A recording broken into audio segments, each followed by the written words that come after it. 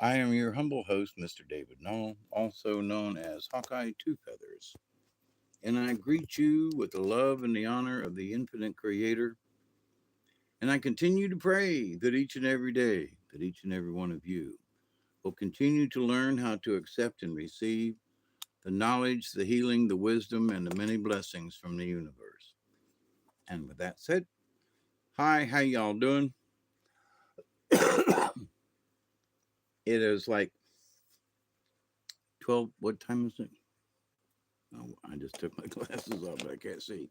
I hope you all are doing well under whatever circumstances you may be in. 12:50. Okay, I'm late. Hey, Travis, Chloe. And so, um, as many of you know, that, certain topics will come to me at different times. And um, sometimes I talk about them right away, and sometimes it takes a while. Well, this is one of those items that it has taken a while to kind of come about. And it's like, but so what's the big deal about, you know, this particular title? Well, it was the title. How do I put in the title, kind of, sort of, what I want to say, or, to draw your attention in, or what's the subject about, or whatever? And so it's like, choosing the word crippled. My spirit guides helped me with that one. And what does crippled mean? Does it mean that they can't walk? Is it crippled? That like I got a bad heart, I can't walk like I used to, and you get winded, or is it a spiritual kind of crippledness or something? So, what does crippled mean? Well, that's just the point. Um, there are different types of variations on what you mean by crippled. So, hang on, I've been waiting on this cigarette.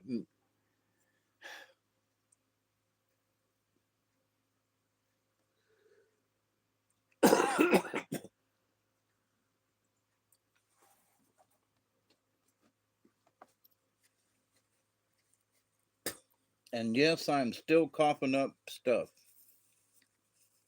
Daggone it. But I am doing better. Thank you very much. And I hope you are. I'd rather puff away on this. Hey, Scotty boy. It's a 420 at, you know, 50 minutes till. So, but anyway, so what does the crippled shaman mean? And why are you meeting him or her, them, on the trail? Well, I'm having, just Tuesday nights, and just got done doing the stories and Native American myths and legends with Robert V. And happy birthday, Robert. Um, and just thinking, here's a shaman.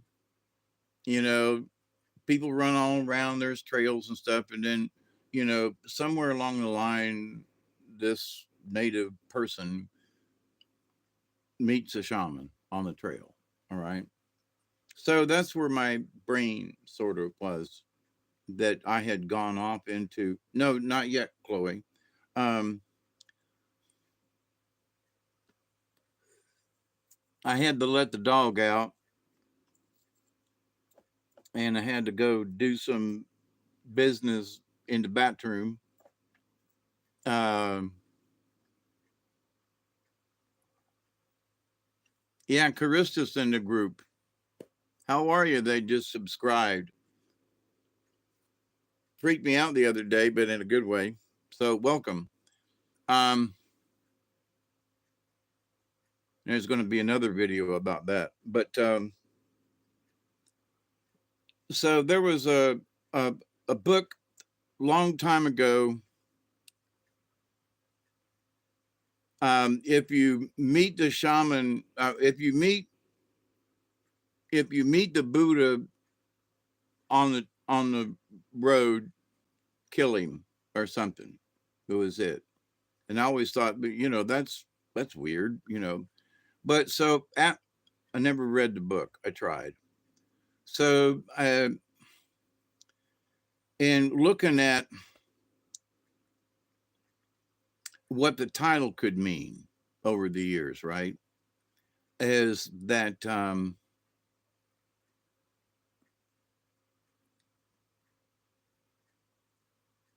if you meet a Buddha type person and you have any conversation with them, and they might try to inadvertently or on purpose um, convince you to be a shaman or a holy person yourself, right? So it's like, but and it's the opportunity that every person has the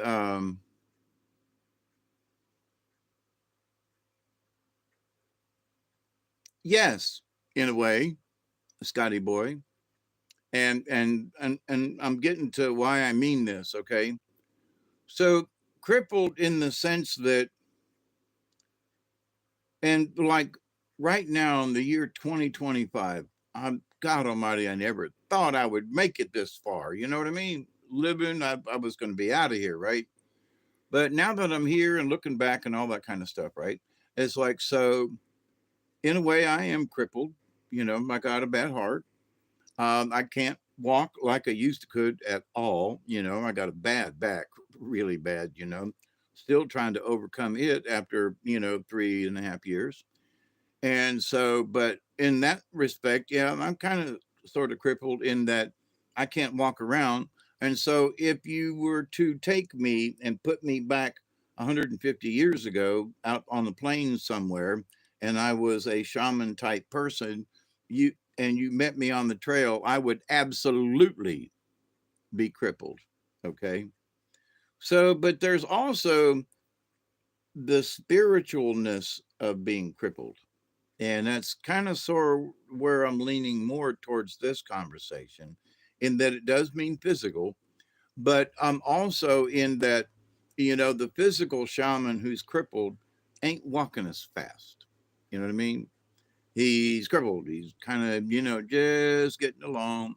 He's got a pace all of their own, male or female, right? And I can attest to that. You don't even know what your pace is until you get up that morning. You know what I mean? So, and it's groovy. That's part of the lesson. You know that you've got a resonance with the earth. I know that I'm here on the planet. I know I'm supposed to be here, and I know these certain things, right? These core value kind of things. But I never know from one minute to the next, hardly sometimes, whether or not I'm going to be awake or be able to walk, or if my back's going to put me down, or so. But spiritually, now, what about the spiritual being crippled? Well, in this year of 2025, there are a lot of folks, if you don't believe in this, you're not going to make it. If they don't believe in Jesus and that He's going to save you, that there's no help. Hope there is no hope for you, right? So then there are folks who are of the agnostic type of thing, which I find out I am without even studying it. So Gnosticism, that came about before Christ was born, kind of thing. So still going on. It's still the same gnosis kind of thing. It's still that core value of humanity. In a lot of ways, is what the Native American folks practiced and still do in many places. But um, the true shamans and the ones that might be studying to be a shaman are crippled.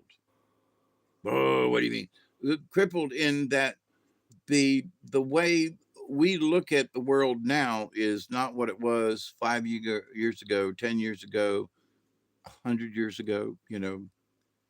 But in the shaman realm of things, it's the same. Pause. Because In the shaman realm of things, spiritually speaking, you're not crippled at all. So I know I got a bad back and everything, but there's also a spiritualness that I'm aware of, especially if I believe it. That if I believe it to be true, I'm not crippled. I'm not hindered in any way. I move a lot slower. I go through a lot of pain, but can I still move? Yeah. Do I have to crawl sometimes? Yeah. But does that mean that I'm out of it? That there is no function left for me at all? And is my life over because I'm quote crippled? Okay, so the crippledness comes first in your thinking. Lord, I can't do it. My back hurts. I'm crippled, you know, from in here. With that said, here's a 20 to help me think. Hold on to that thought for a minute.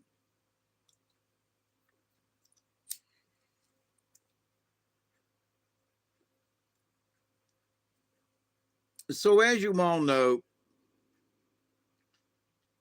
hey, Barry, wonder if you's going to catch up. So, in the shaman world nowadays, spiritual realm, the gurus, if you will, I still listen to folk because I want to see what they're talking about and this kind of thing. And some of these folks they're still on it with the fifth dimension thing. Now we're in the age of Aquarius because we've made that Kali Yuga thing, and we're getting galactic strong energy now, and all of that's true. We're getting bombarded by a lot of gamma rays and things from our own sun, especially magnetically. One of the things they're looking at, and suspicious observers. He was, I don't know if he was cranky or not today, but um, he was like, man, there was this vortex of electromagnetical kind of thing that came down and knocked out the power in Portugal and Spain. Uh, it wasn't a solar flare, but it was a solar type event. But magnetically, ooh. So, and we've been having these. So, and we got fluid in us, and we got little iron particles in us and things, and so we're magnetical, right? So we are absolutely being affected by what's going on cosmically because of the magnetosphere around the Earth is collapsing a lot more, and it's allowing these extra energies to get to the Earth where normally they're brushed aside and don't bother us near as much. Well, but that's not the case. We're getting bombarded um, because of our shields around the planet being down for whatever the reasons they're down, right? So, but anyway, from the shaman's point of view, so we used to be protected from the cosmos, so down it's wearing thin in places. And some might say it's the thinning of the veil between the different dimensions and things. Not really, but it's kind of sort of related. But in that, and this is where crippled comes in. We're crippled in that we're being hit by energy waves we don't normally get hit by. So the crippling effect, if you will, is the fact that you're thinking along and you're meditating and everything's groovy, and then one day we as a planet get smacked by a really heavy duty cosmic ray, right? And so we're sitting here and it's like, wow, that messed up my meditation, and it really confuses the body, the mind, the spirit all at one time, and it just kind of you're trying to get in sync, and you're trying to find a good, nice, you know, smooth, wavy pattern to ride on, and then all of a sudden, blah, and it interrupts your, your thought pattern, your internal wave pattern, and it cripples you. It cripples you from having been in that nice meditative state. Or, like for me, uh, I don't have anything to do. I went to the, eye doctors today. I got cardiac surgery, cataract surgery. They both start with a C. Um, but that, so things in our lives can stop us cold from learning any more about spirituality. That are things in our lives, like my brother passing away 2 months ago, right? I ended up with his Jeep and his little scooter. And I mean, but my brother's gone, but he is at a better place on the other side. But I had not anticipated any of this. Now, to the point that the Jeep is beautiful, the little scooter is great, and I feel that I didn't deserve it. Now you say, well, Hawkeye, Dave, how did this cripple you? You just got a scooter that you can ride around on. I know. And the Jeep that your brother passed on to you has got a lift on the back to put the scooter on. So anywhere you go, you can take that scooter with you. I know. Then how in the hell is this crippling? Stick with me. Because it's out of my norm. I'm used to my old Mazda. I'm used to a stick shift. I'm used to no air conditioning. I'm used to my radio not working. I'm used to walking and kind of, limping around. I'm not used to riding in a scooter, maybe once in a while at Walmart or something. But, so you say, well, but Dave, all those things are good, positive things. Well, I agree. I'm not bitching, but it has thrown me and stuff. Is like, now I got to find out. Now I got to find a place to park the damn thing in the yard. And it's like, what? Well, I mean, because I got this other vehicle, and when people come to see me like today, then there was another vehicle, and if I park here, then I can't back out. She can't back in. She can't. Oh, well, I'm gonna have to learn how to. Where do I park the Jeep now to keep it out of the way from my other vehicles and somebody else coming? I mean, so it's like, blah, blah, blah. You say, well, Dave, calm down now. It's just a parking issue. But my point is, it's something I ain't had to think about. And it having to think about it at all, good, bad, indifferent, and there's nothing bad about it. It's like, I just never thought I'd have to think about it. It interrupts that train of thought. It interrupts that stream of meditation, because now you're taken out of the meditation part, and where am I going to park the vehicle now? Oh, well, now it's well, if I back it in or do I pull it in? Um, do I park out there? Do I move the truck? What do I do now? So it's rearrangement time.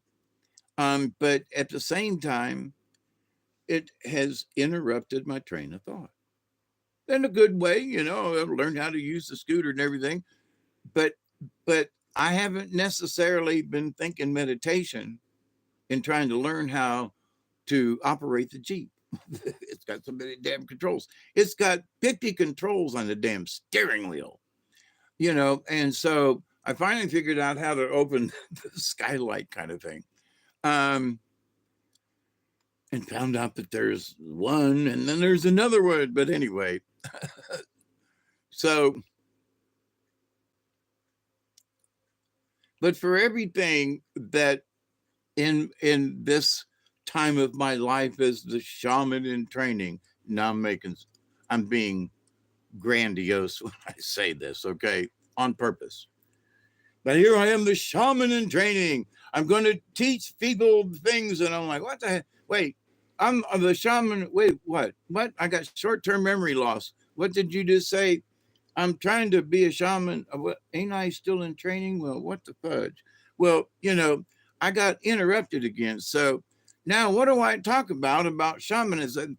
The fact that if you meet a crippled shaman on the trail, he might confuse you. What?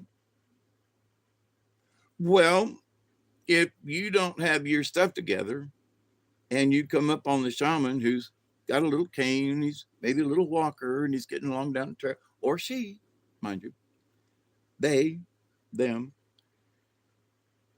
and you say, well, you know, Mr. Shaman, Miss Shaman, help me with my spiritualness. Okay, what do you want to know? How do I meditate?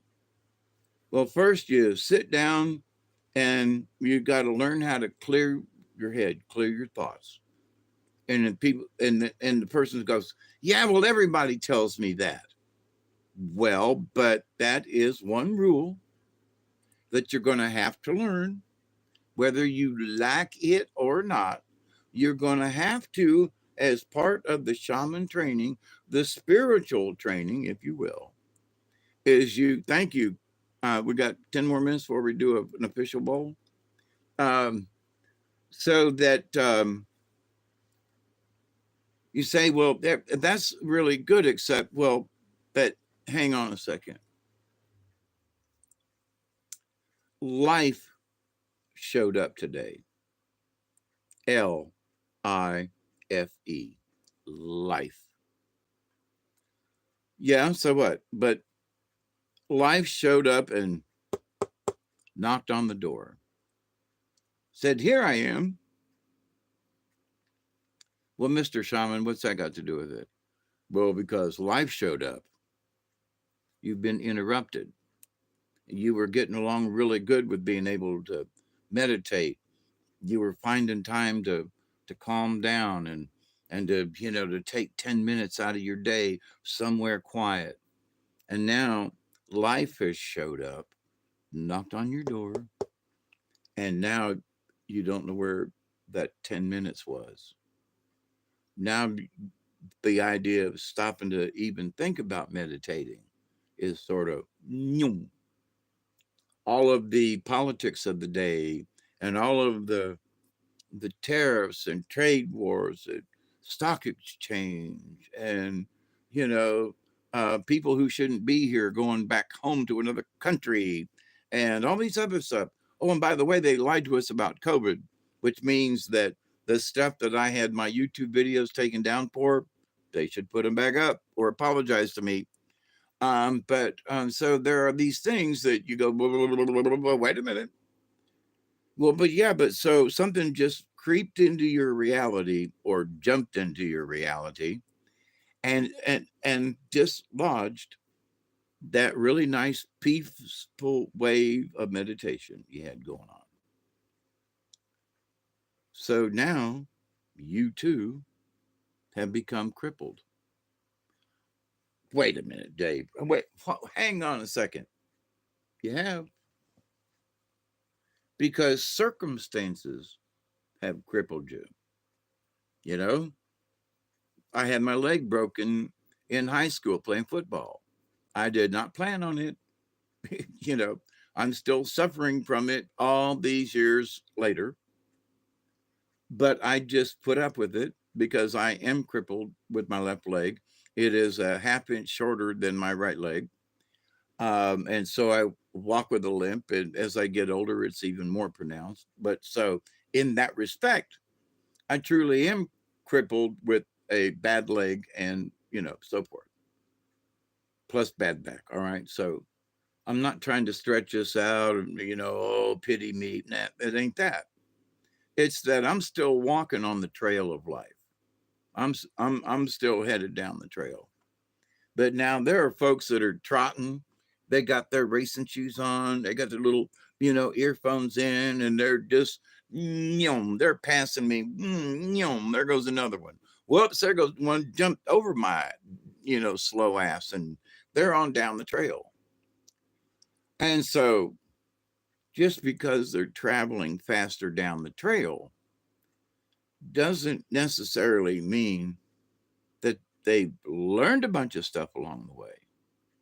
because much like the tortoise and the hare story, where the tortoise, is like, or the turtle, um, might be going slower, but they can observe what's around them because they're not going too fast. They could look out the window or, look to the side, So they learn things along the road by the simple fact that their pace is much slower. Where when the rabbit runs down, ooh, there's comes turtle. I better hurry up and get to the next spot. So rabbit hauls ass, and in doing so, is only focused on the road. He ain't got time to look left or right. Didn't see the pretty rock that was beside the road. Didn't see the other thing, that was over here on the left because they was running so fast he didn't see it. Right.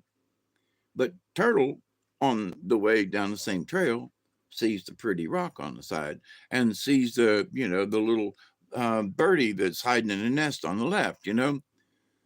So by pacing ourselves at whatever pace that is, um, we can still be spiritually aware, but the faster you move, the less likely, don't care, argue with me if you want, but go sit over there if you're going to. But the faster that you go, you cannot be aware of things that if you just slow down some.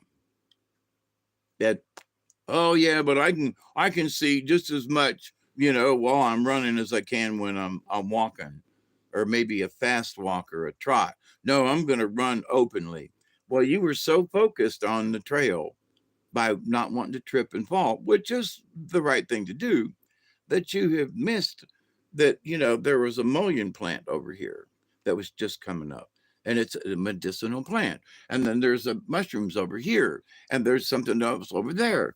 And but you were running along and so focused on just the trail. You didn't see anything else. So that's crippling to the spirit because you want to see and experience other things in life. That's what helps with the knowledge. That's what helps with your own personal knowledge. You know, how do you know if you've got a spirit guide? We was talking about that on Robert's channel, right? And so, but if you're running at top speed, you'll never know because you're running too hard and you're trying not to trip, right? But if you can run a distance and then do a slow walk, cool down. And during that cool down period, you look around and you go, wow, I didn't notice that there are little, flowers growing alongside the road or along the trail. And that's because I was running too fast, I couldn't pay attention. So then when you take those slow walks and you say, well, I'm going a little too slow, I got to be somewhere by sundown, so I better get to move on, and you run some more. Ain't nothing wrong with that. In life, that's how you have to go sometimes. But for those people who never slow down or that think that they're just as effective by running like the rabbit as they are if tortoise is doing the race. But here's the thing: tortoise always gets there with enough energy to keep going. When rabbit gets to the end of the race, he's huffing and puffing. His stamina is like, I got COPD, where's my inhaler? So rabbit's passed out on the side over there, and up comes turtle, hi, how you doing? Are you tired, turtle? No, well, I'm a little winded, but I think I got it. So in life, we're all heading down the trail, right? We're all going down it one way or the other. Some of us faster than others. Some of us not even paying attention to none of it. The tortoise don't choke on hair. That's true.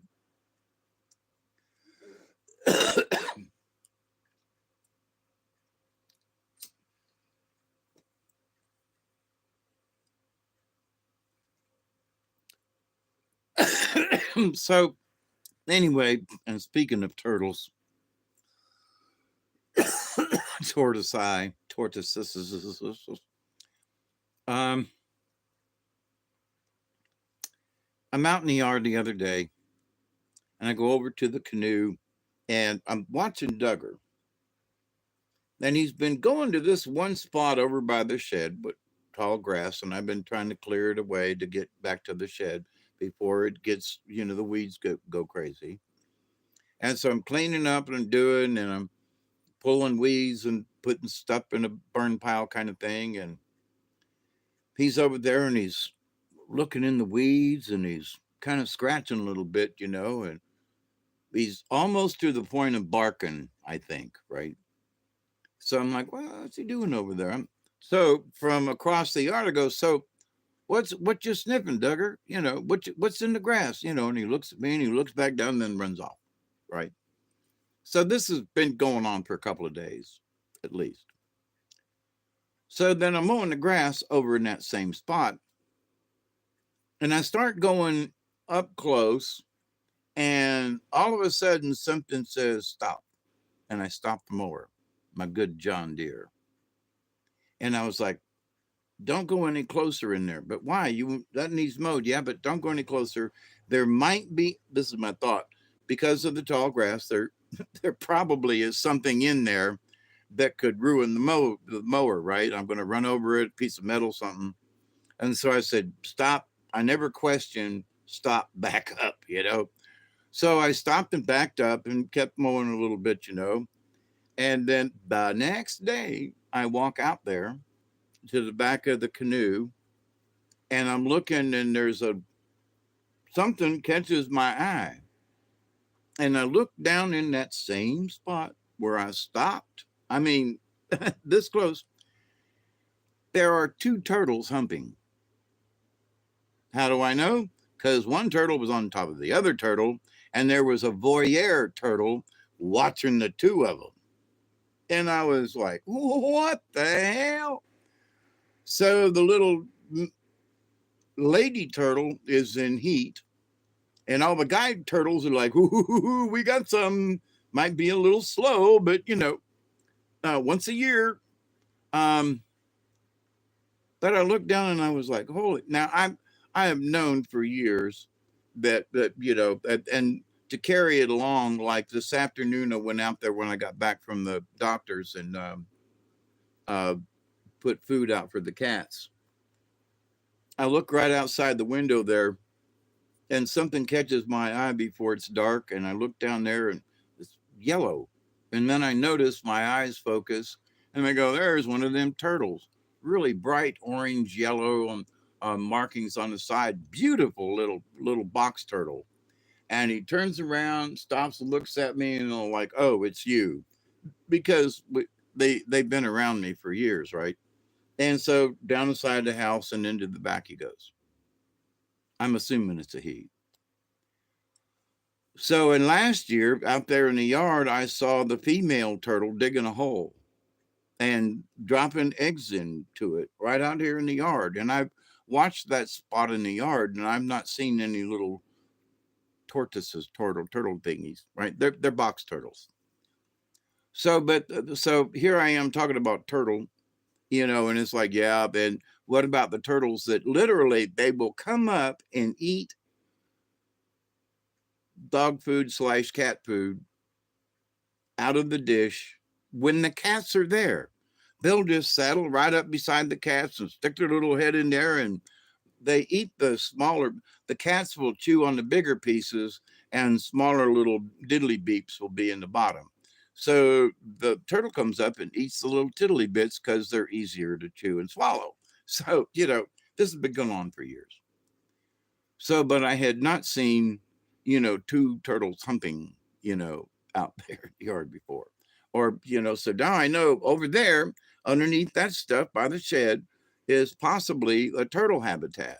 And it has been a turtle habitat because Duggar's been going out there into that one spot, and that one spot sort of looked like it does now for the last several years. So turtle habitat. But point being, I could have just mowed right over that turtle I could have mowed over here. I could have not listened to my internal clock thing, whatever, that says, stop, back up, check over there before you go any further. Yeah, but I'm mowing. Yeah, I know, but yeah, but pay attention, right? So when you're going too fast, you just mow right over stuff. I would have mowed over those turtles, all three of them, right? Well, I'm assuming that all three of them were there because they were there a little later on, right? Anyway, so they were having a party. Um, but going, you could be that turtle and everything's going along just fine.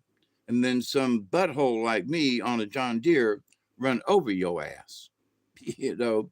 And well, I was in the grass. I've been here all along. Where'd you get that damn John Deere? And that's the end of that. So even the turtles have to be aware of me. That's why that one stopped and literally stopped and turned around and looked at me and went, oh, okay, and went on his way. So, like I said, this has been going on for years. If you meet the crippled shaman on the road, on the trail, it might be that you stop if you're a good Samaritan kind of person and ask, do you need any help? Are you getting along all right? I see that you're moving a lot slower than everybody else. Do you have an issue? Can I get you something? And then there are those people who run by going, that's some bitch is slow. You know, look at that old geezer. Somebody get him off the trail. He doesn't even belong here on the trail. Wait a minute.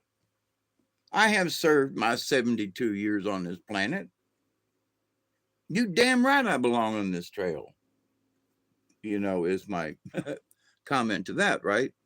And not to be rude, but who's the person who passes me by at 90 mile an hour going, that get that, that crippled shaman off the road, in the way? He's standing in the way of me learning all about, the Catholic Church. Yeah, ding dong, the Pope is dead. It's going to be interesting how things turned out. Just saying. And everybody else is doing the same thing. And it's like the mafia in their red and white robes. They're red robes with white trim, but them cardinals, they're all mafia, right? Seriously. So the mafia is going to vote for a new king. Anyway, but so there are those folks who learn to be a shaman by going to a school. And they go to a school and they study books and they learn to say prayers, incantations, if you will. They have prayers. They learn how to do blessings with water and stuff, And then after so many years of passing the test, now the test is the test they made up. Mind that, okay? So you're a Catholic priest, yep. So all the Catholic priests have to pass the same test. Okay, so what does that mean? Well, because they made up the test, in order for you to pass it, then you must learn to do it their way, not your way, not God's way, their way.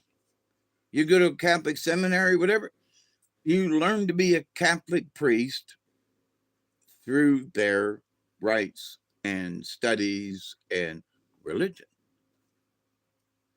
So, but in the real world, a shaman's walking along the trail, stops and sees a hapless rabbit who's been bitten by a large turtle, and now the rabbit is crippled. and the turtle was going to drag him off and turn him into, turtle food for his youngins. Um, but now the rabbit is the wounded one, and the turtle has somehow become a snapping turtle instead of being a box turtle. And them snappers are badass, boy, let me tell you. So, but you meet a snapping turtle along the way, and rabbit seems to think that a turtle's a turtle, right? Until the snapping turtle takes his leg off or bites him bad. So now the rabbit is now the crippled one in the group, both physically and spiritually. And you say, how can the rabbit be messed up spiritually? Well, because he never thought that a turtle would snap at him and puncture him the way it did.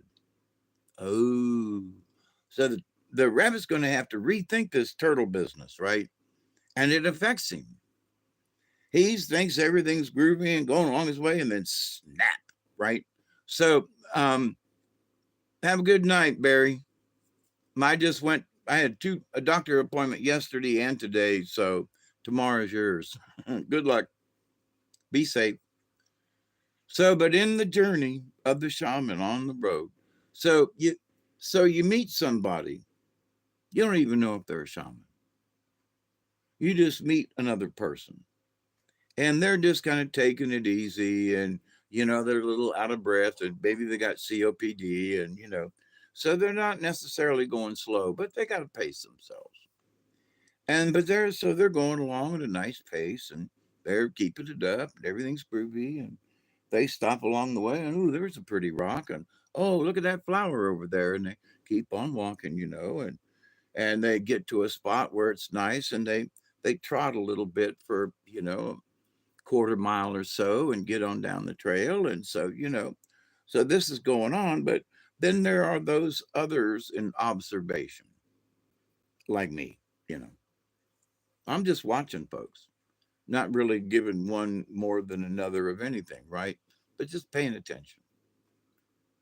So you say, well, that person's hauling ass. Their chances, because they're hauling ass, of seeing the flowers on the side of the path are really kind of slim. Okay.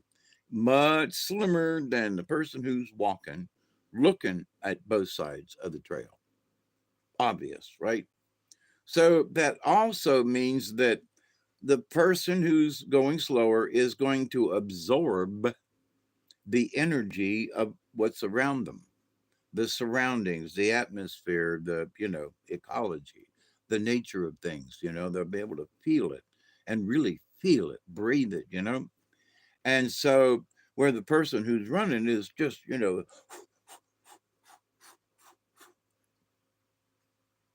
they don't get the same. So spiritually speaking, there are folks who go to school. I was listening to a priest speak the other day, and on a podcast, and having known some priests, some good ones, young priests back in the day. Two of them that I knew both gave up the priesthood because they couldn't handle it. All right. They couldn't handle what the Vatican wanted them to do. Right.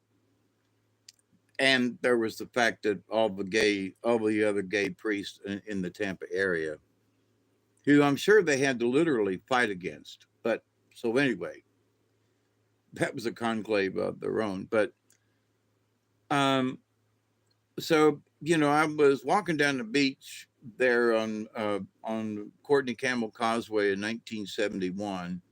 In the middle of the night, and I was tripping on some acid, and I meet this guy walking along the beach too, and come to find out it's this priest that I knew, and he's smoking a joint, and I'm like, what? So, hey, Father, how you doing? Oh, I'm not Father anymore. I'm just, hey, you want to hit? Sure. And so I'm walking down. Oh, I'm like, you want to hit acid? And he's like, nah, I'm good. But so, yeah, Courtney Campbell Causeway at the public beach there. I don't know if they still have a beach there or not, but They did back then. So we I'm having a conversation because I had just been, petrified by, Father McCarthy, and I was dropping out of the church. I'd had it. He knew I was an altar boy. He knew I graduated Tampa Catholic. He knew I'd had all this training as far as the catechism and everything, right? Because I'd passed all the tests. But then, so it got me to thinking, well, I don't want to be a priest then, you know. That was one of those things. Well, I don't want to become a priest. Hell, I have to learn their rules. Not only do I have to learn them, but I have to do those rules, right? I mean, you don't just learn it, you got to do it. Oh, what if I don't like it, like Father Joe over here? Well, Father Joe said he couldn't put up with it anymore. He's had enough and had to drop out because he still knew all the stuff, but he couldn't do what they wanted him to do. Spiritually speaking, now, right? So now he's crippled, or is he? And I saw it as he left his crippled state that was the Catholic Church for him back in 1971. Now, time, time, take a time warp. Um, but so from his point of thinking, the way things were changing, um, and just stuff going on, right? He still wants to be spiritual. Because I asked him about that. I said, you know, did you lose your religion? And he said, yes. And I went, what? And he said, my religion is being a Catholic, and I don't want to be a Catholic anymore. Oh. So my question is, but you still believe in Jesus, right? You still believe it. Oh, yeah. Oh, yeah. See, so for the last 55 plus years ish, the idea that there is spiritualism without a religion. Okay. So we are spiritual beings by our nature, but we're not necessarily religious people. We are taught religion. We are taught songs. We are taught um, rituals. Did I say that? We're taught rituals and uh, way, ways of doing things as sort of rituals, but that's not necessarily true. I mean, you mow the grass once a week, but it's not necessarily a ritual. But a ritual would be after you mow the grass, you go out and sit on the grass and you do this, you know, that would tend to be ritualistic. But so he taught me back then because I'm like, but I don't want to be a Catholic either. But I still believe in Jesus Christ, and I still believe because I told him about my visions with Mother Mary, and I'm like, so I have this connection that I don't like it at all that it has to be attached to the Catholic religion. So he was like, be cool, be groovy, n- never forget your spiritualness. Always remember that if you still believe in Jesus, it doesn't matter about what anybody else says. Well, yeah, but what about the Catholic Church? Blah, blah, blah, blah, blah. Do you believe in Jesus? Yes, I do. There you go. That's it. That's all that is asked of the Father. That's all that's asked of the Father because the Father is not the church, you know. The Creator is, you know, it. So, but do I believe in angels or spirits, or, do I believe in Jesus Christ? Yes. Do I believe that, well, I know that the church has made up a bunch of stories, but there's enough evidence that it happened, and that there was a person who, whether his name was Jesus or not, but that did exist back then, and that certain things happened. So it's like, I'm good with that. And so, how I got there to believe it, okay? Well, did you read the Bible? Yeah. And I was told by a, two priests and a nun, don't read the Old Testament. That's for Jews, because it's the Torah. And that all it's going to do is confuse you.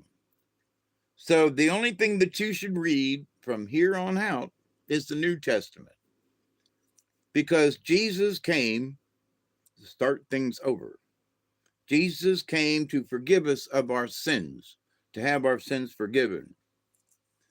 Jesus came to enlighten us with a new way of thinking that wasn't Jewish, that didn't, you know, um, it didn't involve, sacrificing birds or, lambs or anything there at the steps of the temple, which is one of the reasons Jesus got pissed off at the moneymakers there at the temple, because they were selling animals to be sacrificed in honor of God to forgive them of their sins. And he was livid about that. No. So, um,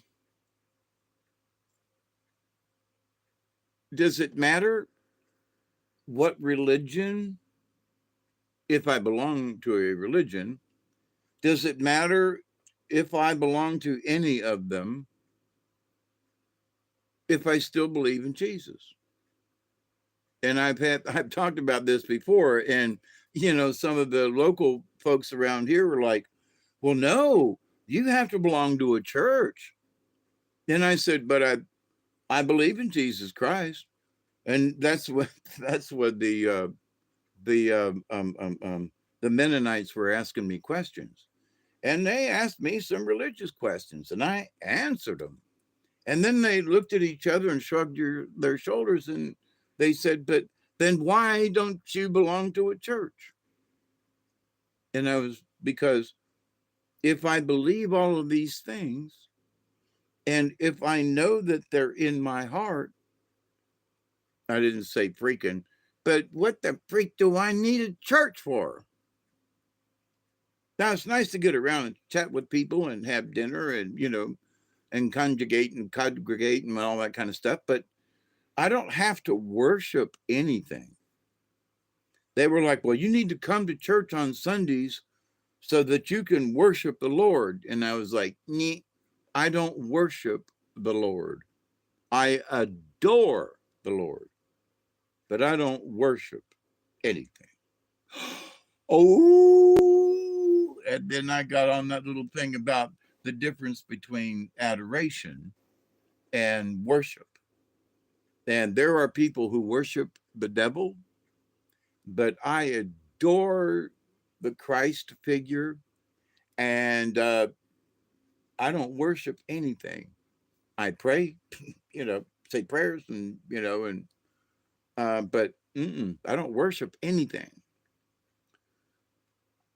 So, but people of religion can't relate to this. All right, now uh, I have been Cliff Highs has been on a couple of shows recently, and because the time is now with things going on, and also some of his older stuff that I've listened to before, and I very much agree.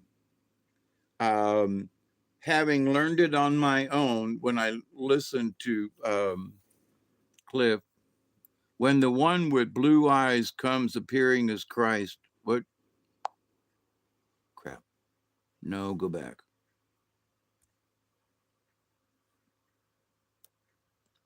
appearing says to convert him, say no. But when the one has green eyes says, come to him and choose yes. That's interesting. Thank you for that. I kind of feel like I'm going to know. I'm just, because I've been paying attention as a shaman in training, I've been learning how to pay attention to things around me, to people, to the universe, to stuff, right? And I have met some other shamans on my journey, you know, and some of them I don't even think that they knew that they were shamans. Believers, folks that have this core value in them, regardless of any religion. I mean, and you could just see it in their eyes, you could see it in their person, and it's like that person there is a holy person. They might not know it, don't even know if they belong to a church or go to a church, don't know, don't care. But how the I see the person's aura, which for me, I don't readily see auras. It's only like special ones or something. It's got to be the right frequency maybe before I can see it. I don't know. But I have been able to see auras, but not all the time. Really weird. But so, and I'm thinking about the powwow that I went to a couple of years ago, and that gentleman I met who had a stick like mine, who was carrying something in his other hand, and we were about the same height. We were both about the same age, and he was walking this way, and I'm walking this way, and we spied each other at a distance. And as we got closer, we just kept smiling and looking at each other, nodding, and he looked at me, and I looked at him as we passed. And I don't know his name, but I know that that person was very spiritual. And he got the same thing from me, and I'm like, to this day, all these years later, I think of that person and know that I have met another true spiritual being on this planet. For whatever it's worth, I met another shaman on the trail, another shaman in training, because he walked with a confidence of knowing what he knew, but he was there at the powwow to continue his learning process. Think about that one for a second. I got to go let the dog in. I forgot he's outside. Hang on a sec. Yeah, I'll think of a 20. I'll be right back. I'm coming, Duggar. I forgot.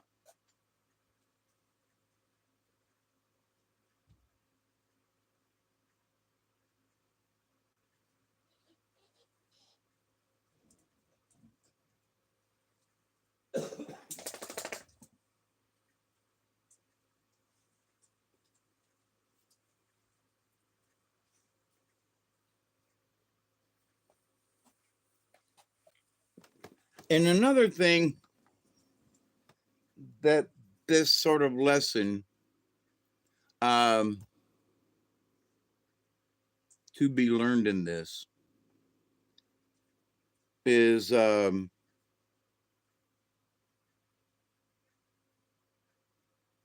do I phrase this?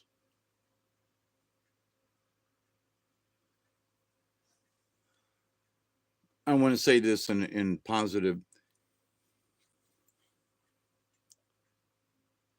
You can learn more about spiritualism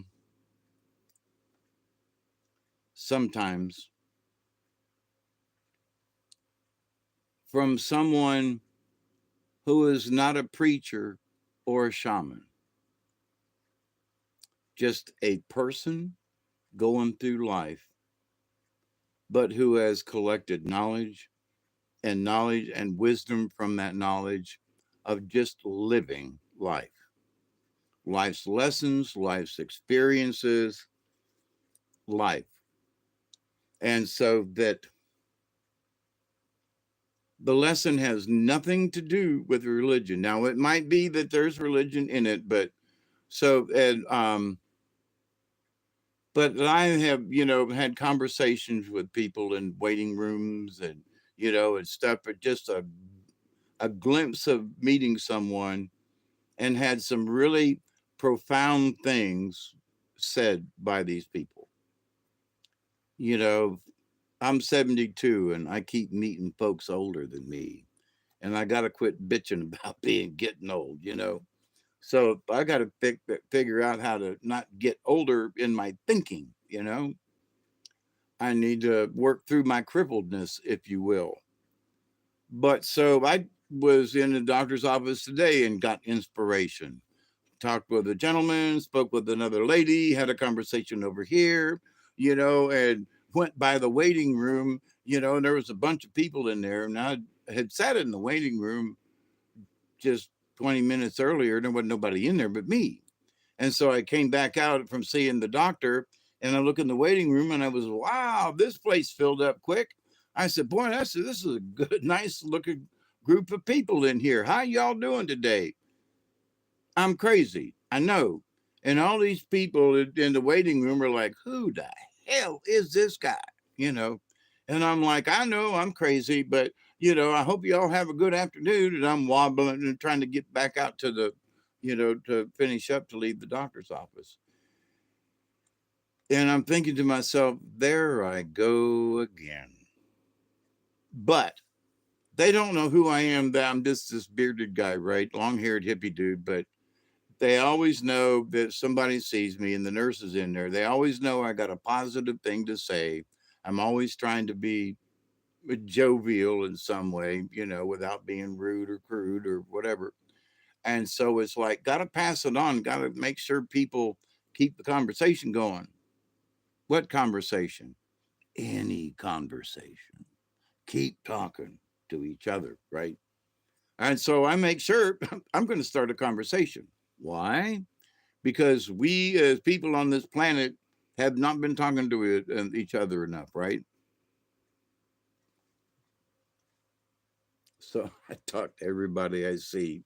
However, went to the Arby's, got me and Rhonda a sandwich, standing there talking to the lady behind the counter and about this and that. And they got a thing that, donate $1 to help feed the poor kids. They got a fun drive going on. And so I go into Arby's, the only fast food I basically eat other than pizza. But having conversation with her, and because I'm always friendly in there, always ring the bell, always, very loud and boisterous when I'm in there, so there's a lot of people around. But so in doing so, the lady's like, well, blah, blah, blah. And I was thinking about having a car wash to help raise some more money for the kids. And for if somebody donates $1, we donate a slider, this little ham sandwich for $1, right? So, okay. So I whipped out $1 quick and put it in the thing. And oh, by the way, here we'll just get you another slider, which Duggar ate when I got home. So, but she said, oh, well, I was trying to figure out how. So she comes up with a car wash and things with it. And so in doing so, I said, well, I used to organize stuff like that. And it's the truth because I was president of the CYO, the Catholic Youth Organization, organized, those types of things and blah, blah, blah. And so anyway, so I was, passing out a couple of ideas while waiting on our lunch. And she was like, oh, that's cool. That's a good idea. And I was like, I got a lot of ideas. Don't let my don't let my looks fool you, right? And so, hey, Katniss, if you're in the house. And so it's like, okay. So, but from that, they tossed in an extra slider. Well, I did donate $1, but I was ready to buy a root beer because I love their fountain root beer. And so I was like, here, I want to buy a soda. Well, get him a cup, she says to the gentleman. And so the cup, and I'm pulling out the cash to pay it. She goes, nah, just go. So I got a free drink, by opening up and having a conversation about how to raise money for folks who are poor, for poor children, especially to feed them for the summer. And I was like, you don't have a lot of money, but you want to spread it around. So get in touch with a couple of the pastors in the area, and school's going to be out at the end of, and so you have enough money, and maybe these churches have after school programs and summer programs, and so maybe you could donate $100 to different churches who would, that could help feed the kids lunch for a week or something. And she was, oh, that's a great idea. And I was like, that's when she's like, here's a cup, go get you a drink, no charge. Now, it's only a drink. That's not the point. The point is, I didn't ask for it, was going to pay. But that when you interact with people and you have a positive interaction with people, sometimes you get a free drink. I know it sounds stupid, but the free drink could be a free anything. It could be anything. The gift can be anything, or the gift could. I gave her a fist bump, and you got a nice smile, which you did. I was, nice personality. I love going into my Arby's store. So, but by interacting with people, you get to know them. You get to know a different side. It uh, the situation expands, it gets bigger. So anyway, so you travel along the trail and you bump into this slow ass person, and you stop and go, are you a shaman by any chance?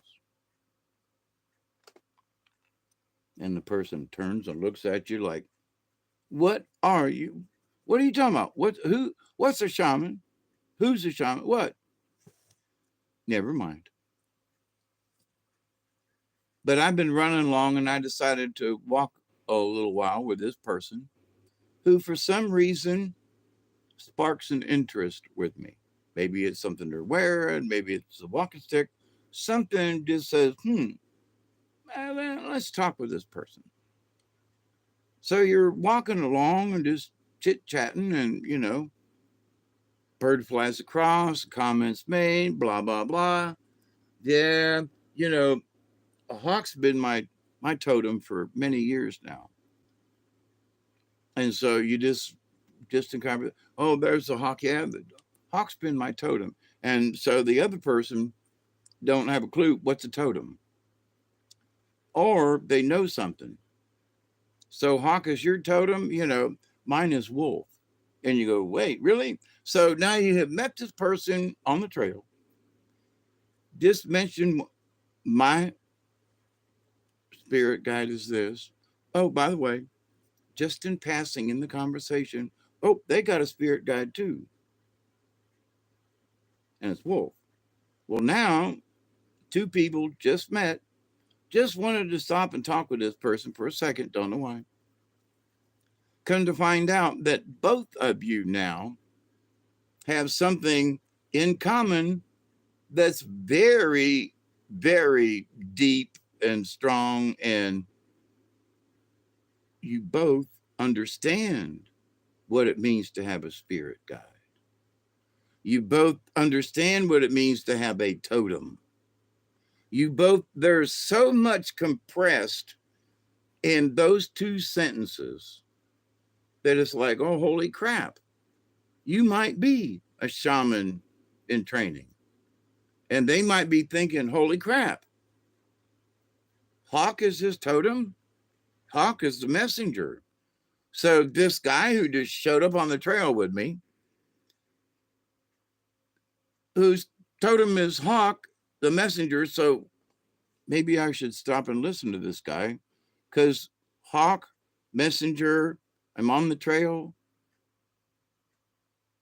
Pay attention. Creator just sent me somebody. Great Spirit has just sent me someone on the trail who decided to stop and speak to me. See what I mean? So there are things that you can say in a conversation that you can find out where the other person's coming from.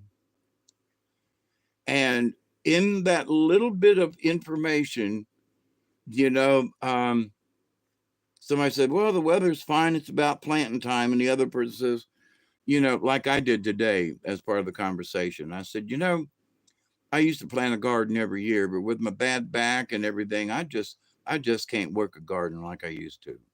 So that person who was talking about it was talking about doing gardening. And me, I was talking about that I had gardened and been gardening and, wished I could now. So we have this thing all of a sudden of gardening, right? And what it means to garden, what it means to have a garden in South Georgia. And but you know what I mean? So there is a bunch of stuff compressed in that little topic of, it's time to plant a garden. Yeah, I wish that I could. There's an understanding of everything that goes with it. Oh. So when you meet that shaman on the trail, they might not know that they're a shaman. Why? Because they're just on the trail trying to do the life thing. They're, paying attention. They're looking on the sides of the road, on the trail there. They're acknowledging folks running by, hey, how you doing today?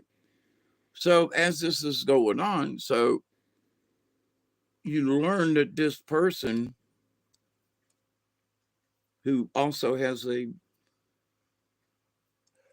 totem, excuse me, and a spirit guide, that there's something very deep in a relationship that we know about each other without saying anything else, right? So, but then anything else that is said in our conversation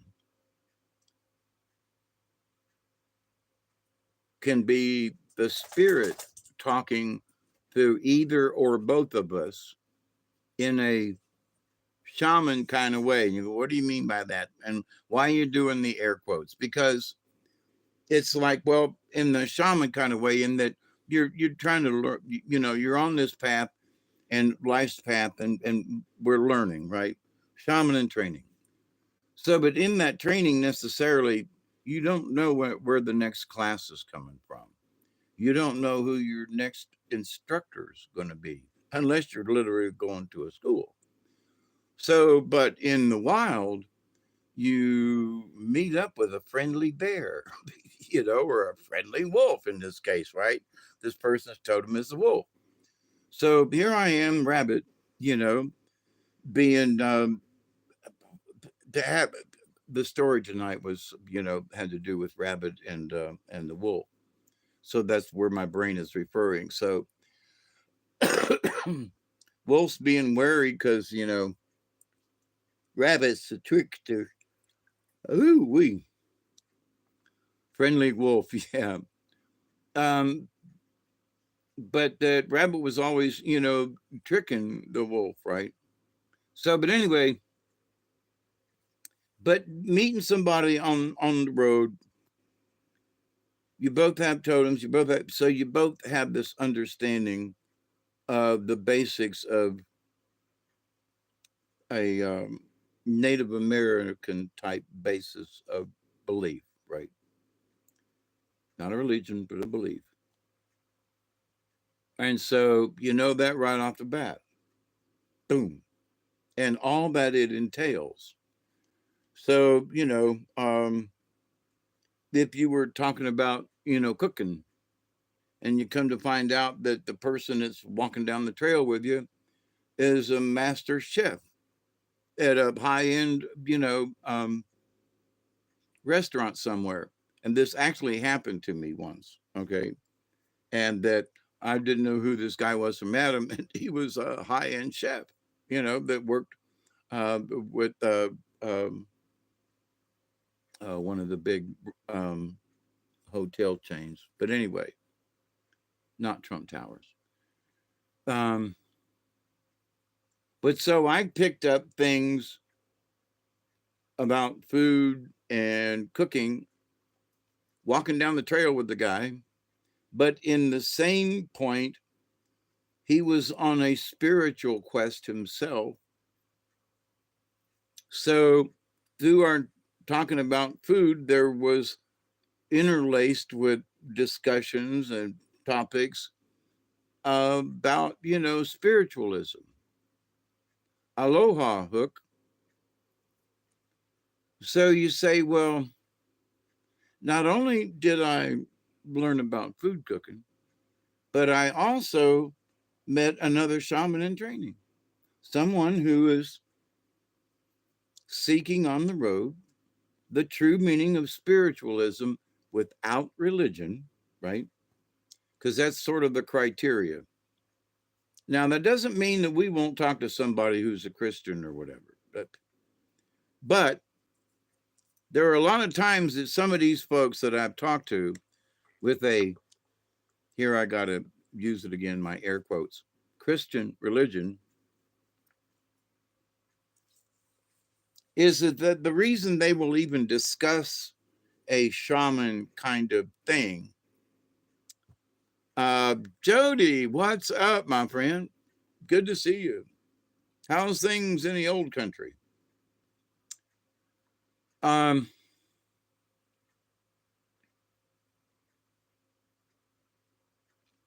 but so I learned a little something about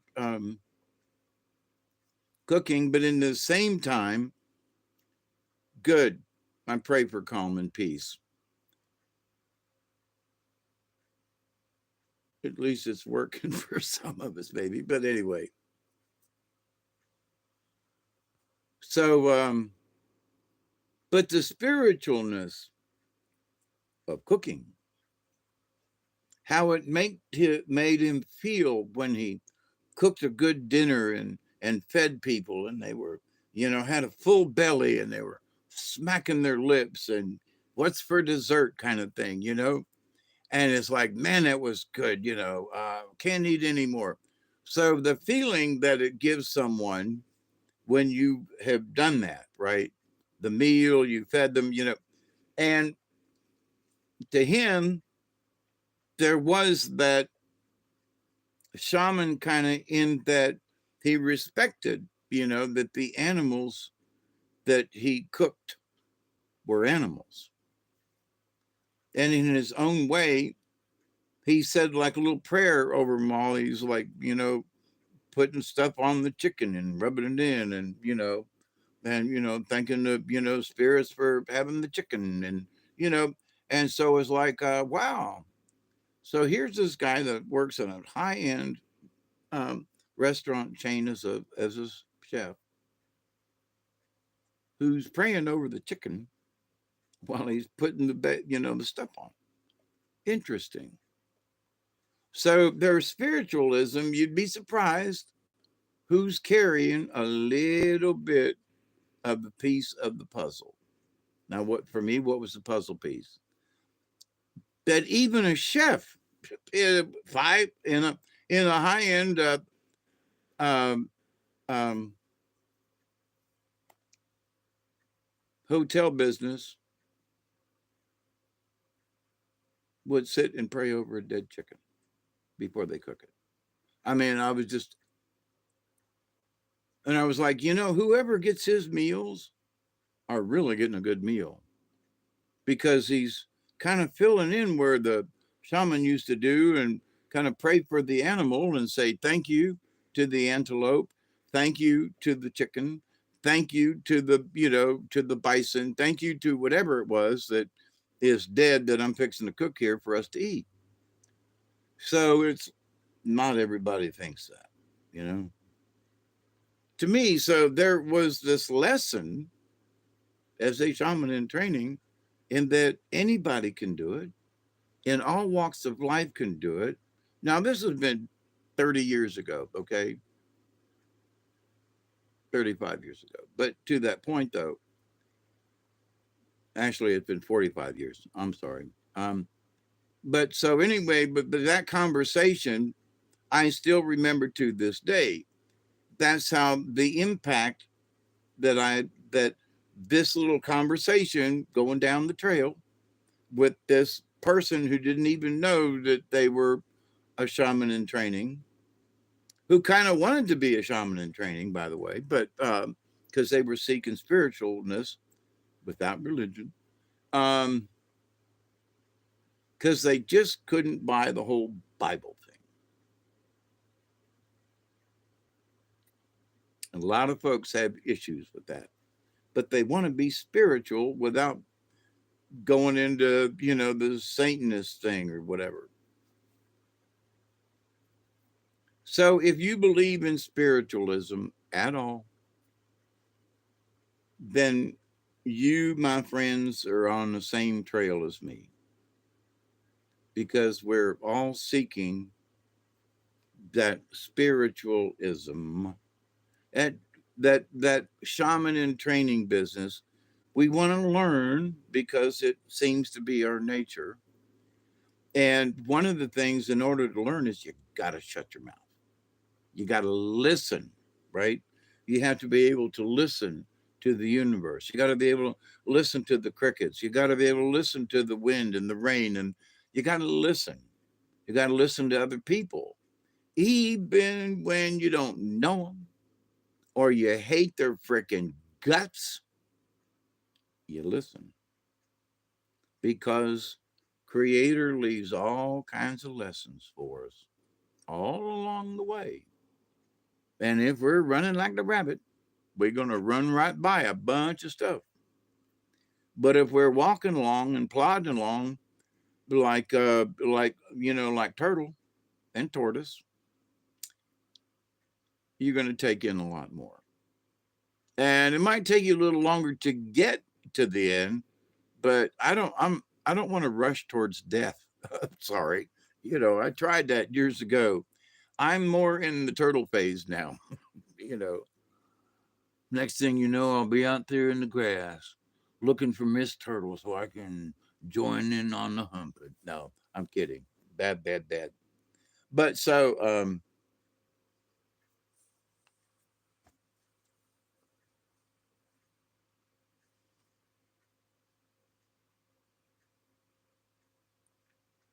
what do we do if we meet a similar shaman type person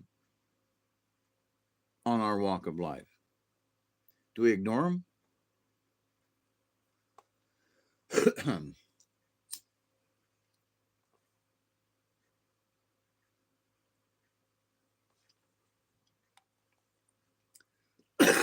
Well, let me throw out a couple of warnings.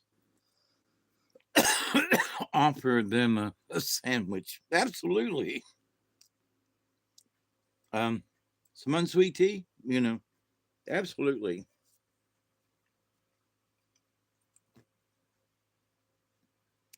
But in this realm of 2025, with all of the different psyops that have been going on and are really going on now, and the wars and the rumors of wars and all that kind of stuff. And, what, 10 years ago when I started this channel, okay, 9 years ago, I was talking about the end of the world. I was talking about Revelations. I was talking about, the King James Version versus, the Douay Reams version of the Bible. I mean, so this subject has been on my mind for a long time, longer than 9 years, but for 9 years I've had this channel. So I can vouch for that much time. You know what I mean? So I'm still on I'm still on the shaman's journey. In other words, I want to learn all that I can about, spiritualism, learn how to I try to be a good person now, but how can I if am doing everything right, which I hope I am, if I'm doing everything right, then how can I do better? Well, look at me. Look how good I'm doing. And you can't go there, you know? So, but in that is like, well, I've come this far and well, I have helped out over here and I helped out over there, and I'm still kind of available to help in other ways too. But but did are my chores done? You know, my fulfillment of my personal contract. I'm still supposed to be here to help my sister, and I'm still supposed to be here for other reasons, and I'm still supposed to be here to, have chit chat with all y'all, and which I love, by the way, and I love you interacting with each other. I think that's great, and so I can be a catalyst for discussion. I am that crippled shaman in training on the path that's just stopped to have a smoke, you know, and we strike up a conversation. So, hi, how y'all doing? Oh, so, but in this conversation of watching other shaman type people out there, spiritual type people, now they are spiritual. I, I'm giving that. And a lot of the stuff is correct that they're discussing. But I'm going to say a wordy dirt. We are not fucking going into the fifth dimension yet. I'm sorry. They're wrong. They're wrong. They're wrong.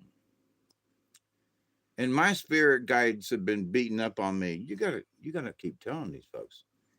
We are not going into the fifth yet. I've been saying this for years, and so have some other folks, but I've noticed that some of these other folks that I first learned it about 10, 12 years ago, and that I started because when I was asking the questions to some of these people, they were like, well, you seem to know as much as I do. Why don't you start your own damn channel? So I did. But in listening to some of the other elders over the years,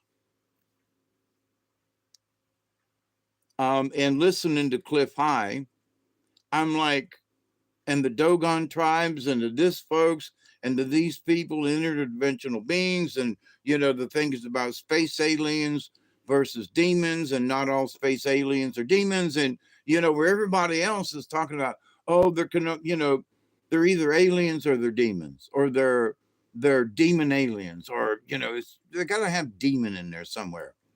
But so I've listened to Cliff over the years, and there is very little that I don't agree with. In fact, I can't think of anything, right? So, in our cause and effect, exercises, and, he had cancer or whatever, and so he's working through his physical issues. I'm dealing with mine differently, but if I could bend my back, I would be doing more exercises and things if it weren't for the pain. But I'm still here. I'm still working on it. I refuse to give up. And that's one of the things that we're akin on that part. And the study of shamans and the spiritualism without religion. And he's adamant against religion itself, but he's all for the spiritualism. I'm all for that myself. So um, if you've not listened to Cliff High, he's a good listen, and whether you agree with him or not, it's worth the listen. Um, because if nothing else, it has sparked in me, and I go, well, you know what? I had an experience back when such and such, and he's talking about something, and some bitch of if I haven't had the same kind of experience in a way, right? Hey, Katniss. Um, but in this fifth dimension stuff, he was one of the people who said, we're not going into the fifth dimension. No, because we have to learn how to deal with the fifth dimension in the fourth dimension. And we're not there yet. And so, in one of his things that he was speaking about, it's that, there are those of us who are a little farther along, and we are, can't help it, but we are, in that our understanding of the third, fourth dimension, the fact that there is even a fourth dimension, or that what it might mean, or the transition. We are not transcending. Oh, that's the other thing. We are not transcending, we are transitioning. You transcend when you die. Okay. You, oh, here's the next one. I've listened to some individuals and some groups that some of these individuals are in. And we've had some folks recently that have passed away. Uh, we've had our buddy Brian 5, 6 years ago, right? 2 or 3 years ago now, we lost, Isby. And he had been here to my house several times. We had conversations and we'd done live streams, and he was on with Robert V. And we knew, we knew Kenneth. We knew Isby. Not just, to some of, I say that in that we knew him. Robert didn't meet him physically, but I did. But that we knew him because of what he shared and how he was, right? So he was as our conversations. He was like, well, how do I become a shaman? And I said, you become a shaman in training like me. And so we sat here and had a bowl, caught stone, talked about it a lot, like over a whole weekend, one on one, a lot. He had a question, I'd answer him directly. And so, and one of the things that to Isby, it was like, dude, you can't force it. You have to accept that that's what you are. Like for me, I still have issue with being a shaman in training or being a shaman, period. But after several years now, and most of you pointing your finger at me, I realized that I actually am a shaman. But I'm not. I don't know any magical spells. I don't know, these. But to the spiritual side of things, to the trying to help other people to understand it, I'm yes, I am. I agree with y'all. Finally, right? So, and that's what I was pointing that out to him. I said, you have to understand that you already have this shaman in you. You already are because, if you have enough information to ask the question, as the card said tonight, then you have enough information to know the answer. If you can ask the question, you probably have enough information to answer your own question. So, in that, I was trying to relate that to him. And so, what does that mean? So, he considered himself a pupil, a student in it. And that these are his words. Now, nobody else heard them but me, as far as I know.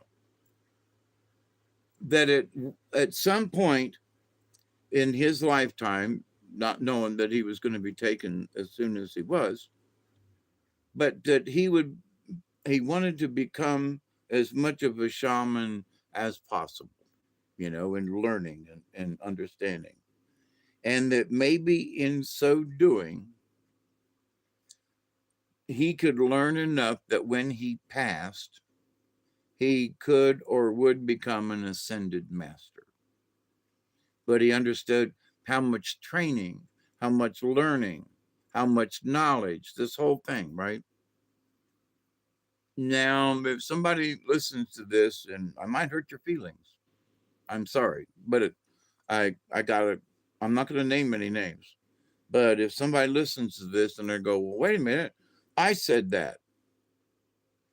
You shouldn't have, okay? And my point is, there are folks out there, somebody passed away. Brian and I had this conversation. He did not consider himself an ascended master. Both of us working on it. He found my site. We talked about this online together over the phone.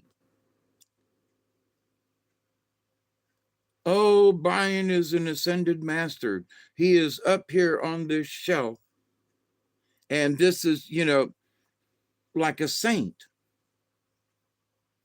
Isby. Isby passed before his time. or maybe not. Not being mean, but it's time, right? So, but in that, Isby was doing his best to learn what he could before his end time. Same thing with Brian and some other folks too. But um, David Castle, he and I had conversations on the phone, just and so he was searching for similar things and blah blah blah. I considered that David Castle was also a shaman in training. Okay, so oh well, he died, but just because he died and was on a spiritual journey as a shaman in training, just because you died does not make you an ascended master. Okay.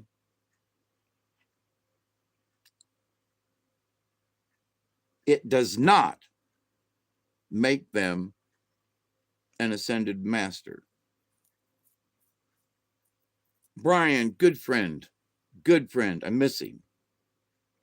Isby, spent time with him, ate with him, walked in the woods with him, toped down with him. I didn't get that chance with Brian.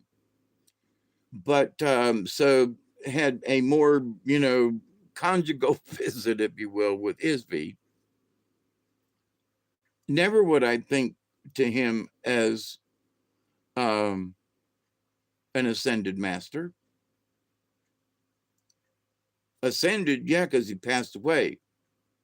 On his way to be an ascended master, yeah, because I still don't know enough stuff in this lifetime, and I'm trying.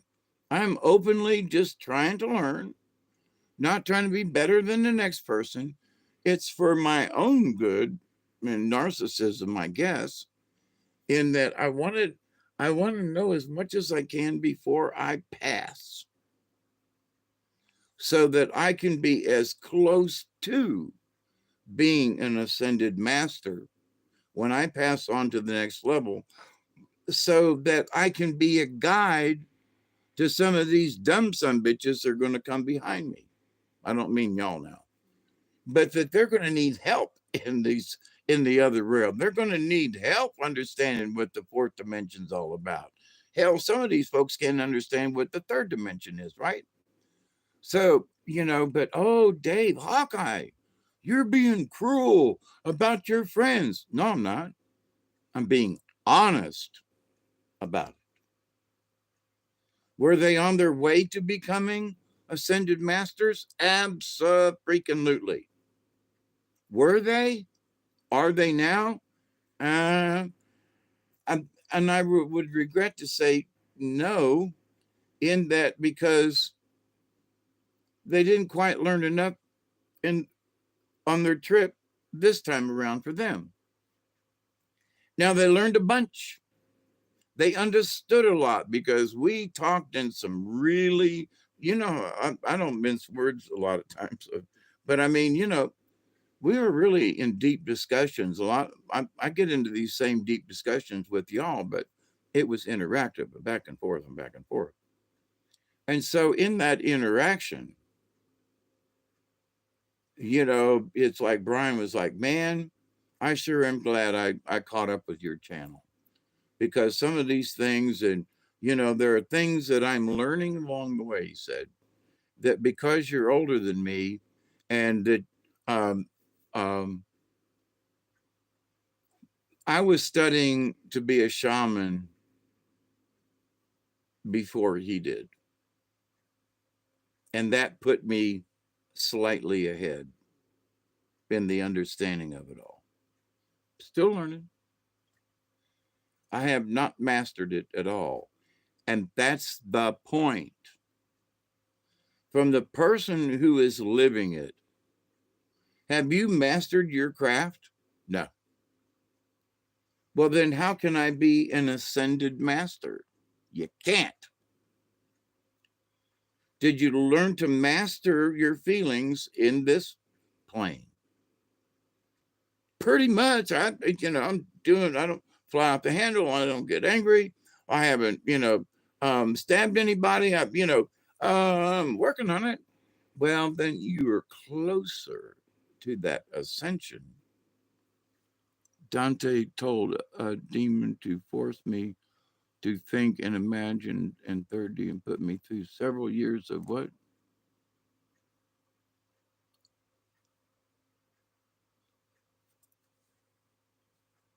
Torment. I think you spelled tournament, Jody. Not picking on you, but um, or was it a tournament?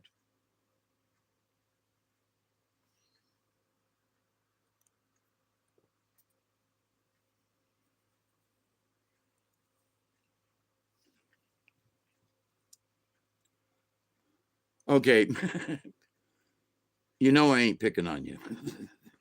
I just wanted to make sure.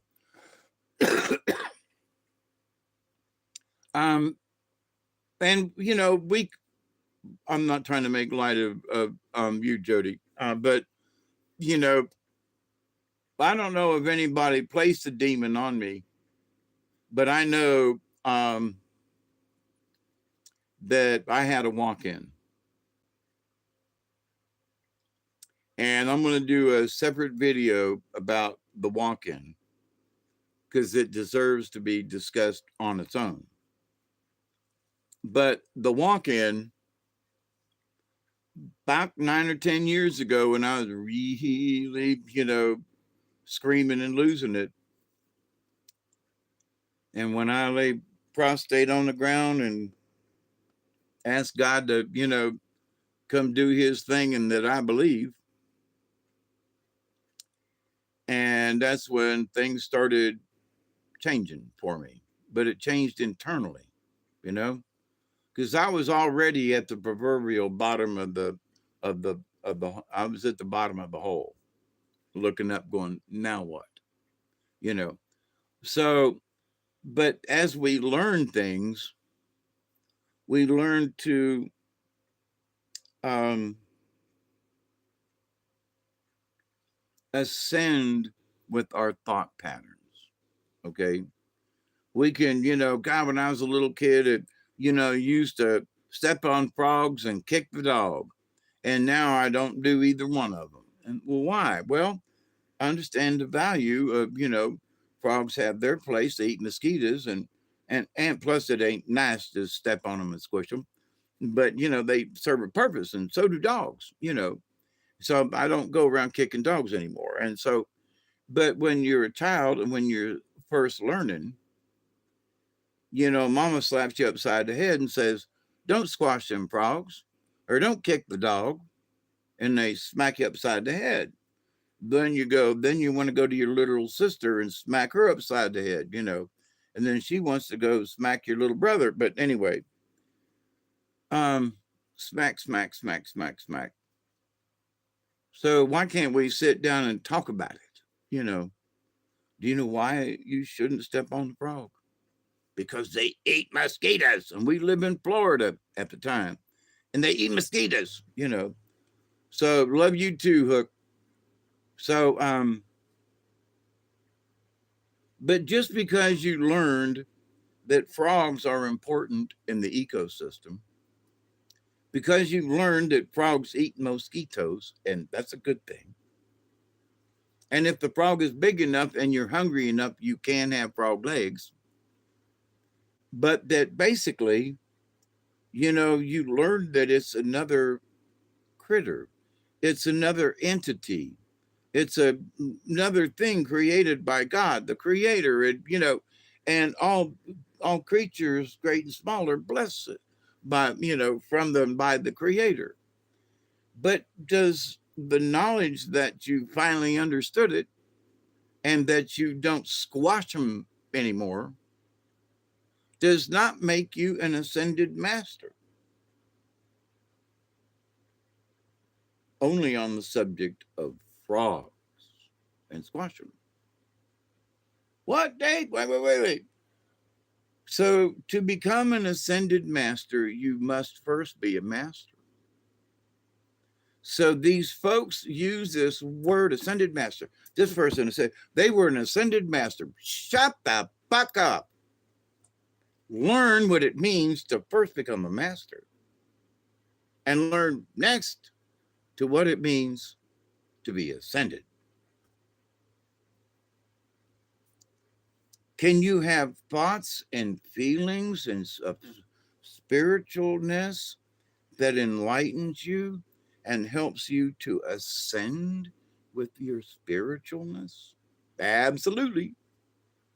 But have you ascended as a spiritual master? No, no, you haven't mastered nothing. Now, when you get to somebody, I say my age, but when you get to somebody that's like I was saying earlier, an hour ago, that there have been people that I have met along the road. Yeah, waiting on ascension. Yeah, I'm gonna wait as long as I can because that means I'm dead. And that's the point. Ascension, you can't do it till you die. But you can absolutely have your thoughts to help you ascend with your spirit. But you're not an ascended master. Have you mastered anything? Well, I was a master electrician. Okay, but you're an ascended master electrician, but you're not uh, um, an ascended master of all things. No, you're an electrician. So, with the many things that is to study as a shaman in training, and all the different levels of spiritualness in the universe. Now, most people can't think past the earth, right? But so the spiritualness ain't just on planet Earth, it's in the other realms. It's with Sirius A and B. It's with the Dogon tribe, and it's this other stuff. Master is the human word for what?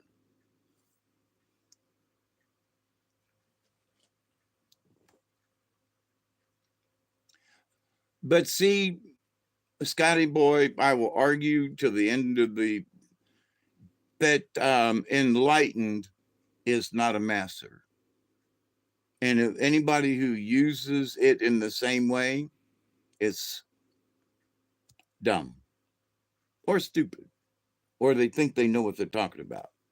And so that makes them stupid and dumb. The best way we know how to put it.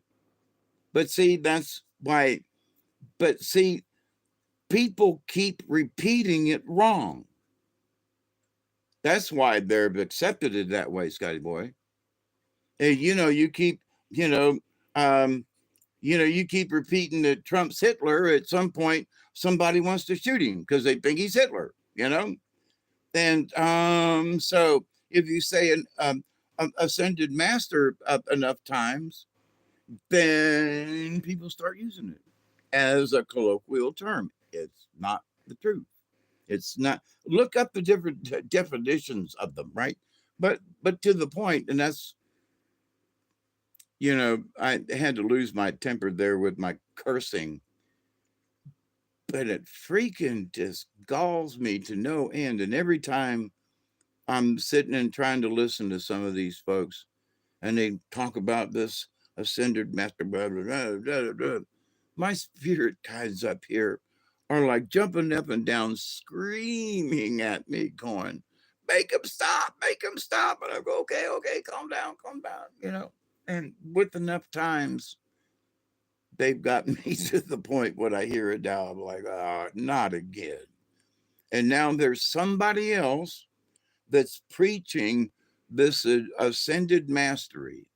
Now, you're not a master of the third dimension, nor have you learned how to really get about in the third dimension.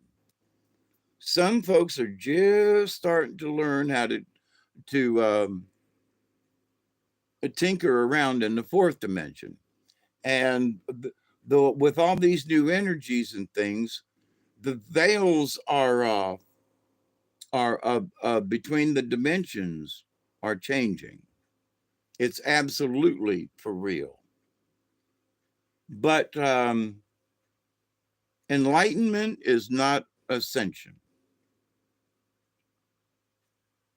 Go look it up. and just stop and think about it. It's what I was forced to believe myself, because I had the same argument. And here's the deal, it's not the same thing. There are a lot of enlightened beings on this planet, but they're not ascended beings, they're just enlightened. It's the special ones, really special ones, really, really, real special ones, who are the enlightened masters, showing up. The ascended masters. Absolutely. All the rest of us are just enlightened. Ain't nothing wrong with that. But if you call me an ascended master, when I die, I'll come back and haunt your ass. So, I will have ascended, and I will have tried to be a master in the understanding and learning of the cosmos. But I will just be an enlightened being when I go. See the light? But but some of these folks are using these terminologies, and that we are on the verge of the fifth dimension. We're this close, but they're not talking at all about the fourth dimension. They skip right over, like I've been saying for years. These folks have skipped over the fourth dimension, and that we're now entering the fifth. We can't. These folks would not know what the fifth dimension felt like, smells like, looks like, sounds like. We got to go into the fourth to understand what the fifth is all about. It's a training session, but people are so adamant. Oh, no, no, no, no. We're already ascended past that. Oh, God Almighty, they're using that ascended word again. When even the people who are sort of enlightened don't understand what it is to be enlightened, and they're talking all this poppycock off the sides of their mouth, and oh, I had this experience once. Well, good. Oh, and it did this. Okay. And then what? Well, that's it. I had this experience and it changed my life. Good. Is that the only one? Well, yes. That now qualifies me to be an ascended master because I had this experience.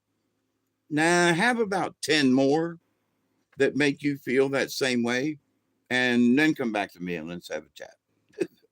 That's all I'm saying. You know, when you think you got it, nah, there's still more learning. And so these folks who keep using this word as whether it's correct or not in there, they should stop using it. We're going into the fourth dimension. That is absolutely true. And hang on, y'all, because we have to learn how to navigate the fifth dimension. I'm all with you on that, but we cannot skip the fourth dimension. Ain't gonna do it. Ain't gonna do it. Ain't gonna do it.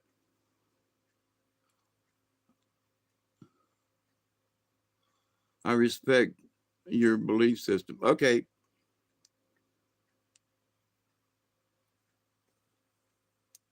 But here's the thing. My belief system is based on fact from other areas and based on, well, base based on other teachings.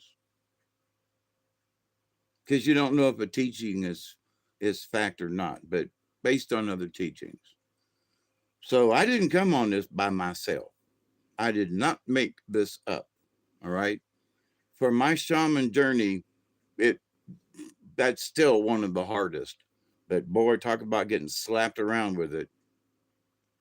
But it's a good lesson, you know. So, but anyway, and I'm here to have the discussion.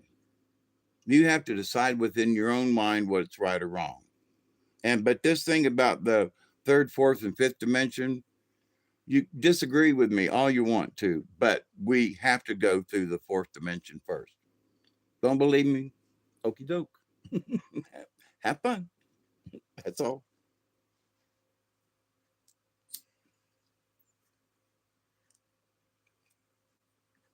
And here's the thing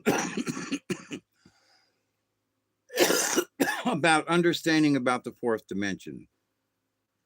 When you stop and think about it, it makes perfect sense. And the people are saying, we're now, this started years ago with all this space stuff and this person from whatever planet or whatever. We're all going to ascend at the same time, and we're all going to do this thing at the same thing, and we're all going to become aware at the same time, and we're all going to be, well, it still ain't happened yet. Still not holding my breath anymore. But from what came out of it were those folks who said, we got to go through the fourth. No, we're going to skip right over it. No, we have to go through the fourth. It's third, fourth, fifth. Then we jump to the sixth. Yes, because it comes in threes. Well, we're not done with this third yet. But we have to go into the fourth to learn about the fifth, which is going to, get us ready to go into the sixth. We've got to learn how to, speak to each other psychically. We've got to be able to learn how to, if I'm thinking about, elderberry, it better be something good about elderberry because 10 other people might hear my thought. And then they go to elderberry and he's like, well, I didn't hear it.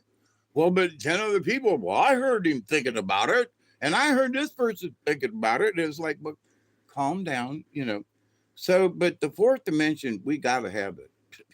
We do. So, and my point about this is that we should welcome it.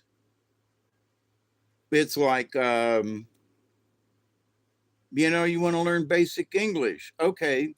You have to learn about A, E, I, O, and U, and sometimes W or whatever, You have to learn basic sentence structure, and then you learn big words. And then you learn how to make a paragraph, right? But you got to learn the words. You got to learn the structure.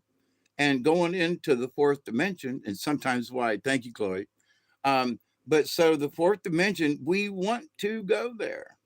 We want to learn the basics of it so we can negotiate.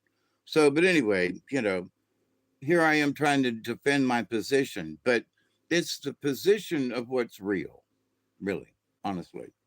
And my spirit guides are going, and tell them this too, Dave. And make sure you tell them about this too, Dave. I'm doing the best I can, you know. But and their last words are that because I keep chapping about it, it's better to embrace it, that at least it's possible. We're on the verge of the fourth dimension, and we are. Than to say it doesn't exist and we're going to jump over it. Better to be cautious on the understanding part. Yeah, maybe I need to go to first grade instead of going to college, Maybe I need to learn how to write. Maybe I need to learn the alphabet, before I go to college and try to understand, basic, uh, physics designs and so forth. So, but when you got to go through chemistry 101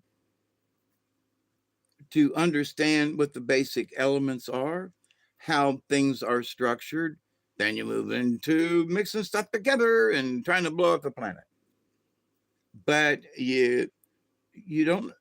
It's better to know what you're doing, how things interact. Same thing with fourth dimension.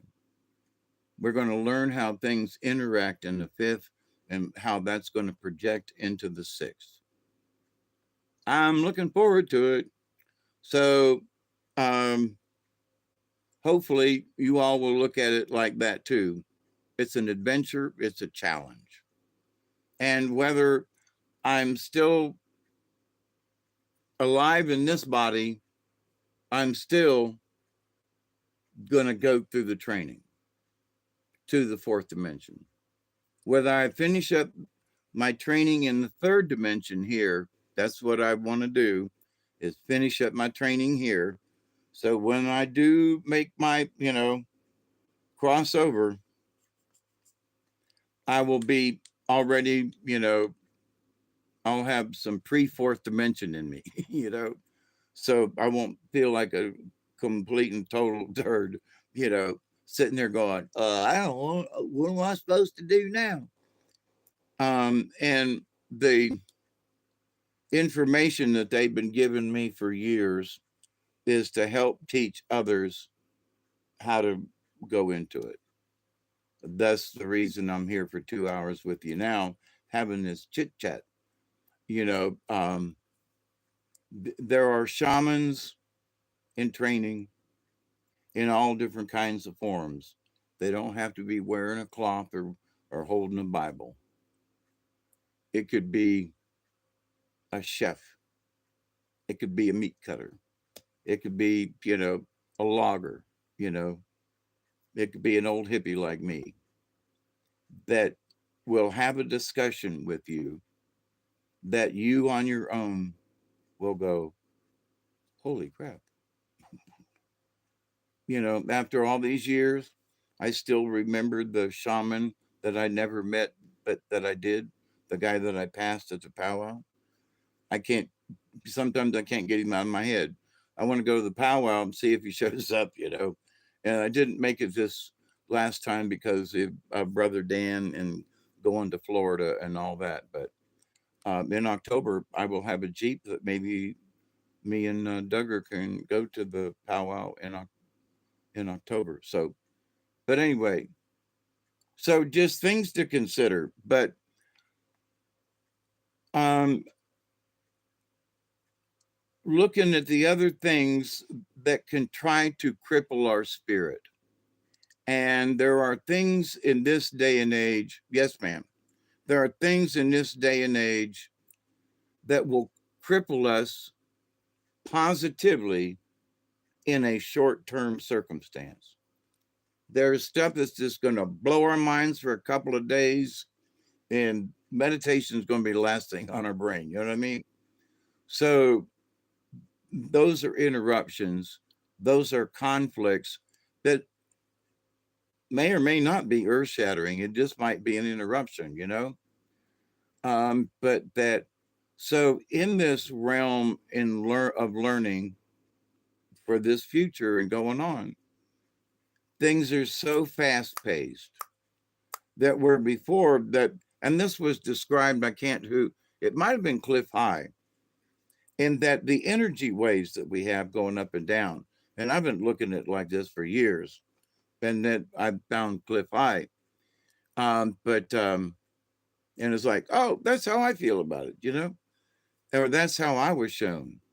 Um, and so, and for many of you, I've been talking about get inside an inner tube because it's going to be really rough. There's going to be peaks and valleys. And so that's true. And because of the wave energy, literally, it is peaks and valleys, right? But something that was brought up by scientist folks who are smarter than me is that they have noticed that the peaks and valleys are the same depth, same height, but the distance between the waves has gotten really close. So we used to go up the wave and slide down the other side and have a little chance to go up the other side. Now it's like up, down, up, down, up, down. So it, I'm making this up, but basic. Um, it may have taken us a week a year ago, for example, I'm making this up as an example, it may have taken us a week to have a down and back up. Now we can have them every other day. So it's like in a week's time, we'll have three or four of those up, down, up there, where it used to take a week for one to happen. So that's what they're noticing in the cosmic realm of things, in that the waves are getting closer together, which is tightening the frequencies, which is also showing up in the Schumann resonance. So these are all really interesting things. And but they're all in preparation for the fourth dimension. We've got to change our frequency to be able to see into those other realms. Because if they're vibrating too fast, we'll never see them. We've got to either speed up or they got to slow down in order for us to be able to see the frequencies. You know, um, we can hear them, we can be affected by the frequencies, but we won't see them. But when the frequencies start to sync, then things start coming into focus. You know, so that's what's going on now. So hang on, don't be discouraged. Even if your spirituality is interrupted, keep in the back of your mind that you are only going to allow it to interrupt you in the short term.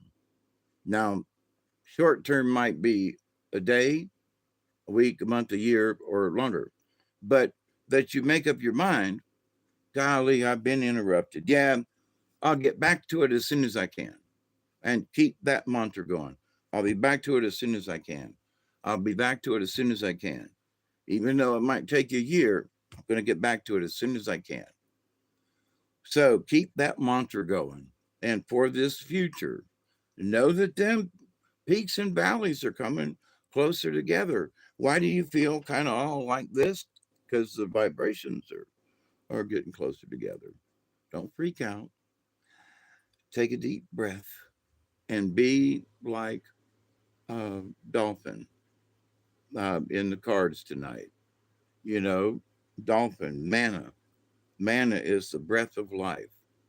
And we as humans, that's the one thing we can do without food or water or other things, but we can't do without air. The best we could do is like, some of them divers, five, some of them 10 minutes. But so you got to learn how to breathe. Just keep swimming. Yes. And I was listening to, it was a Navy SEAL and a Green Beret talking. Seriously. And the one guy was like, they have the same kind of swimming test. They were having the conversation. And the one guy said, yeah, he said, I could be a Green Beret because they didn't make me swim. and and the Navy SEAL was like, well, what do you mean? He says, like, I could pass the swimming test. All I had to do was, you know, do the side stroke for miles. But, when you're in the Navy, they give you a time limit. And he was like, I couldn't do it. So, but in that, some of us can, you know, swim the distance, no time at all, right? And there are those of us who can swim, but not real fast, you know. But, I can do the side stroke for a long time. And I thought it was funny because that when I was taking lifeguard lessons, that's the one thing, like, when you go to save someone, you're on your back and you, depending on how they're acting, um, or you've got them, on, and you're doing the side stroke with them and a scissors kick, right? And so, all right. So, but anyway, what the guy said, man, he said, I just couldn't be a Navy SEAL, because of the swimming thing. So I just thought it was funny. And still, but to the point though, there are some folks who, pick up on they literally understand it, pick it up. It's like you've given well, what do you think about this? Well, if you stop and meditate, which slows your brain down, which does this thing, and you go through it one time with them, and they like got it. And there are those of us, because I raised my hand, because I, you know, um,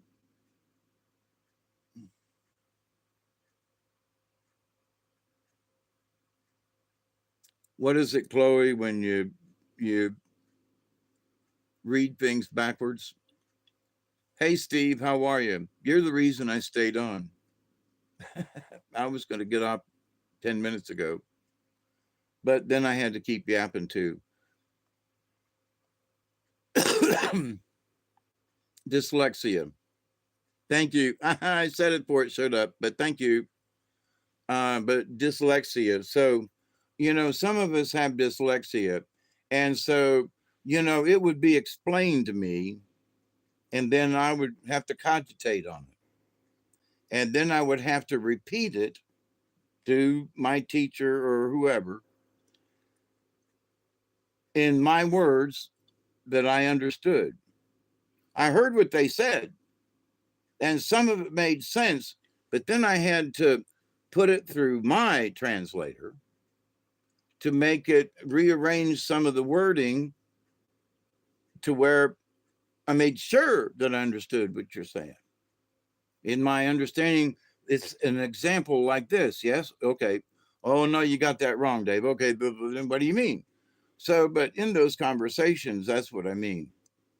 Um, that, I listened, but also let it go through my brain because I have to go through that process with a bunch of stuff.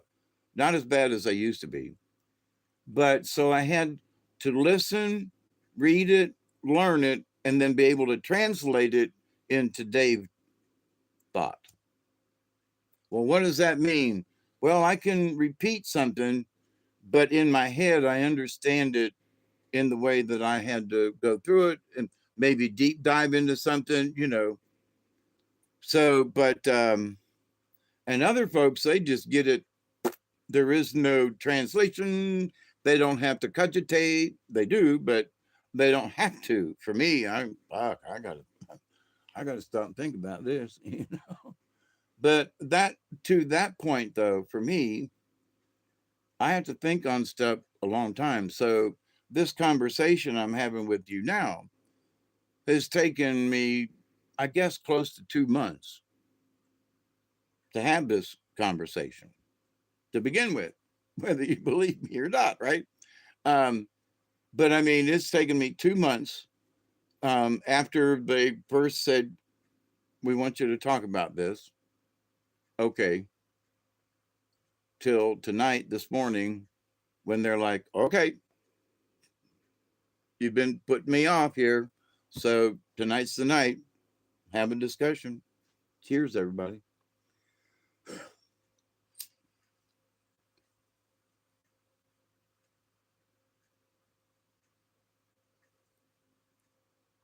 And some of the things I have been led to watch or listen to, or a book to read, or a person to meet on the street, you know, to have a conversation with someone somewhere. Like the black gentleman that I met months ago now, where we were singing the Hallelujah chorus in the bank parking lot. And so it's like I haven't met him again. I've been to the same bank and to the same parking lot, but every time I go there, I think of him and that connection that we had in that short time so quickly.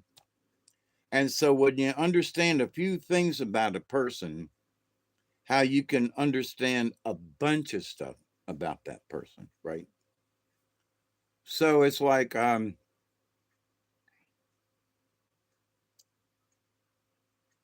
one of the podcasts I watched was somebody that had been on Iwo Jima, right? And I actually knew a Marine. in Thomasville.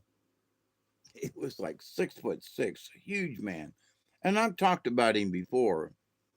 And he would, if when I was in a play, he would come to other plays too, but he would wait until everybody was gone, and then he would come up to me and he would shake my hand. And at first he would go, "I just can't believe that you're acting and you're in Thomasville." He wanted to sponsor me to go to New York City and audition for a couple of shows up there because he knew people. And I told him, I said, "Nah, I'm not rich, but I'm kind of sort of famous, and I just like what I do. And if you like it, I'm good with that." So for years and years and years, I've known this man, right? 20 years. And we're having a chit chat, and he goes, "Yeah, I just got back from New York City." And I have to look up to him. He's that tall, right? So he kind of pokes at me and goes, "You should go with me sometime. We could go catch a show." And I said, "So what was you in New York for?" And he goes, "Well, I'm a retired Marine, but we Marines don't retire." And he said, "I was there because I was one of the Marines who hit the beach first on Iwo Jima." And I was like, "No shit. I've known you all these years." And he goes, "Yeah." And he goes, through the Marine Corps and through his business and the people that he knows, is they pay him to go to New York and to give these speeches and to talk about what it was like to be on Iwo Jima, you know.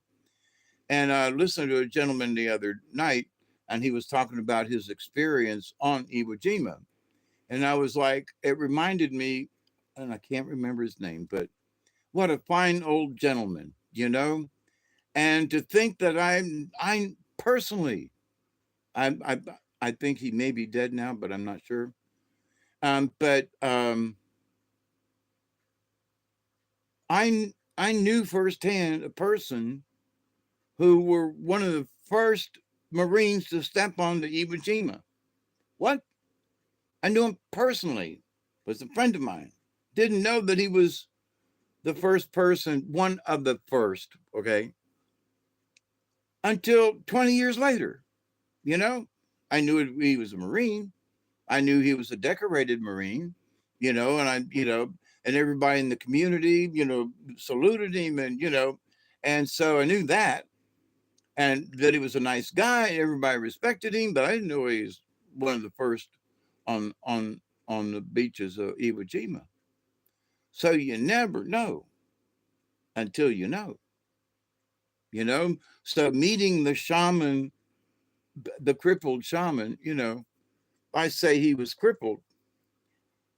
I was the one that was crippled, but we were both on the road, and him older than me, and that he had something in his lifetime that wasn't necessarily a secret, because he would go to New York City and give, lectures on his time in the Marines and on Iwo Jima.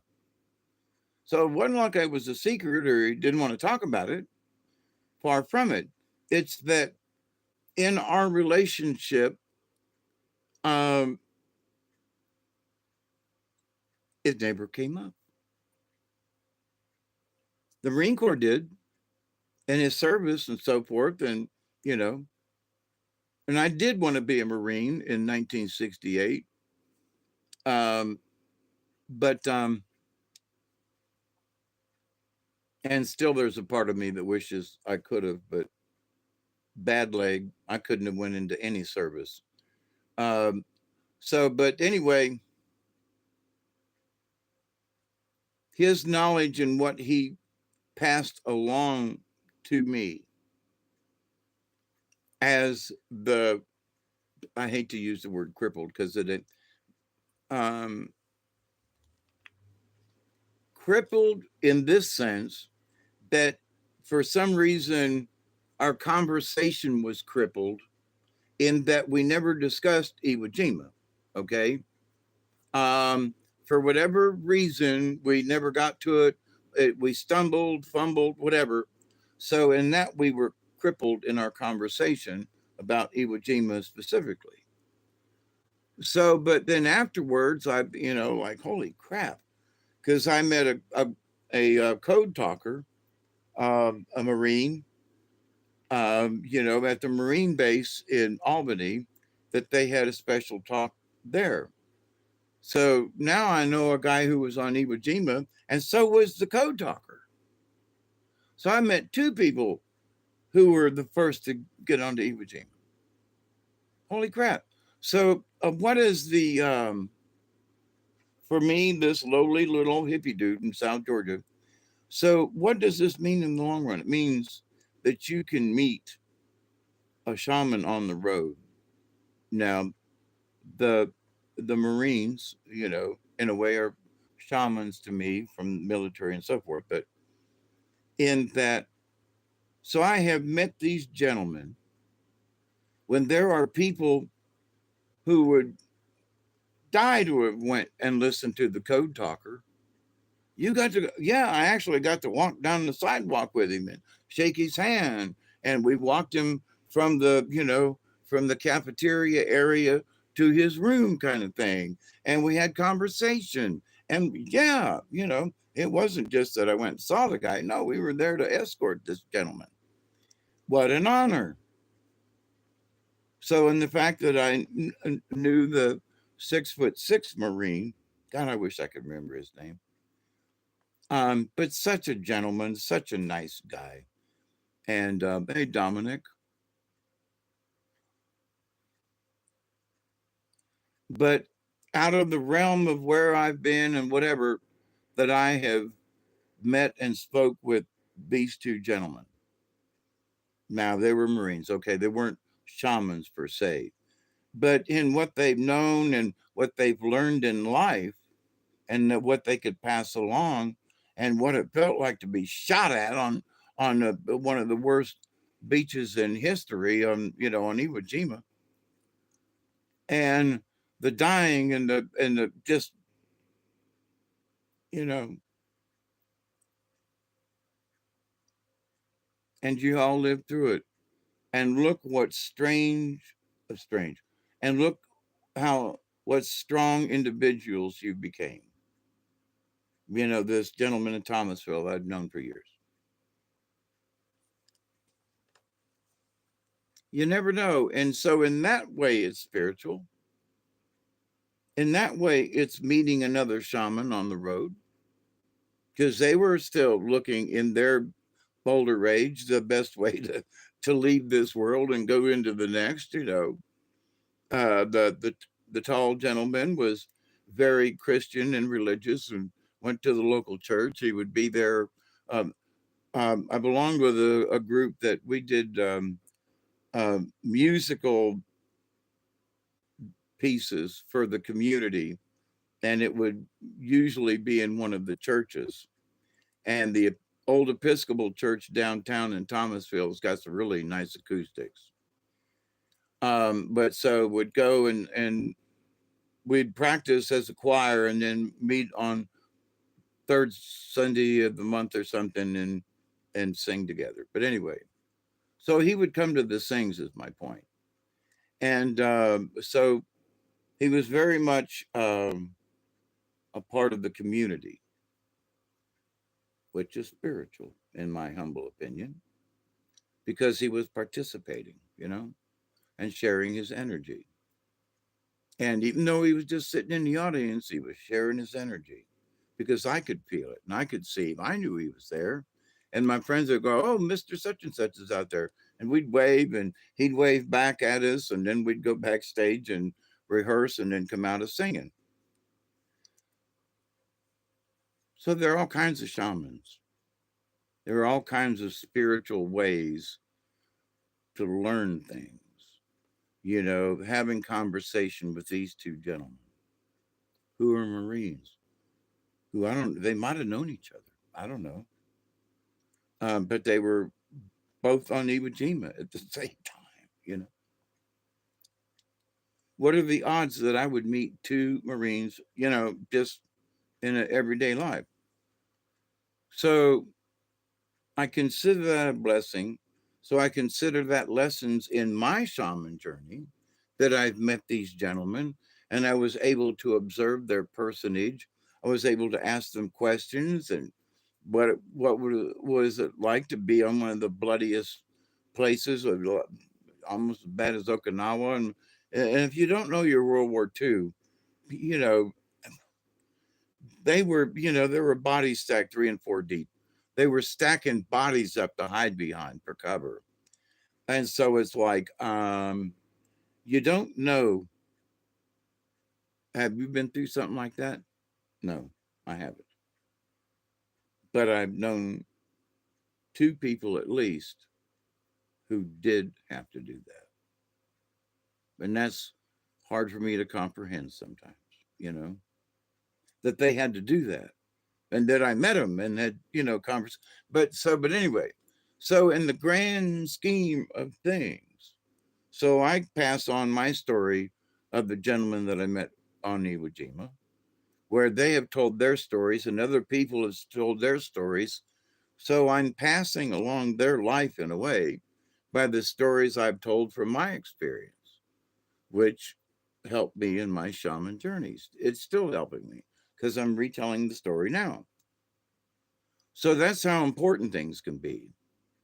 So the conversation can get crippled. And right now, with all the stuff going on in this world, people are going to have their spiritualism, what's going to seem like it's crippled. Okay. The conversation will get stuck and you can't go one way or the other. You get crippled, you get stuck, well, yeah, well, I'm not really crippled. Can you move? Well, no. Can you walk? Well, no. Then you must be crippled. You know what I mean? In some way, shape, or something is keeping you from getting up and walking away.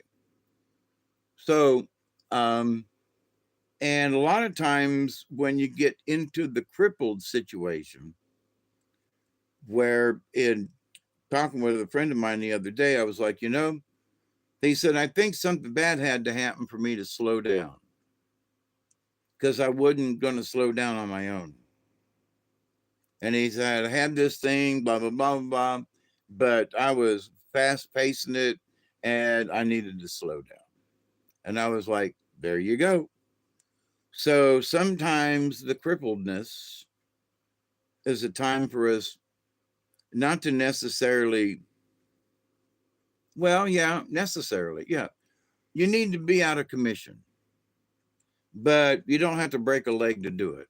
You know, you don't have to jump off a building and snag your foot on something. You need to just sit down, relax, or do something that will relax you. Truthfully, oh, it's 3 minutes to a 20. Ooh, I'm ready. Then I'm gonna have to cut you all short because I have to pee and I'm falling asleep here. And I have fallen asleep while talking to you before, and I don't like it. It's not nice. So, but hopefully, with these conversations that I'm having with you, is that you can just look around at your life and say, okay, yes, ma'am, I will.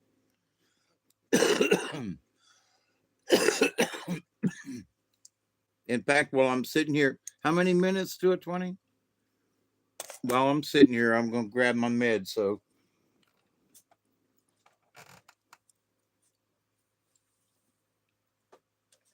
Miss Chloe will, Crystal Pharmacy still did not have Entresto. So I had to go to the CVS.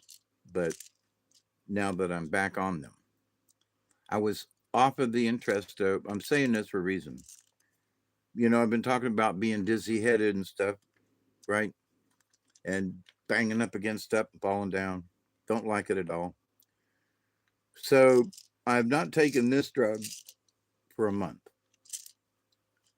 So Friday, no, Saturday, I go into the pharmacy and pick it up. You too, huh, Scotty boy?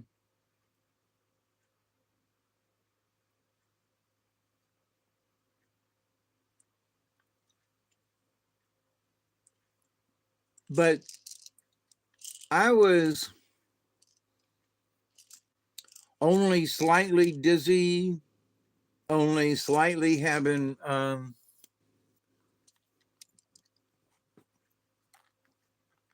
little trippy things happen, and that's from the ranolazine. But I've been living with that. But 2 days back on this, and I'm doing this weaving thing. I'm literally bouncing off the walls.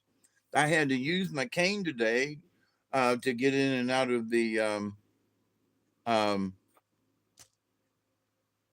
doctor's office because I was a weeble that felt like I was going to fall down. So, which I'm going to have have the conversation when I go back to my primary. But so for a month without taking these pills, I didn't wobble much. 2 days back on these, okay, 3 days today, and I'm wobbling all over the place. And the lady at the pharmacy, she goes, "You've been off of this stuff, this medicine for a month?" And I went, "Yeah." 30 days? And I went, "Yeah." She goes, "Wow. So," and I said, and I looked at her, nice black lady. I looked at her, I leaned in a little bit, and I said, "I didn't die." And she went, "What?" She started laughing. I said, "They said I wouldn't make it. I didn't die. So now I know if I can't have this medicine for 30 days, I won't die." And she was just laughing. But, that's what I proved. But also, being off of it for a month and starting to take it, this, see, when they started me on my heart meds and everything, they just put me on them. And here, take this one and this one and this one. And then I'm dealing with the side effects of all of them, right? Don't know which one's the worst. But now that I've not been on the Entresto, I can go, wait a minute. I was doing pretty damn good before I went back to taking that drug. Maybe I should cut them in half, or maybe there's a lower dose. It's the lowest dosage. But do I have to take this freaking pill at all? But anyway. So, and I got one pill here in my hand. So, um, no, that's a morning pill.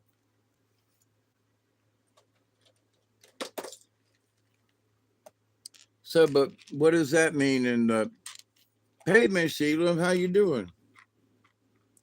Yeah, I'm in the middle of taking my pills, so Miss Chloe will quit bitching at me. I'm just teasing. No, so she won't lose sleep over it is what I mean. Great big pill bottles, little pill bottles. But yeah, I'm very surprised at the um, taking the Entresto back and how it's been making me feel. How it's been making me feel dizzy. So, where's my at bedtime on it?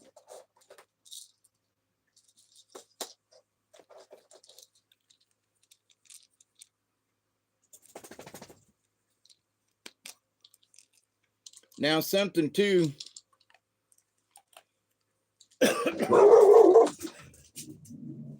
Holy crap in a bag. Calm down.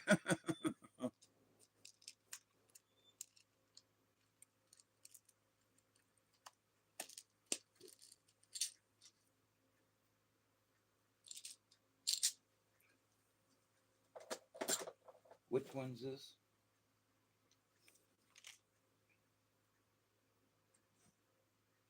Okay, I didn't take one of these. All right.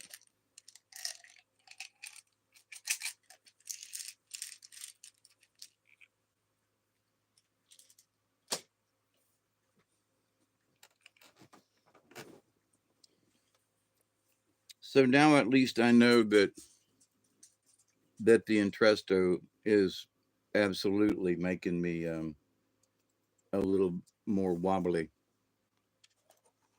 than without it. So I'll ask the doctors and find out, is it necessary? Is there something else? And from what I've learned from the pharmacist, there isn't anything other than this Entresto. Oh, but FYI too, my blood pressure has been up higher than it was. It was low the other day, and then it was pretty good at the doctor's office yesterday. Today, not too bad, but it was up. And I'm like, what the hell? So before I went into town, I checked my blood pressure, and it was like 159 over 100. And I was like, what the fudge? Because it's been being in the 130 range, less than 130, and over 70 or, 75, something like that. So before I left the doctor's office today, I had her check, had one of them, puff it up things and watch. And my blood pressure had come down, but first thing today, it was up out of whack. But see, I take my meds. Here, I got mine here.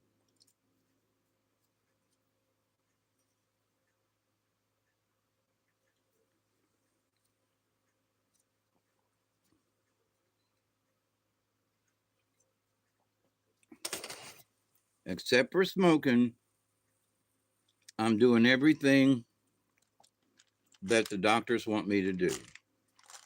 Take my meds. I don't have I don't have any cholesterol issues or anything. So I'm not on any kind of special diet. I do exercise. So I'm doing what I'm supposed to do. So whatever my blood pressure is doing up or down, it's just doing it on its own. What was that? Pills are not as they appear. I agree. But having gone through the 2 heart attacks and knowing what I know about my heart now, and learning to literally listen to it, with the blood pressure in your ears, kind of thing, and trying to understand your body, and then get a stethoscope and listen to it.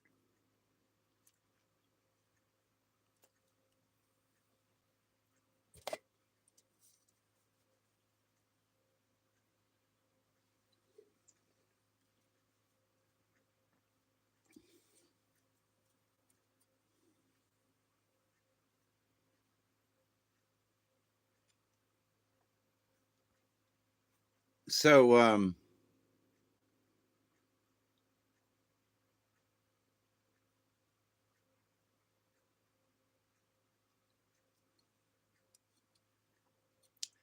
for years I wouldn't take blood pressure medicine for years, and then I had the heart attacks. And when you can't breathe and you're literally looking at death, it's like, and your heart's going, and your body's going, cheers back at you. Um, but so, and I've had this conversation in my head a bunch. That's why it took me a month to get the prescription changed. Can I live without this medicine? Now, I tried to live without the metropol, and it put me in the hospital and almost killed me. And it was only 6 days.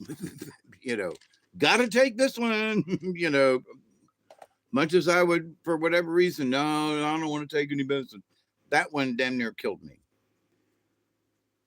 So, but now the Entresto, I made it a month and didn't have a heart attack, and didn't and have been feeling relatively well. So, cheers, good vibe, good vibes, and made it to Florida.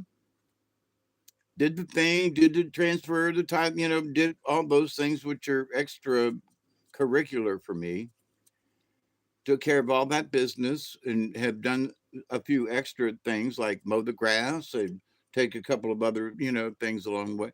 So I've been more productive in this last month without the Entresto. And so I'm back on it for today, made 3 days. And I'm wacky and bumping into shit. So for every day that goes by, there's almost like a new set of rules I have to learn to live around, right? And another thing to negotiate. You know what I mean? So used to piss me off. Oh yeah, they used to play the victim. Oh God, watch a couple of my earlier. Oh, the victim. I was so bad. Oh, I was so bad. The victim. And now it's like, golly, and now I can see it with other people and other folks, and how they get stuck in their in their self pity. Now, I discuss my back, but it's more of a, at least I try to make it as an update, an upgrade. Oh, my back, I don't know what I'm gonna do. I tried all this stuff.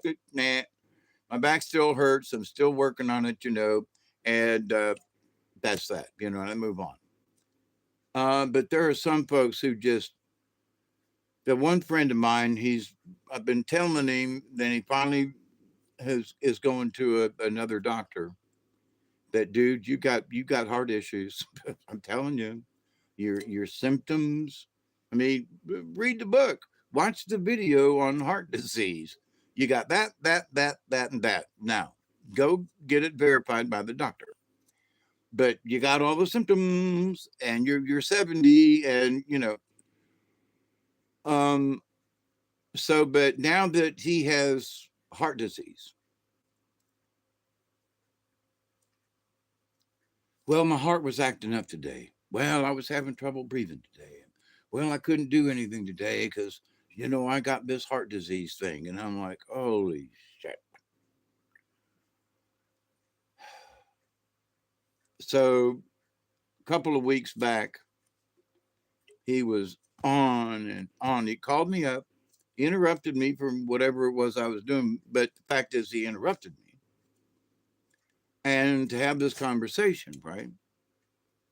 And it was about his heart. And I said, listen, I said, this is what they've done to me in my treatment. I said, you have kind of been with me along in this journey. Everything that's happened to me at the hospital, I tell you about. And your wife has picked me up and brought me home. So, you know, and anything that I can teach you about my condition, because you're in, he's almost 100 pounds overweight, and I'm only a few pounds overweight. So, um, he didn't pay any attention. Well, I heard you talk something about it. Well, yeah, well, I'm trying to, explain to you that when the valves start wearing out, that it doesn't clean the blood out of your heart like it should, and it leaves some left behind, and there's a squishing, and how it makes you feel, and now you're like, well, you didn't talk to me about that, and I was like, oh yeah, I went into detail about it because I thought we had both worked with air valves and things that he would find this interesting being valve related, right? He worked with hydraulics more than I did, but other things, right? So he's like, no. So now he's like, oh, I found out, I have, my valves are leaking. And I'm like, well, I talked about this. Old age will just do it, you know. Um, and so now he's like, now I'm worried what pill? Like, well, we've talked about medicines. Well, I took medicines before and I didn't like them. And I said, well, I'm taking a bunch of medicines now too, but I ain't in the hospital having a heart attack. So whether or not I like taking these meds, he's complaining. He hadn't even been to the heart doctor yet, right? He's on water pills, which, his feet swell. He should be on them, right? And he, is discussing what he's drinking. I'm like, You drink too much of one thing, you drink too much of another, you drink too much water and nothing else, and water will,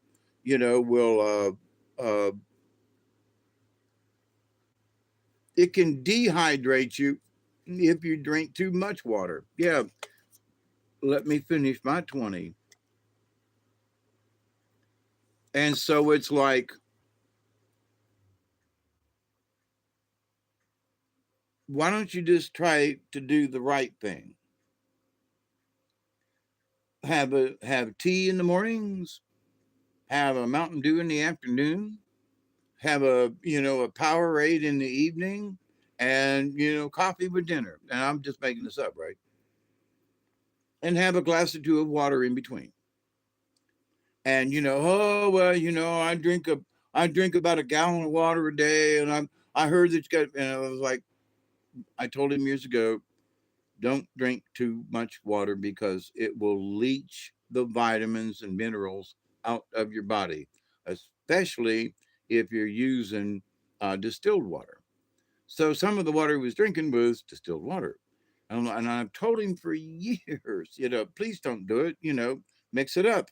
And a mutual friend of ours that's passed away was in the water business, and he warned him himself. He said, don't drink a lot of that distilled water, it'll leach it out of your body. So anyway,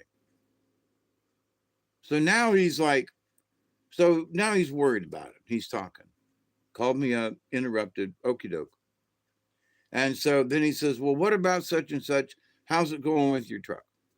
And I said, well, and I was out there and I checked underneath, and I finally found out what the problem was. And he goes, well, I had this problem the other day. And he goes, I tried to call the doctor, and now I thought we were done with his discussion of his problem.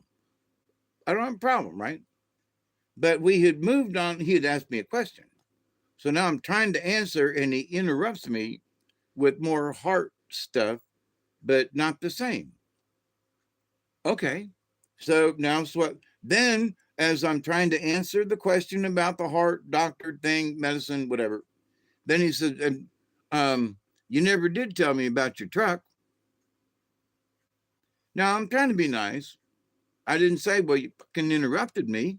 I was trying to so I go on, I go, yeah, well, I found out this about the tires and such a, then he interrupts me a third time. Well, second time. Something else about, well, what time I go to the doctor. I don't know if I'm going to go to this one. I'm going to have to get in touch back with this one. And we'd already covered that, I thought, in the first go round. So I take a deep breath because he's done this to me before. And he starts, what'd you say about your truck? So now I'm getting pissed because he keeps interrupting me. This is not the first time that he's done this to me. And so I said, well, I was talking about my tires, but you keep interrupting me. And he goes, I'm sorry. Go on. I won't interrupt you. And I said, well, I'm wondering. Okay, so I went on.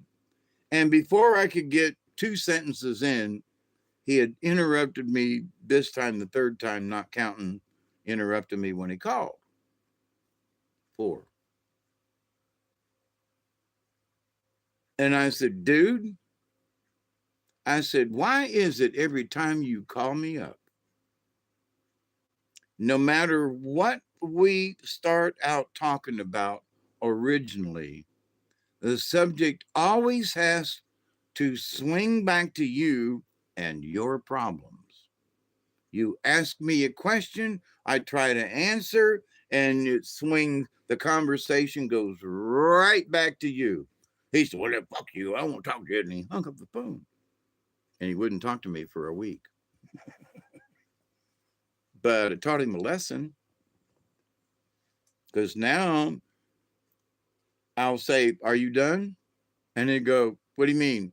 I said, are you done? Well, you're talking about going to the doctor. I said, are you done? Yeah, okay.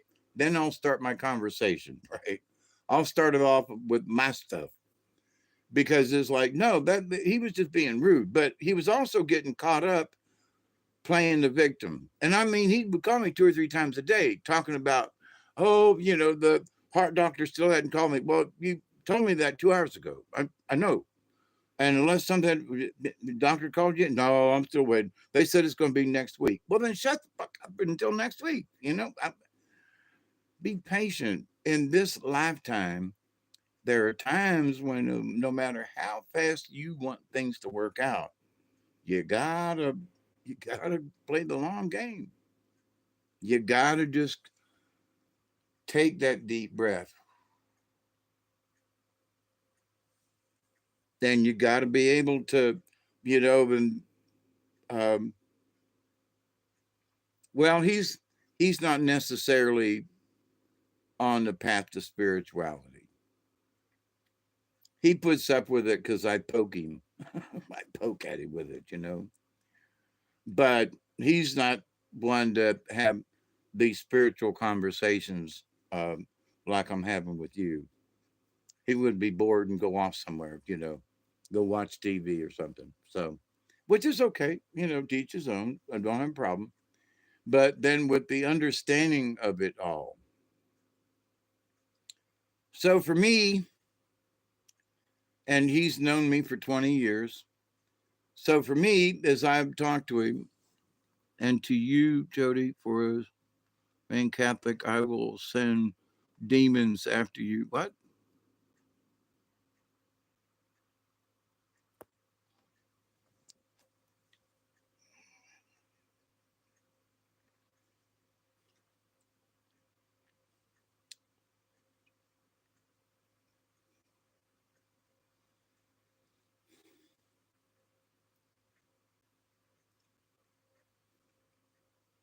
Cheers. Unfortunately, Jody, I would not send demons, but I agree with the sentiment. The Catholic thing gotta go. So many people are depending on that Catholic thing. Gotta go. If you want to move on in the spirituality thing, the Catholic religion is a big, big, big uh, hole in the road that will swallow you up. And so, having been through it, and I've talked about it myself, but having been through it, yeah, I can't speak for Dante, but I can speak for me.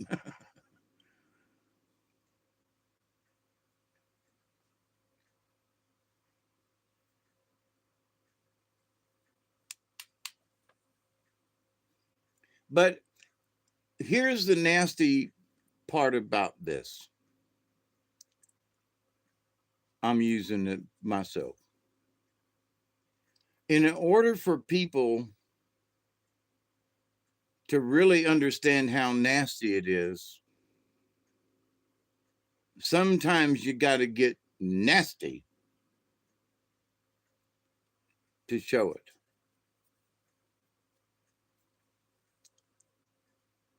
I, I- how do you prove it? How do you prove a point? How do you get your point across? You want to learn how to swim? Throw you in the pool. Well, I don't necessarily agree with that. Okay, but I do agree with the fact that whatever the situation is, you have to break out of the fear, and you have to break out of for me, it was getting my face wet, then I'm going to drown. And later on, I almost did. That was interesting. But the idea, though, that sometimes you just got to get tossed into the deep end, and you got to notice that you got to kick. You can't just flail your arms; you'll sink to the bottom. You got to kick them feet. You're gonna kick, kick, kick, kick, kick. And paddle your arms. You know.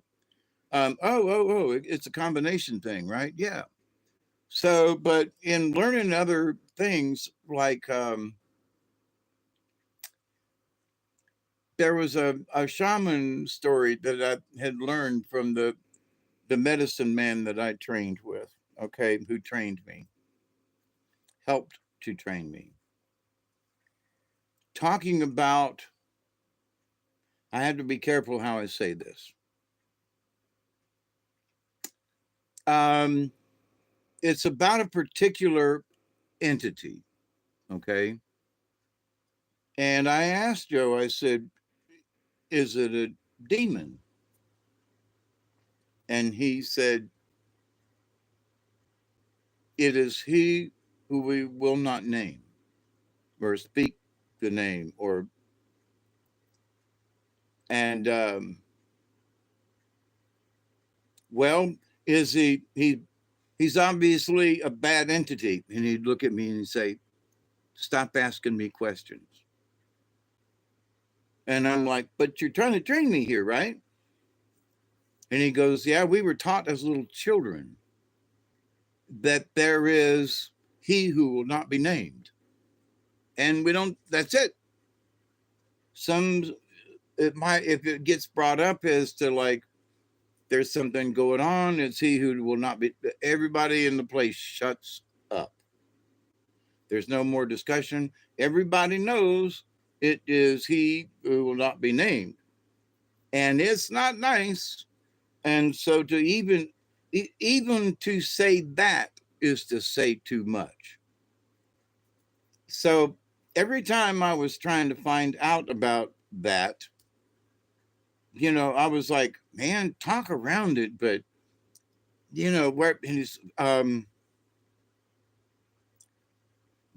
he said, tell me about it in a story form. Like something came out of the mountains and was evil, wicked, something, and then everybody agreed that it was so bad that they will not be named. Tell me a story, right?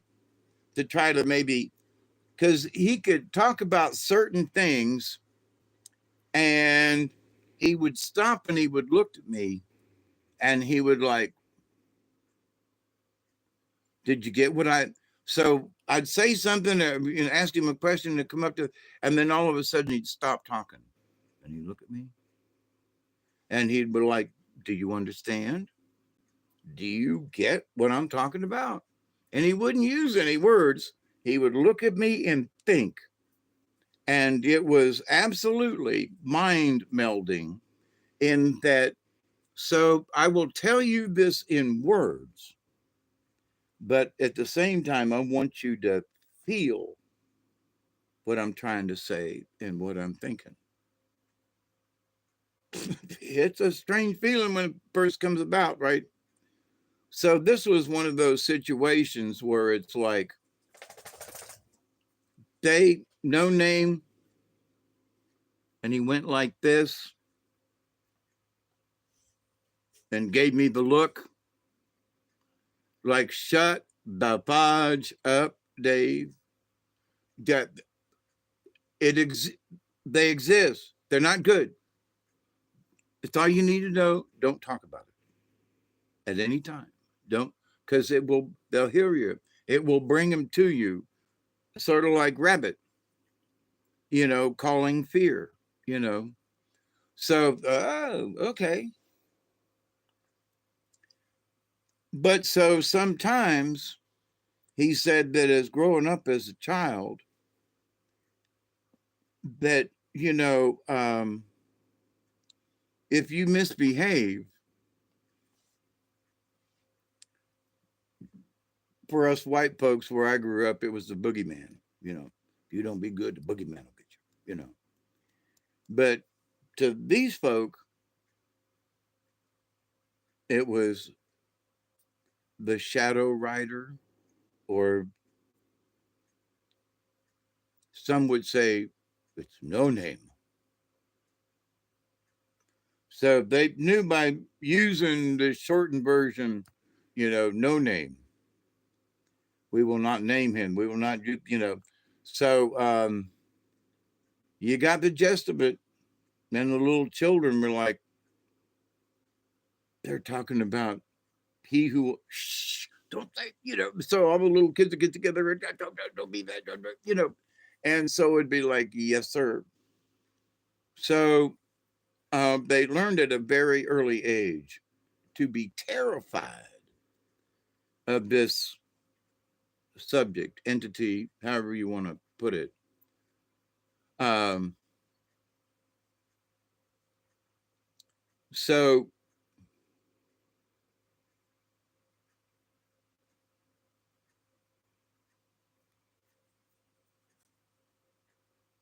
I, there were times here on the place that there have been some spirits who, between the two cemeteries, and I've talked about the portal in the backyard, and that there has been some spirits roaming around down here that, and different people have seen them. You know, it ain't one or two, but several. And one gentleman was like, and come to think of it, he hasn't been back to my house. He said, I was coming out of the woods, and he goes, one of them spirits wanted to go home with me. And he said, and he was standing on the edge of the woods back here behind the shed. And he goes, I told him he had to stay here. And when I saw him come out of the woods, I noticed him. He had turned and was facing the woods, and he looked like he was talking to somebody. And he was. He said, I had to tell that spirit. He said, I stood right there and told him, you are not coming with me. And he was Cherokee. And I was like, holy shit, dude, And I had another friend of mine who had said that Miss Martha, she's passed away, but she'd tell me she'd come down here, and she goes, there are certain places on your property I just don't like to sit. And I said, why is that? And she goes, because they like to come and want to touch me. She said, I can't stand it. They can be around me, all right. But she said, but there's some of those spirits that want to come up and touch me. And I was like, ooh. But so anyway, so they come in different shapes and sizes and whatever. Years ago, I had been attacked. And there are times when I still feel like I am being attacked spiritually, if you will. And it just seems to be a train wreck in my head. When I have understood something for years, and I wake up one morning and go, wait a minute, and everything seems to be twisted. And like, wait, I have worked through this before. This 2 days ago, I did not think this way. 6 months ago, I had worked this out. 5 years ago, I had, you know, what the hell is wrong with today? So that's what I mean. Also, in this is that we're getting interrupted in the short term. There is so much going on that we can't see or we can't smell or hear, but it's going on. Much like he who must not be named, it's there. Talk about how you want to if you want to, and then you'll call it to you. Or you can just, we can look at each other and we have that understanding between us that it exists. And we, whether anybody else does, we understand what we're talking about, and we understand how nasty it is, and we know that we shall not name it. So and it's like, if somebody doesn't believe me or Joe when we were talking about it, but there are other native folk who will absolutely, as soon as you start to talk about it, they will shut you up in a heartbeat and go, don't even start. Well, what about the? They will cut you off. They will blah blah blah blah blah. So, do white people know about it? No, but to native folk, yes.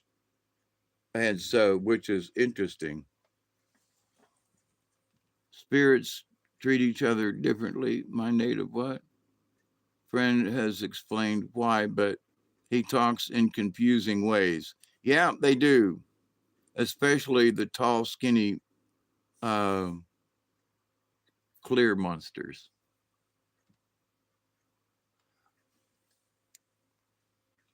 Well, for me, I try to get a point across, and it's been 3 hours, and I'm still talking around the subject because my spirit guides are going. Make sure you cover every little, nook and cranny of this topic, right? And when I started this conversation, I didn't think I would end up talking about he who shall not be named. Now, I'm kind of throwing the word around because it's just a word at the moment. If I, if you and I were to be speaking, sitting here around the fire, we're having conversation about spirits and entities and things like that, I would not be so glib, right? I would be like, what we were talking about. Okay, and so I would not be just using the words. So, but with that said, that's enough on that. But that these things do exist, and I agree with Cliff High on many areas in that respect. That there are different entities with different energies.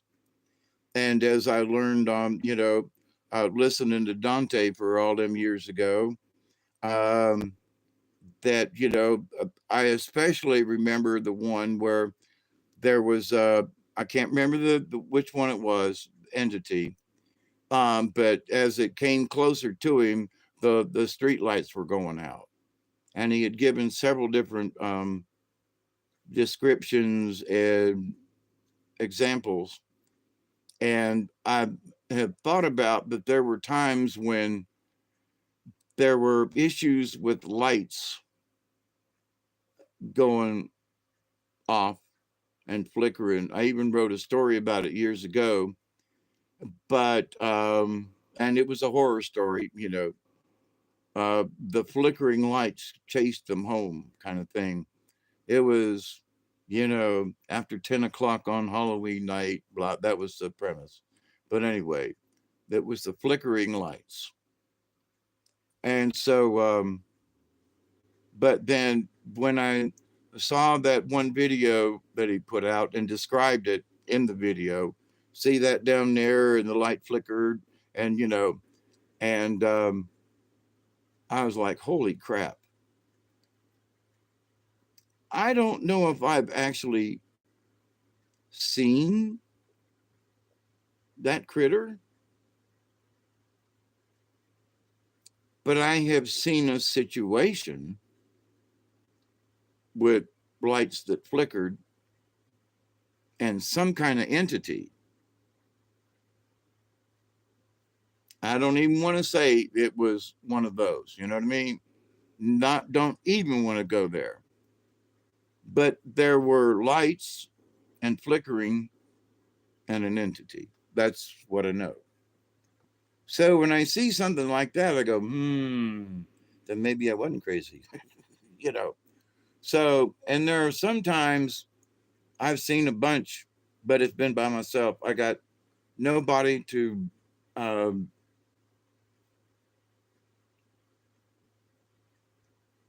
um, what's the word?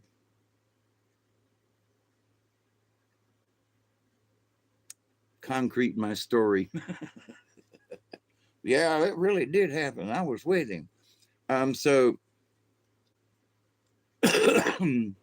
I'm running out of friends who will go in the woods and be around in certain circumstances like that. Ain't that interesting? But so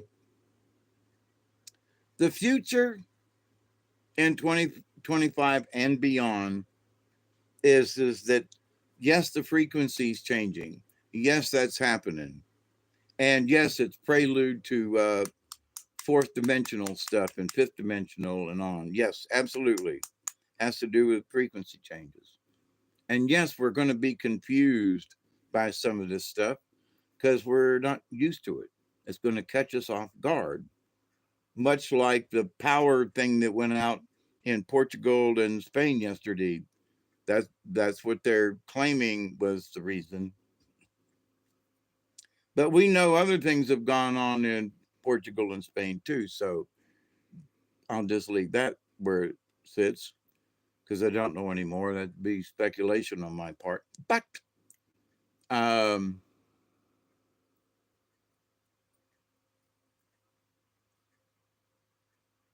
but that there are these occurrences. Are they going to happen again? Someplace, somewhere, at some time. Uh, you know, will there be more earthquakes? Probably somewhere, sometime in the future, there will be an earthquake. Well, where? Somewhere.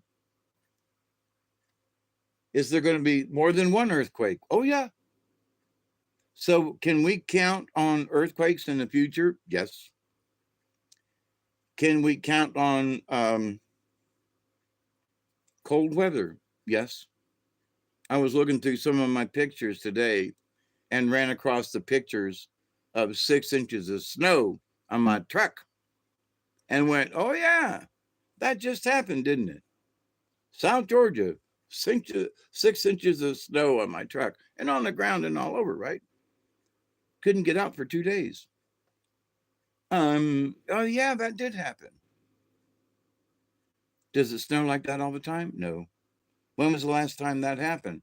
Well, it snowed about an inch, inch and a half about 20 years ago.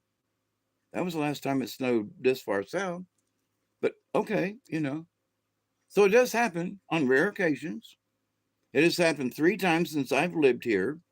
And now, but first time was 6 inches, right? And so, do things happen? Yes. Does it happen all the time? No. Can you be ready? Well, at least in your head. What do you mean, Dave? Well, in the wintertime, it could snow. That's all you got to have in your brain. It could snow. Yeah, but you live on the Florida line. Don't care. There was 6, 8 inches of snow in Pensacola, which is further south than me. So does it happen? Yes. Are there storms? Yeah, there's storms. I had 2 tornadoes since I lived here go over the house, honestly. And tore up the neighbor's barn twice since I've been here. So it's like, yes, but does every storm have a tornado? No. You know, are tornadoes bad and kill stuff and tear stuff up? Yes. Uh, they don't name the tornadoes, but they name the hurricanes. But anyway, so does stuff happen? Yes. Do these things interrupt our lives? Yes. Do they interrupt our spiritualness? Yes.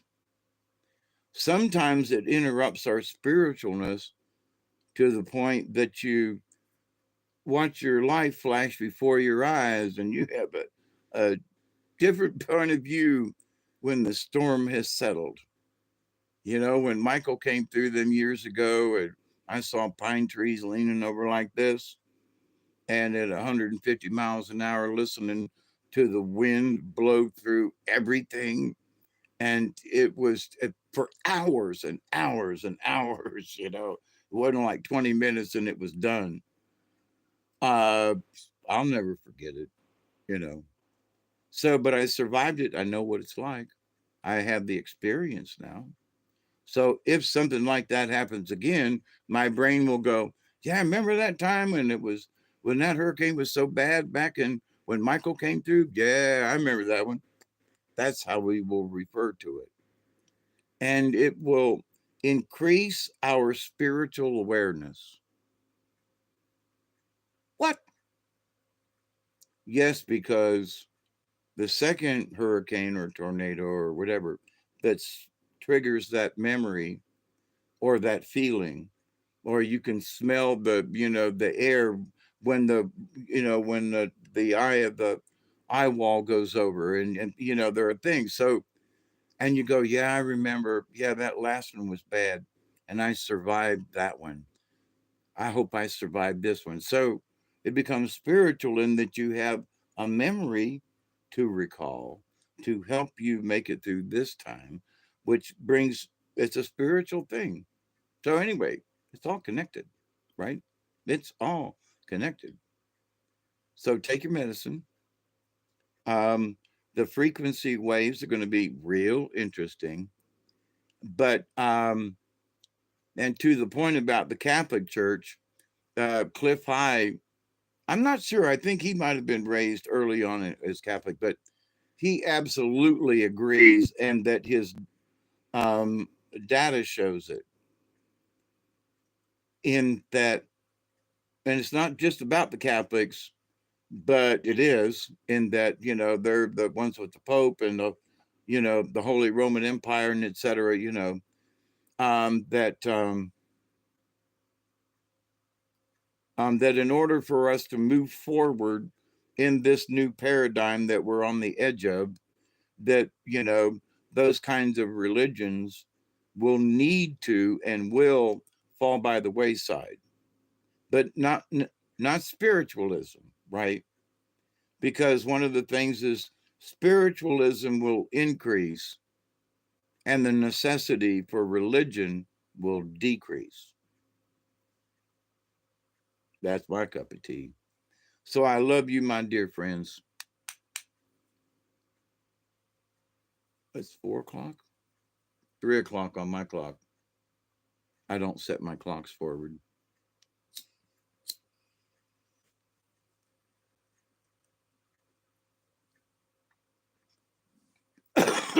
So thank you for putting up with me. I do continue to pray that each and every day, that each and every one of you, your friends, your family, and all of your relatives and acquaintances will continue to learn how to accept and receive the knowledge, the healing, the wisdom, and the many blessings from the Creator.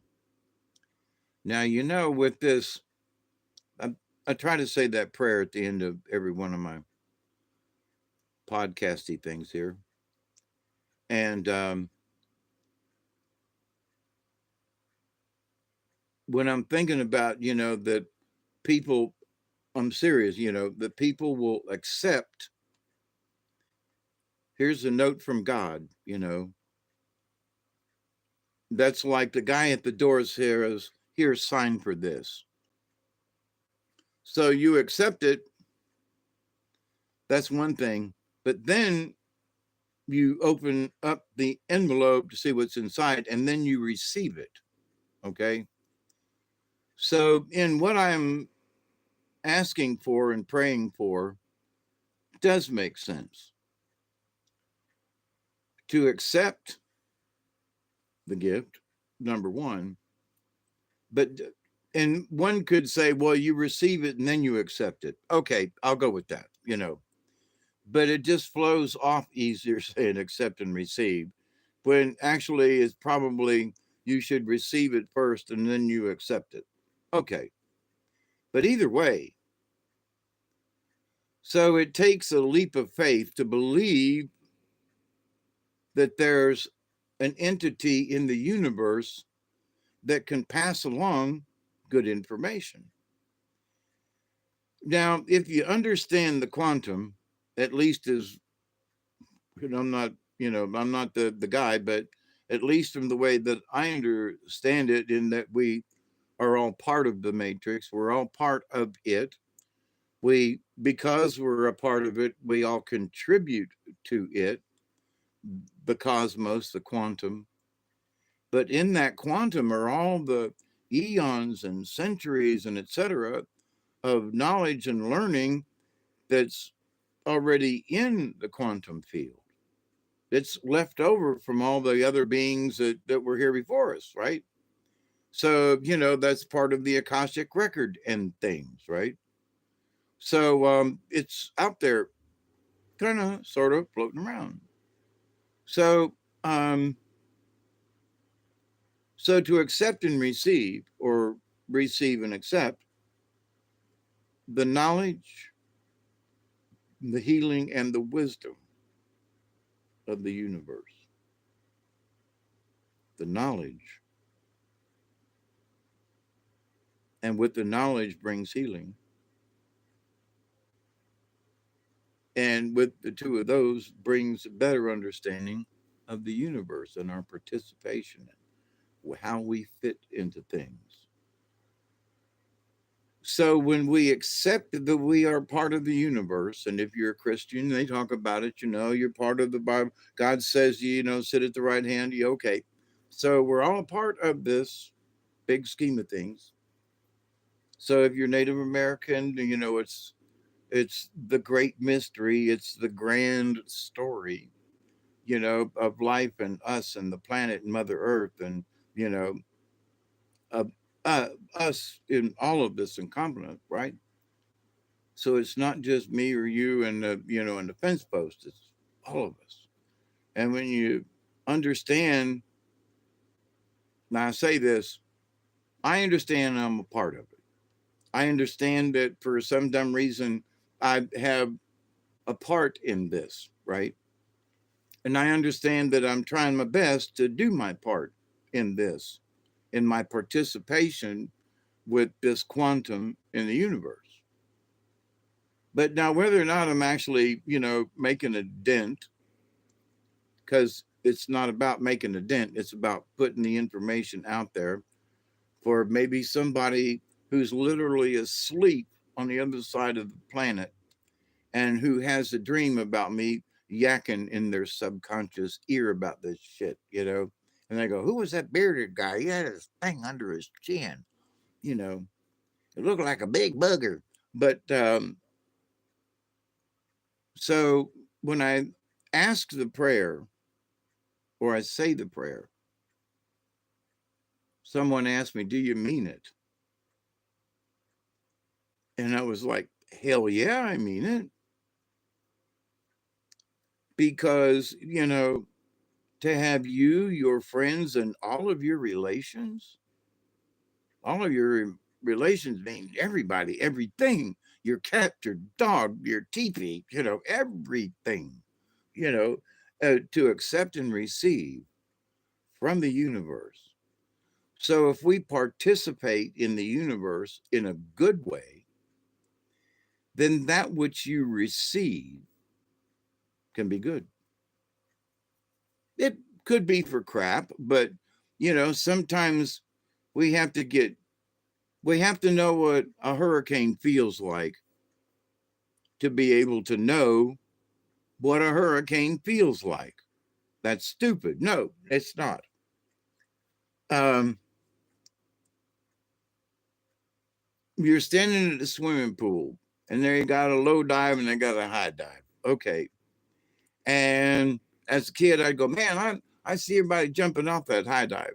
I want to go do that until I get my ass up there.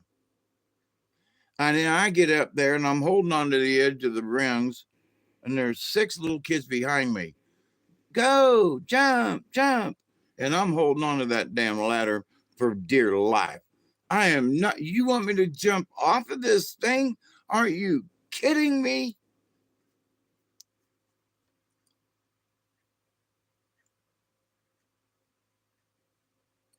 Accept and receive. So I can be a part of the universe, but that don't mean I'm going to jump off the high dive or dive off the high dive, right? So in this reality, I know that that high dive exists, but I can stand here and look at it and talk about it. Man, that high dive is high. It's 10 foot. It says on the sign. And, I've seen a bunch of little kids get up there, and most of them don't have any problem. They just run up there and jump right off. And then there's the boy that's whining and screaming for mommy, and he's got to climb back down backwards, right? And so it's like, Bernice, what's going on? And so it's like, so what does that mean? To a bunch of them little kids that ran up there and jumped off, they weren't scared of nothing. It was a lot of fun, you know. And but when I went up there and tried to run down the board and jump off, I froze. It dead in my tracks. And I could not let go of that chrome bar on the side of the diving board. So now you don't know what it looks like until you climb up on that board.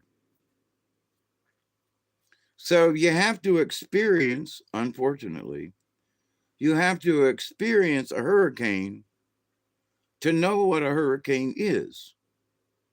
I've had some people, well, we went, we were on the edge of the hurricane and the winds got up to 55 miles an hour. I'm like, it was 155 miles an hour here. Now, I'm glad you only had 55. And yes, you experienced winds from a hurricane. And yes, it was from the same hurricane.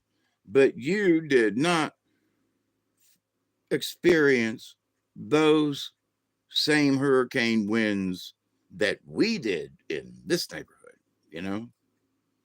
Well, we were on so the people on the edge of the hurricane were trying to say that the experience was equal to the 150-mile-an-hour winds. And I'm like, oh, hell no.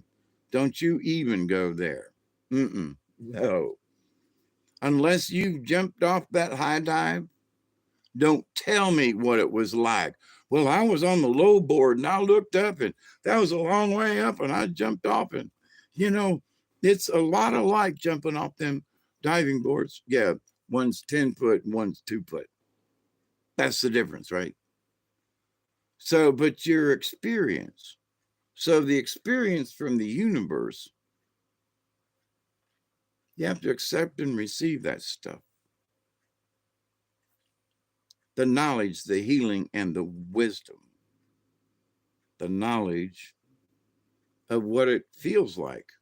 You might not have to go through a hurricane, but you can empathize. There will be something that through that knowledge that you can experience what a tremendous force it is.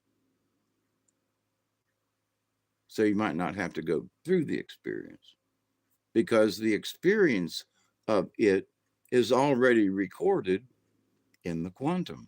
Follow? So to accept the knowledge, you can accept the knowledge of what something might feel like and how people had reacted. So there are different things. So if you accept the knowledge on certain things, you can get certain knowledge from the universe because the universe already has it. So do I mean it? Hell yeah. How else are we going to get along in this universe is I think I think of the eye of the hurricane with 125-mile both direction was fun. Get in the eye and think it's over, then it starts. Yep. As kids growing up in Tampa, I don't know which one it was, but it was about 1968-ish. And we went down to Key West camping with friends of ours. And hurricane came out of the south and chased us all the way back up to Stark, Florida. And then it came in off the Atlantic side and chased us back home to Tampa. We got back to Tampa and the hurricane had swung around the bottom of Florida, come across the glades and was coming up the side. And we battened down the hatches when we got back to Tampa and had a full-fledged hurricane at that time. And that hurricane, I remember we went outside and played in the eye. It was about 20 minutes, before it switched sides. But, don't go outside. The storm's not over. Well, we knew that. But we're going to play outside in it and watch the clouds because how can you experience the eye of a storm if you don't go out in it? Okay. So for the people who say, well, I have experienced this and they want to relate it to a 150-mile-an-hour hurricane, unless you've been through 150, if you've been through a 120-mile-an-hour hurricane, I'll accept it. You know what I mean? But for those people who say, well, we had tropical storm winds and it blew our deck chairs all over the place. No, honey. Did you see pine trees turn sideways like this? A whole field full of them, a whole forest of them all go like this? No, then you don't know.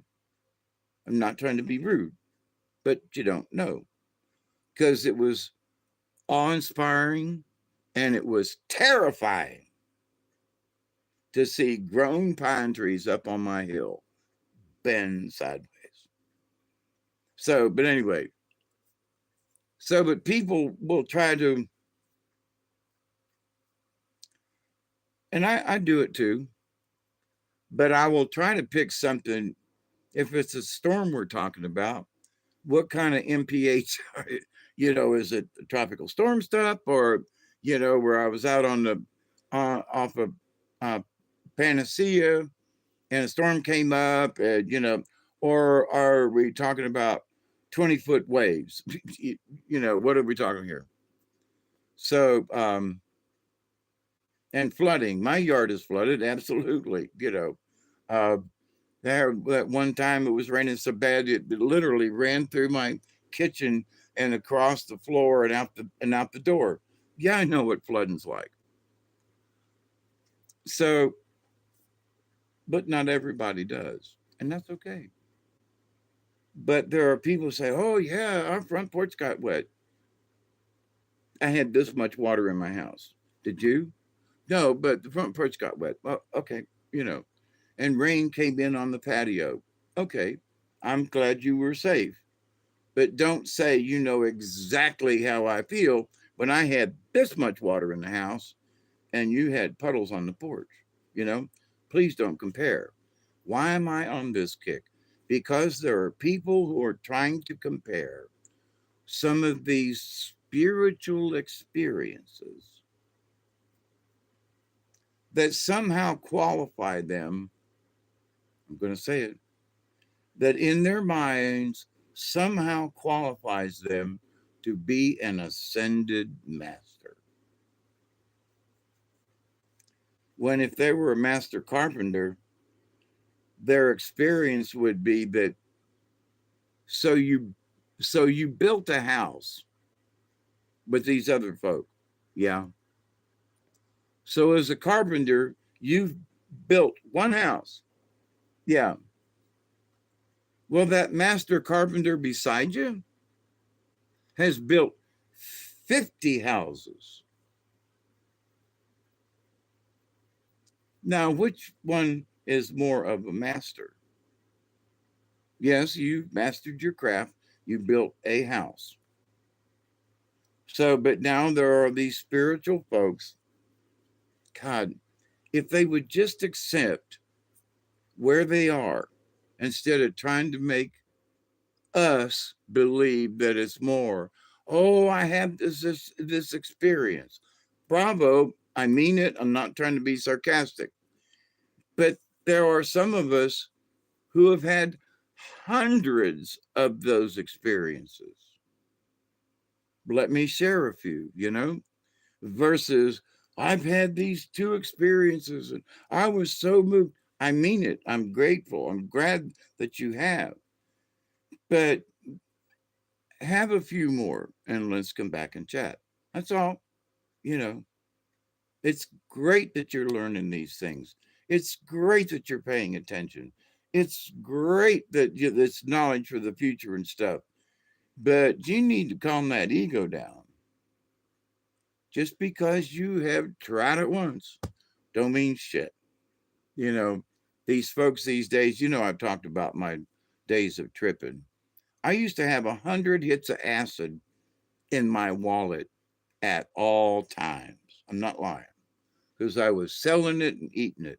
I was dosing it back in the 80s before anybody knew what dosing was. And with the mushrooms, it was the same way. So, I lived in that first place and when I moved to Moultrie that had a cow field.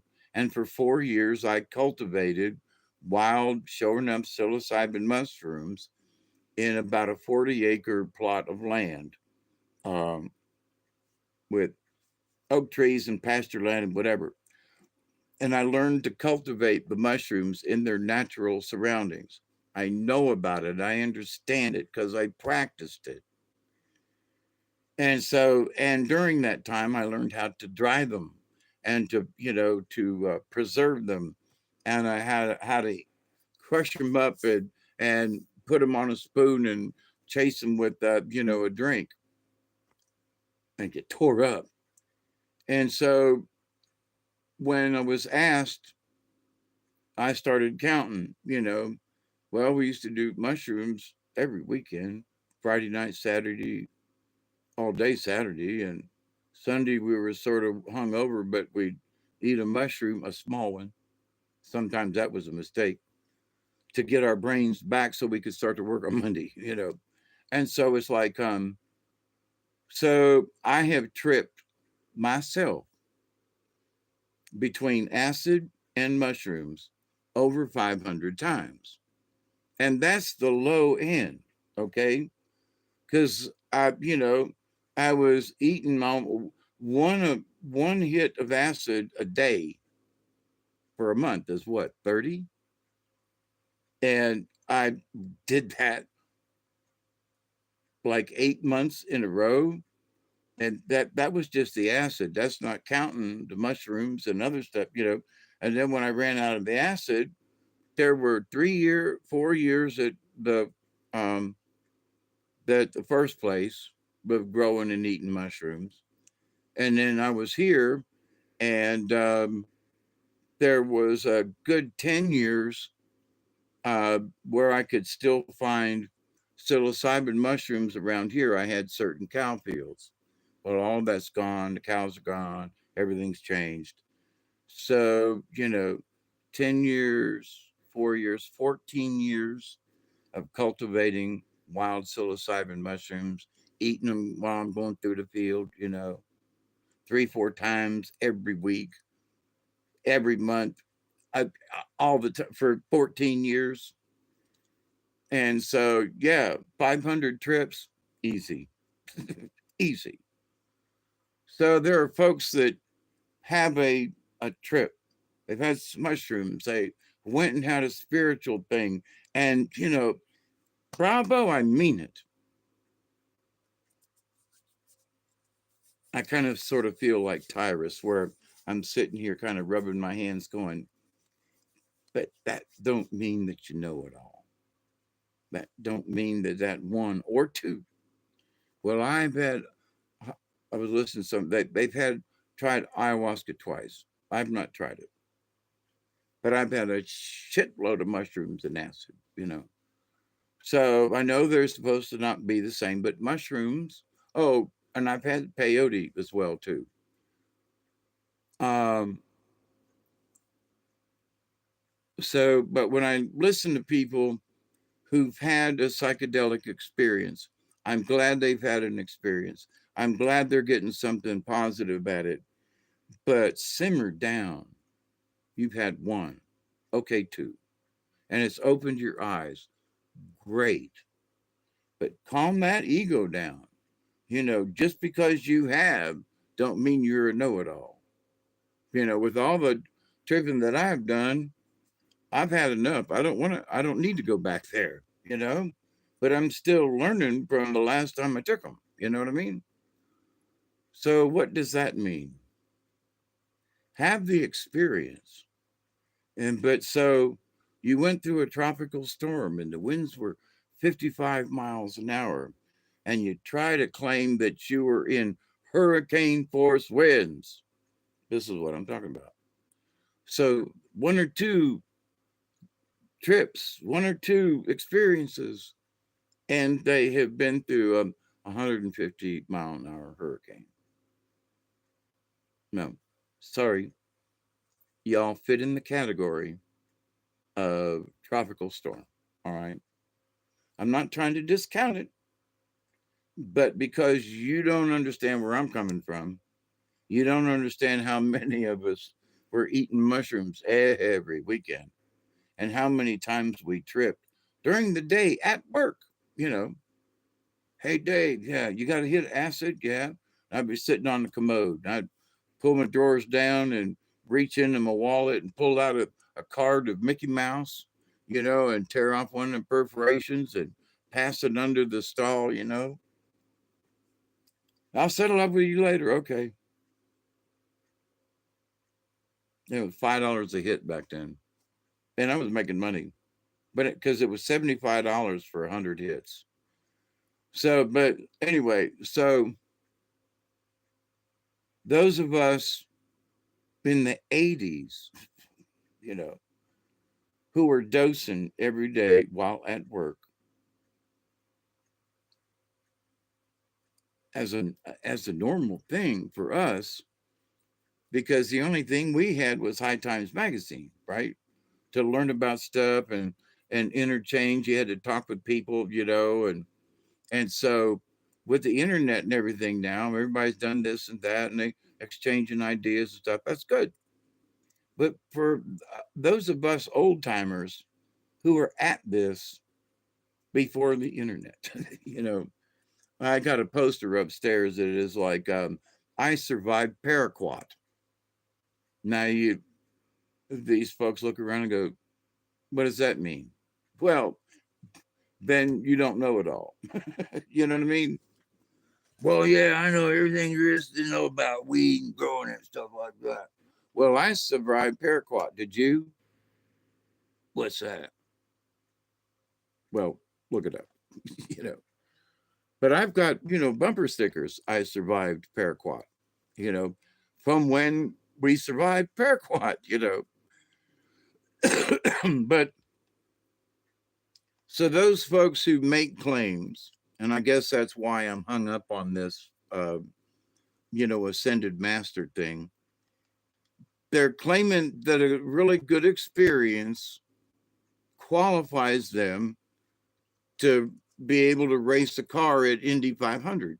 You know, no.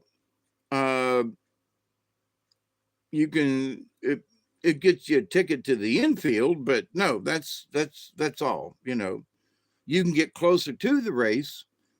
You can be around other race car drivers who have raced many races and listen to their experiences and compare. So if and when you do race again, you will have the experience of what they told you and your own experience of how you learned to drive up to this point. And so, but does that qualify just because, well, let's see, um, I was thinking Bobby Allison, nobody knows who that is, Al Unser, AJ Foyt, um, I can't think anymore anybody else at the time, but famous race car drivers in the early days of NASCAR, right? And I saw him at Daytona in '68. A lot of stuff happened in '68, but anyway, saw him race in Daytona in '68. Um, so, but just because I went to one race all them years ago in '68, Daytona Speedway's changed a lot. They were still racing up and down the beach back in them days. And I don't know if they still do, but um, I heard they cut it out. But back in '68, they were still racing on the beach, and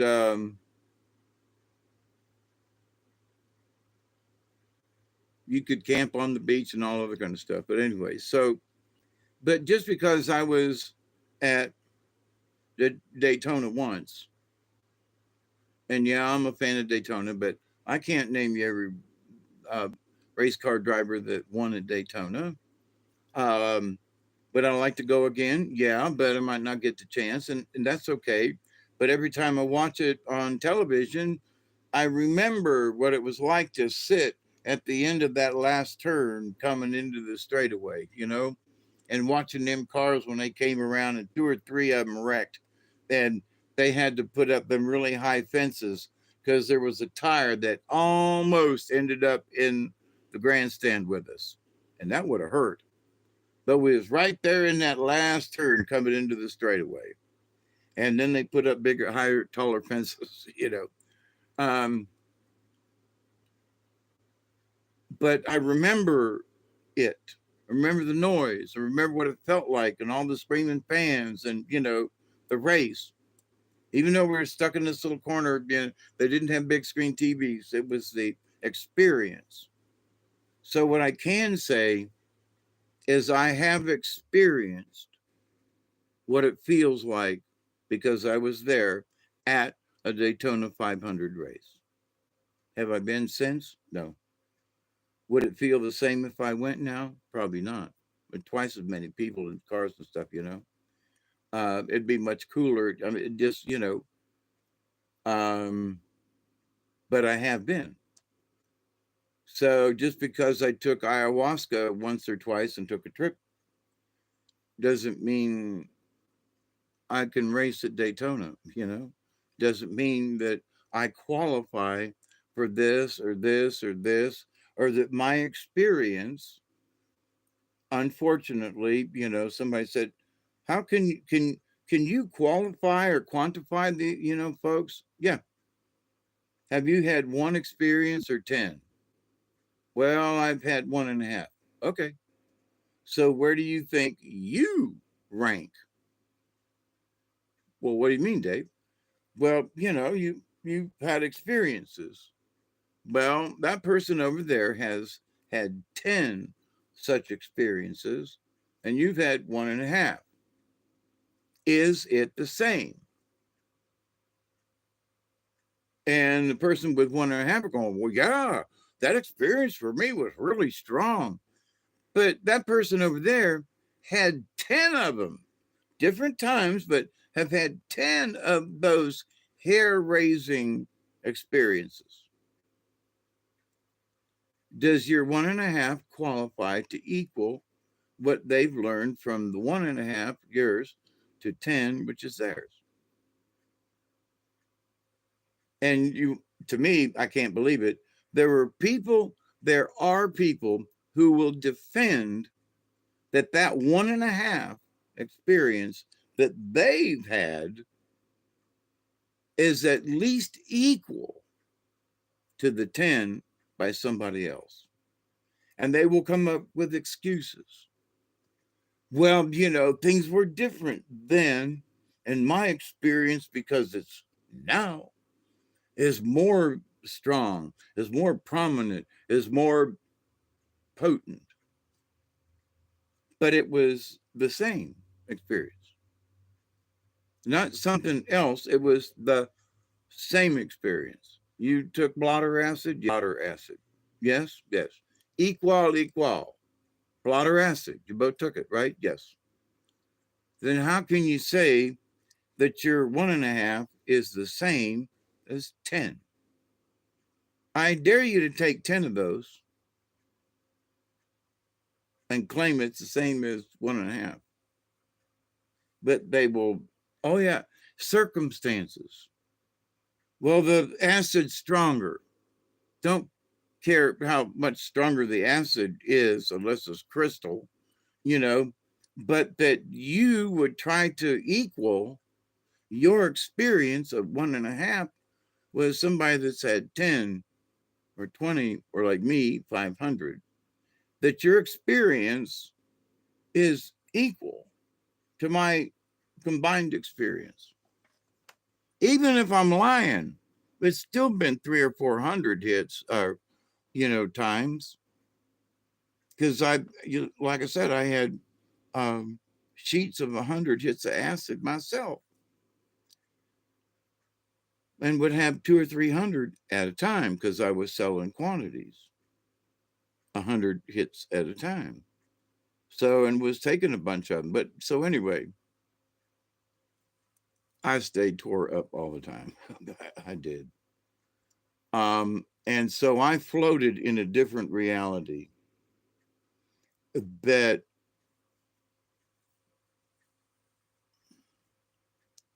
I'm going to say it like this, but there are very few people.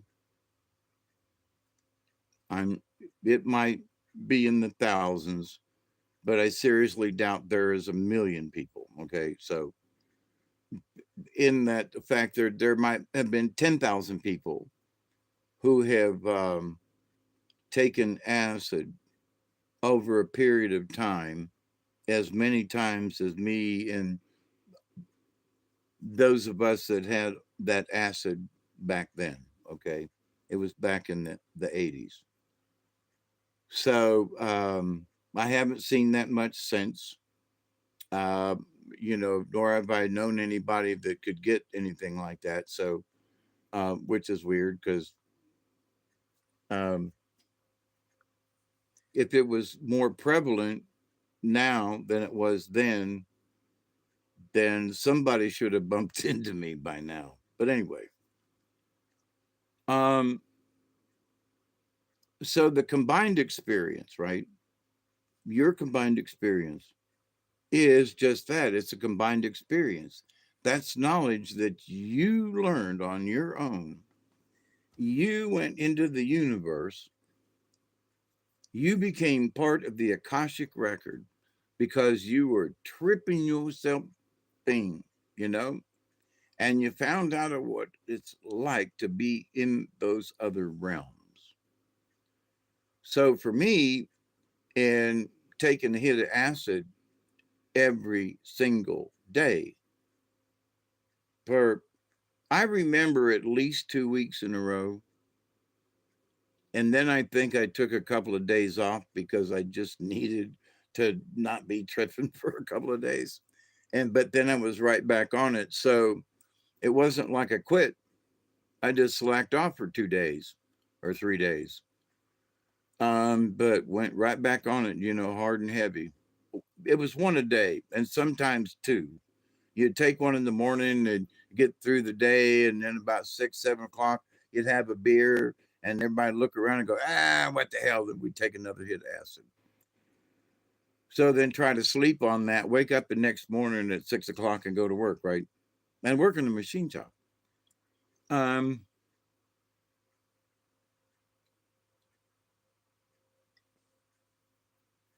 so it's the continuousness of being in that state. And I've listened to some other folks who are now trying to use that as therapy to get out of their PTSD and stuff from Viet, Vietnam and Afghanistan and all over the place, right? So they're trying um, psilocybin on a regular basis, right? And that they're having success with that. And I'm not trying to brag. I'm just saying we were doing it before it was popular. So there are things that I know about what we did dosing on our with the I say with each other.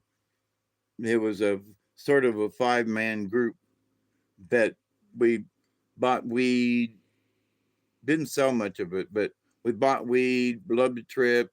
We'd buy an 8 ball of cocaine, I mean, and we stayed high a lot, but we worked too. So that's how we could afford it. Um, but in doing so, being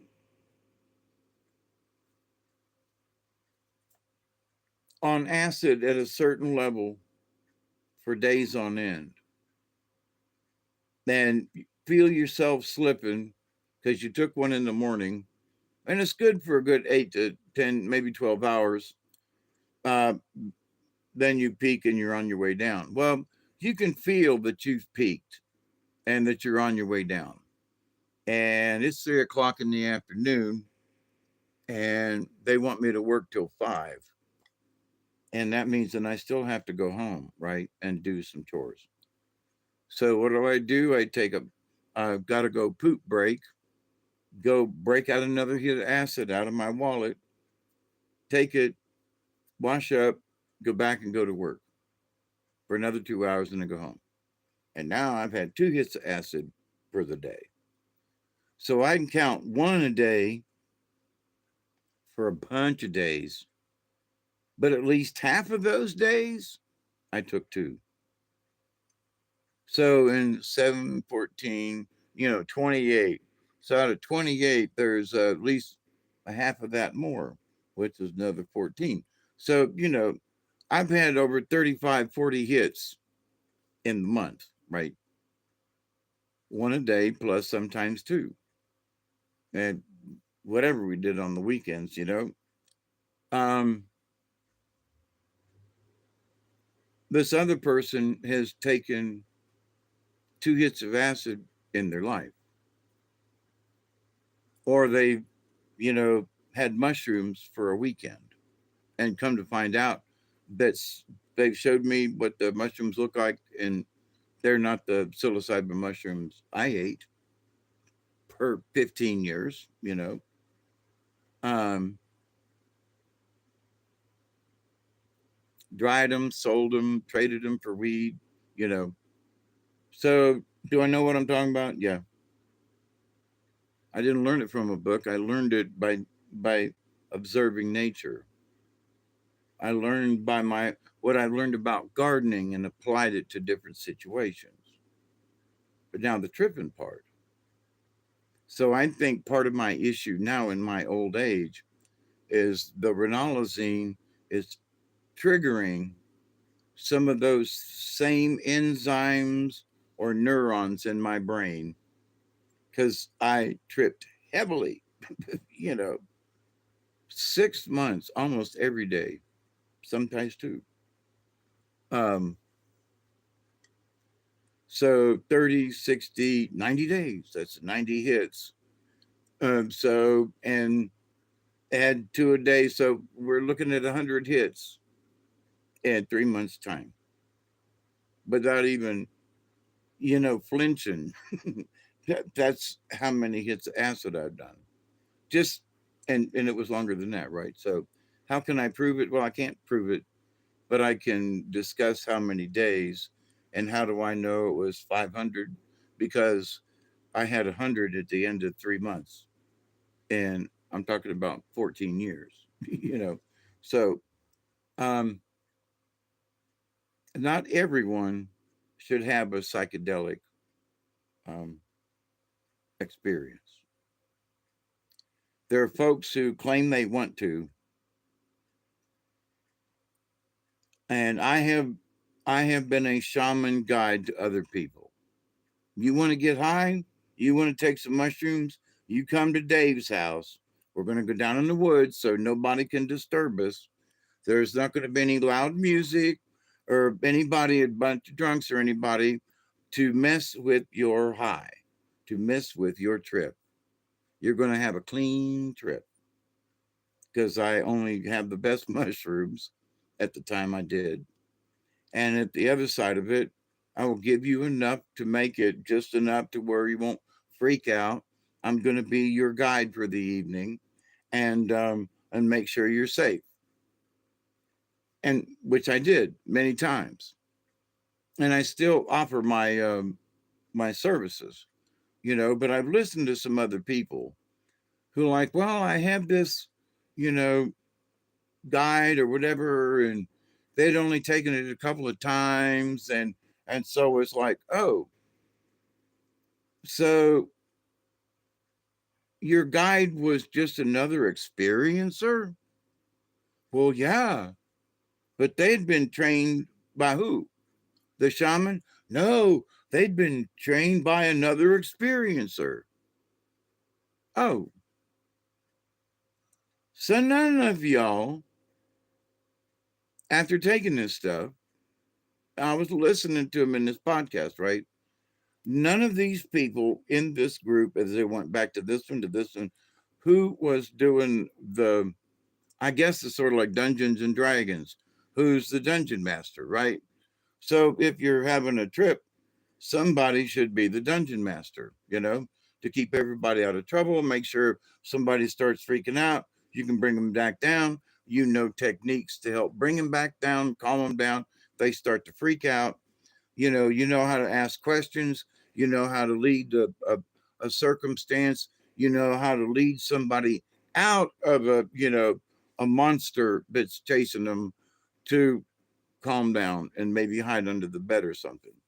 and you give them a blanket to say, this is your secret weapon. No monster can see you, and you're invincible. And they take the blanket and they wrap up.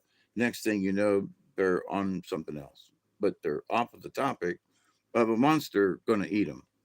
But so, does anybody know these techniques? You're an experiencer who's with somebody else who is non experienced, and you're the temporary shaman in the group. Seriously, I was trained with a shaman, with a somebody who was like, calm down. And then there's a bunch of learning on my own, because back in those days, it was just hard to find anybody. And I had a crap load of mushrooms. So, but I did learn Indian stuff. I was on that kick, in the 80s. Actually, that was in the 70s. The mushrooms started in the 70s. And growing up in Tampa, I had learned, some guru stuff, and I was, doing readings from the public library.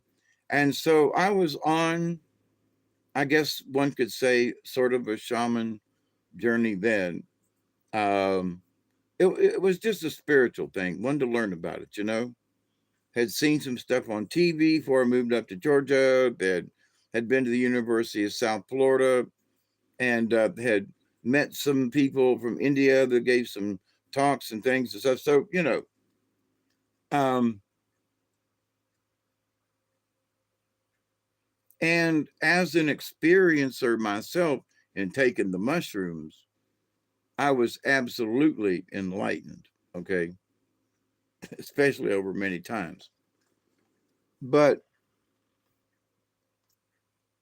and I'm not trying to put these people down, but we need to be able to quantify some of this stuff. How much experience do you actually have? Well, once or twice. And did a shaman teach you? Did you sit down with an honest to God? They don't have to be Native American, but somebody who's been through it a bunch. Not just another experiencer, but somebody who has been, taught 10, 12 different groups at different times and helped different people, on a single basis. You, oh no, this guy helped me out. He just did it, last month, and he helped me. And like, what? So my point to that too is these people who had an experience, and probably because of the lack of some shamans, they weren't really taught. They were just kind of managed by other experiencers. You know what I mean? So these folks who have been in that state of mind, it's not the same. It's trust me, when Joe the shaman and we went down in the woods, and we dropped together, and just his presence and what he'd learned from this psychic thing to look at you and pass a whole conversation over to you. And I'm sitting back there by the fire going, what the fuck is this? I'm sat around fire and kind of sort of had a communal smile. But to have somebody like drill me with like, are you getting Miss Dave? Are you picking this up? And I'm like, whoa, whoa, whoa, what? It's not just a courteous smile that we're both high. Oh no, this is conversation. This is, pointed at you. So, somebody that, well, have you had that experience? No. Well, then that's what you're going to learn in the fourth dimension. You're going to learn what Joe was teaching me at the time. This is what you need to learn going into this spiritual realm. You need to communicate just by the thought and by a look. And Native Americans, they don't talk a lot when they're out and about and stuff. They do not talk a lot. I'm a jabberbox. But when they're out in the field, when they're outside, they don't say a word. Nothing. They'll snap their fingers if they want you to look at them, and then everything will be in a hand gesture or their eyes, or they'll point and then look back at you with that pay attention, listen, I'm talking to you, and it's coming from the third eye. And it is an extreme experience when you have that experience. And not everybody has had that experience because you might be perceptive, but have you been on a walk or whatever with somebody who is receptive? Also, have you traded this? Well, when I was being taught that, I was being taught that to use that psychic energy to communicate, with your brothers and sisters, and also to communicate things when words, when something is beyond words, like the can't be mentioned thing.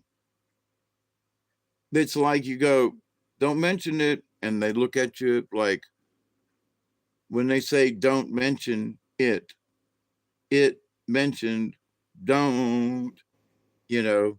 So it's a reversal, but you get the idea because it's the look that comes after you. Oh, you're talking about that entity that we're not supposed to talk about. Okay, I got you. I caught up. So the fourth dimension is all about learning how to do that.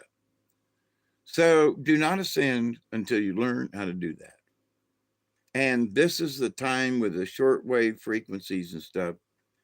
This is our learning time. So, a lot of other stuff going along, a lot of other people going to try to sell you some other kind of bill of goods. When the bottom line is, we already know how to do this. Everyone already has the talent. They just don't know how to use it. And just because a person has done once or twice does not make them a master to teach it. They can ride along, but they can be an understudy. They can be the teacher's, aide, teacher's helper in the classroom, but they are not qualified to teach the class on their own. They can assist until such time that they have become masters of the subject without being rude. Are you a master carpenter? No, I built a house. Okay, come back when you've built 10. Okay, then you'll be a master carpenter. A mechanic, master mechanic. Yeah, but I fixed a VW one time. Oh, really? Yeah, turned it into a dune buggy. Really? Yeah. Um, um, and well, I worked on some Ford end tractors. Okay, and well, I'm a master mechanic. Oh, really? Because you worked on a Ford 8N, and what? Now, it might make you mechanically imbibed, but you ain't no master mechanic. You know, somebody wired a shed one time and they put in a breaker box, right? And they thought that they were a master electrician and damn near electrocuted everybody in the house because they didn't just do that. They tied it into a main without a breaker in it to oh my God, shoo. And it took me a while to unravel that mess to keep folks from getting electrocuted. Almost got zapped myself with a 220. So just because you have done a thing, I rode on a train once. It don't make me an engineer. It don't even make me a porter. You know what I mean? Means I was a rider on the train. So this train is pulling out of the station right now. There are a lot of passengers, and a bunch of these passengers are just sitting in the dining car, minding their own business. And then there are those who are getting together and having conversations, and who are trying to get somewhere. You know, there is a destination because they're on a train. But when they get to their destination, there's more that they're going to do when they reach that destination. Where some of these folks are just sitting around and they're going to go to Timbuktu, but they don't know what they're going to do when they get there. Don't really care. Going to hang out, catch a train home. Okay. In life, we got folks like that. In life, we got folks who they have a core value of some spiritualness. You know, they don't want to beat up anybody or shoot or kill or whatever. But they might hunt. But only hunt for food, not for profit or whatever. Then there are those people who were made to hunt, like go in the Army, Navy, whatever. And then there are those folks who just, and there are some of them out there, they love the blood and guts of it all. I mean, the smell, when you cut a deer open, it stinks, and the guts and everything. There's an odor there that is like, God almighty. But there are some folks that they love it. They can't wait to gut that deer. And, and the stench, and they're like, God almighty. Ooh, yeah, well, man up, boy. It ain't nothing. Okay. But to some of those folks, they've done it so much, it ain't no big deal. And they almost enjoy it. So, yeah, are they Jeffrey Dahmer? No, but there is a certain, I could never have enjoyment out of it where some of these old timers do. Just say it. Swamp folks, mountain folk, don't matter. If you've done a lot of hunting and a lot of gutting and stuff like that, some of these old timers that I knew, most of them are dead now, but they just liked it.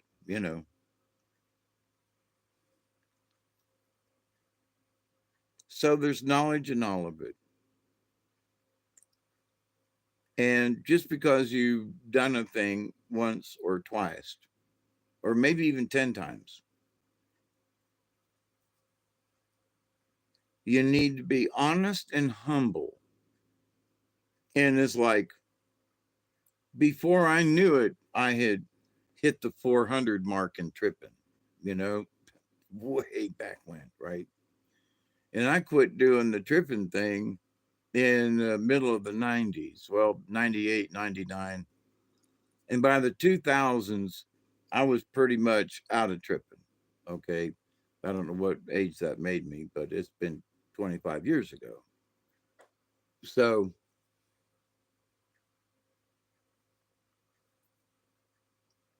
I'm still tripping, but I ain't had no mushrooms or acid.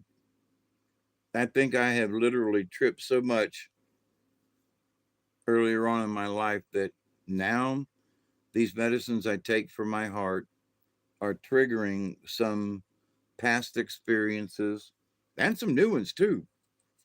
Um, how can I tell? Because of how I feel. So when someone tries to say, "Well, Dave, I know how you feel," no, you don't. Don't be so silly. You know, did you ever have a broken leg and be in the hospital? No. Then you don't know how I feel. I'm sorry, but did you? Oh, yeah.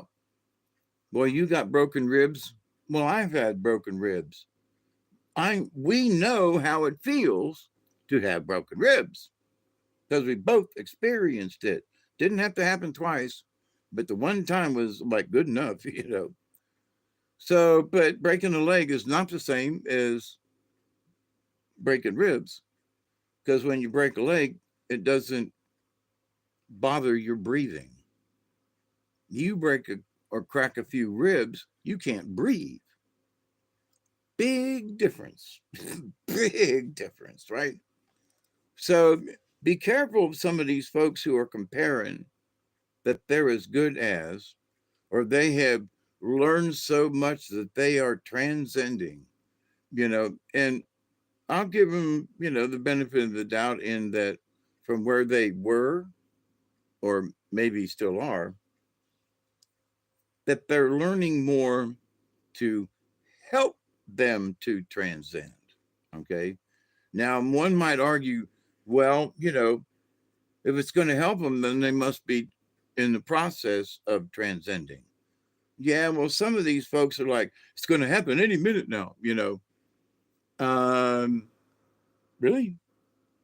And just in listening to some of these folks, just listening, not trying to pick them apart, but they talk about an experience that it's similar to this, and this is what they got out of it, and it's like, wait, now I just listened to you explain something to me, to the audience, and I'm thinking to myself, man, you got this and this and this out of it, didn't you? And they didn't get any one of those. They're like, man, I realize that the universe is vast and that everything is like, what? You knew that before you took the ayahuasca or the acid. You knew that the universe is great and big and everything. That's why you're taking the acid, was to experience it. So you came out of it, and that's the only thing you got. Wow, the universe is really big, man. That's it. That's what you learned. That is it. Okay, that's good. But so then they try to pass that information along to the next person because they're going to try to be a guide. Wow, man, I tripped, man. And I saw how big the universe really is, man. Well, I want to trip. Well, come on, man. I'll do it with you, and I'll help you through it, man. Okay, I've heard that before, right? So, but the person that's doing it has only done it once, and the only thing they got out of it or was that the universe is big and nothing else. No words, not anything, no glimpses, nothing. So the next person that's going in, the only training they've got, presumably up to this point, from their guide is that, wow, man, the universe is really big. So then that plants a seed into the newcomer's mind before they take the acid. The universe is really big. So, and being tripping is a lot like hypnotism in that you're between places in your brain. And so that, you can see the hypnotized words. That's a weird way to put it. But so you go, wow, man, I think I'm hypnotized, and wow, there's something.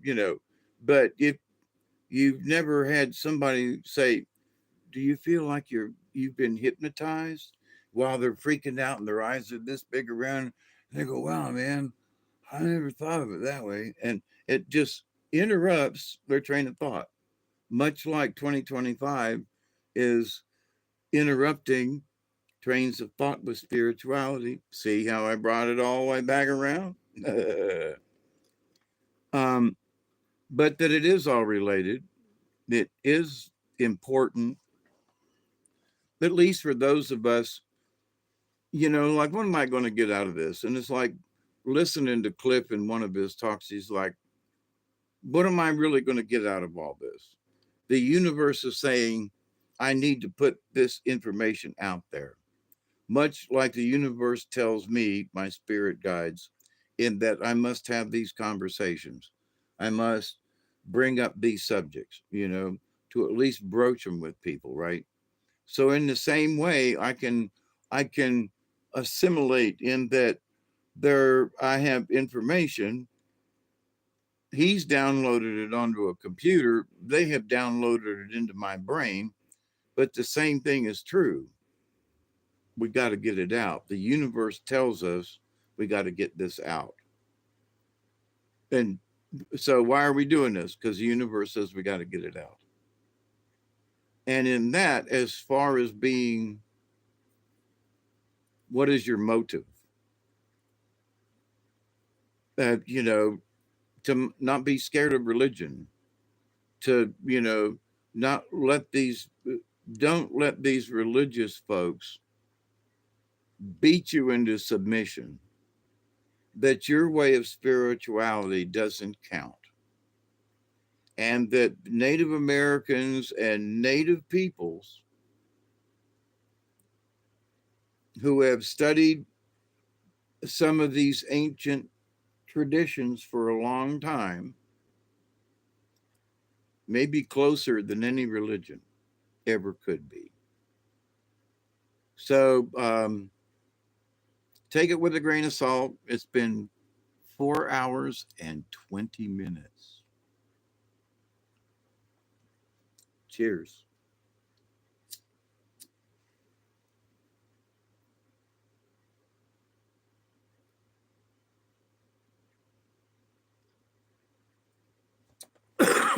So anyway,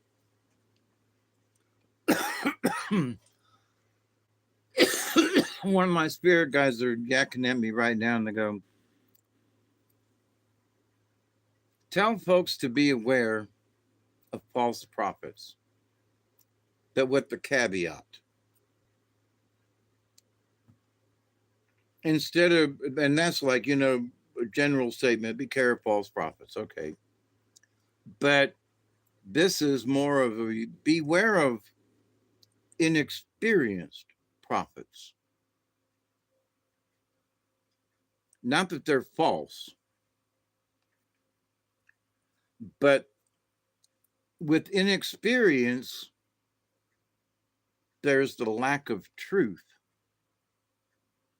So if someone's trying to help you, teach you in this business on the other side, or in the in-betweens, if they've not had enough experience, they can't um, convey or communicate correctly with you, and that or misrepresent something that you might need to have clarified.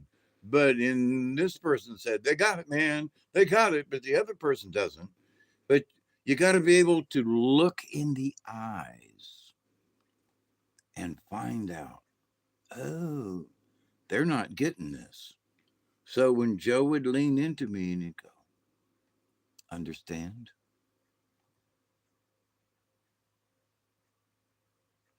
Understand? But you're giving me that look. Yes. Do you understand? And the look and it and the energy and the thing and the, oh, holy crap. I get now, it was okay if you didn't understand. Because it was like, okay, then, and he would lean back and his eyes would like go get normal. And he'd go, okay, let me figure out a better way to explain this. See, so that he would come back in and try maybe a different story or something, a different parable. But the lean in and the look and the intensity of that look was to make sure that you were using your third eye and that you understood psychically. Do you understand? Well, yeah, I listened to you. No, do you understand? Well, listen, I was do you understand? Wow, that's different. So in does the teacher that you have understand that without being crude or rude or nasty? Do they understand what I just talked about? Do they understand that and the importance of that, especially when you're tripping, because the veils and stuff are where you can do it more easily. So of course you want to try it. Of course you want to train it. Of course but if you've not been trained by somebody before to even look for that, right?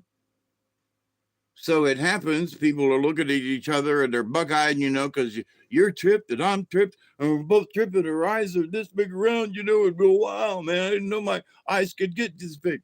Okay, so y'all are in the similar places, but you've been here before and they haven't. It's the first time for them. Can you understand their first time? No, because you're having trouble with your second time.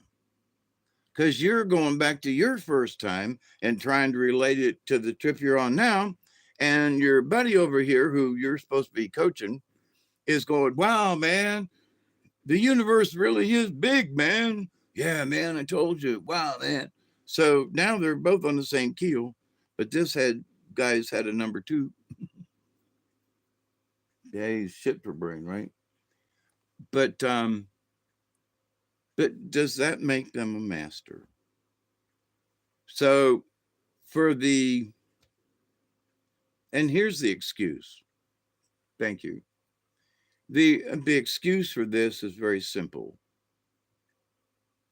I guess that they have not been with a true master of of the of the tripping, of the teaching them how to go about it, what when they're in there, what the field look like, or if they're having feelings, what it could be related to. I mean, you're supposed to be the guide, right? So, but if you've not ever been down this trail, how can you guide somebody else? Now, I've been in the wilderness a lot, been to different places. So, if you took me to another swamp and I had a map of the swamp, I would be familiar, but only with the map. And I would be familiar with the swamp because I've been in swamps. But am I familiar with the swamp I'm in currently? No. But I do have accumulated knowledge. So the accumulated knowledge of somebody, God, I hate to use it, but like me, who's tripped a bazillion times versus somebody who's only done it twice,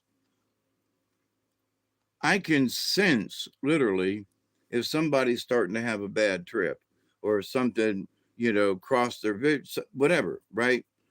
Where somebody who's only done it twice might start freaking out on the same thing that person number one is, right? So experience. So these folks really want to be shamans. They do.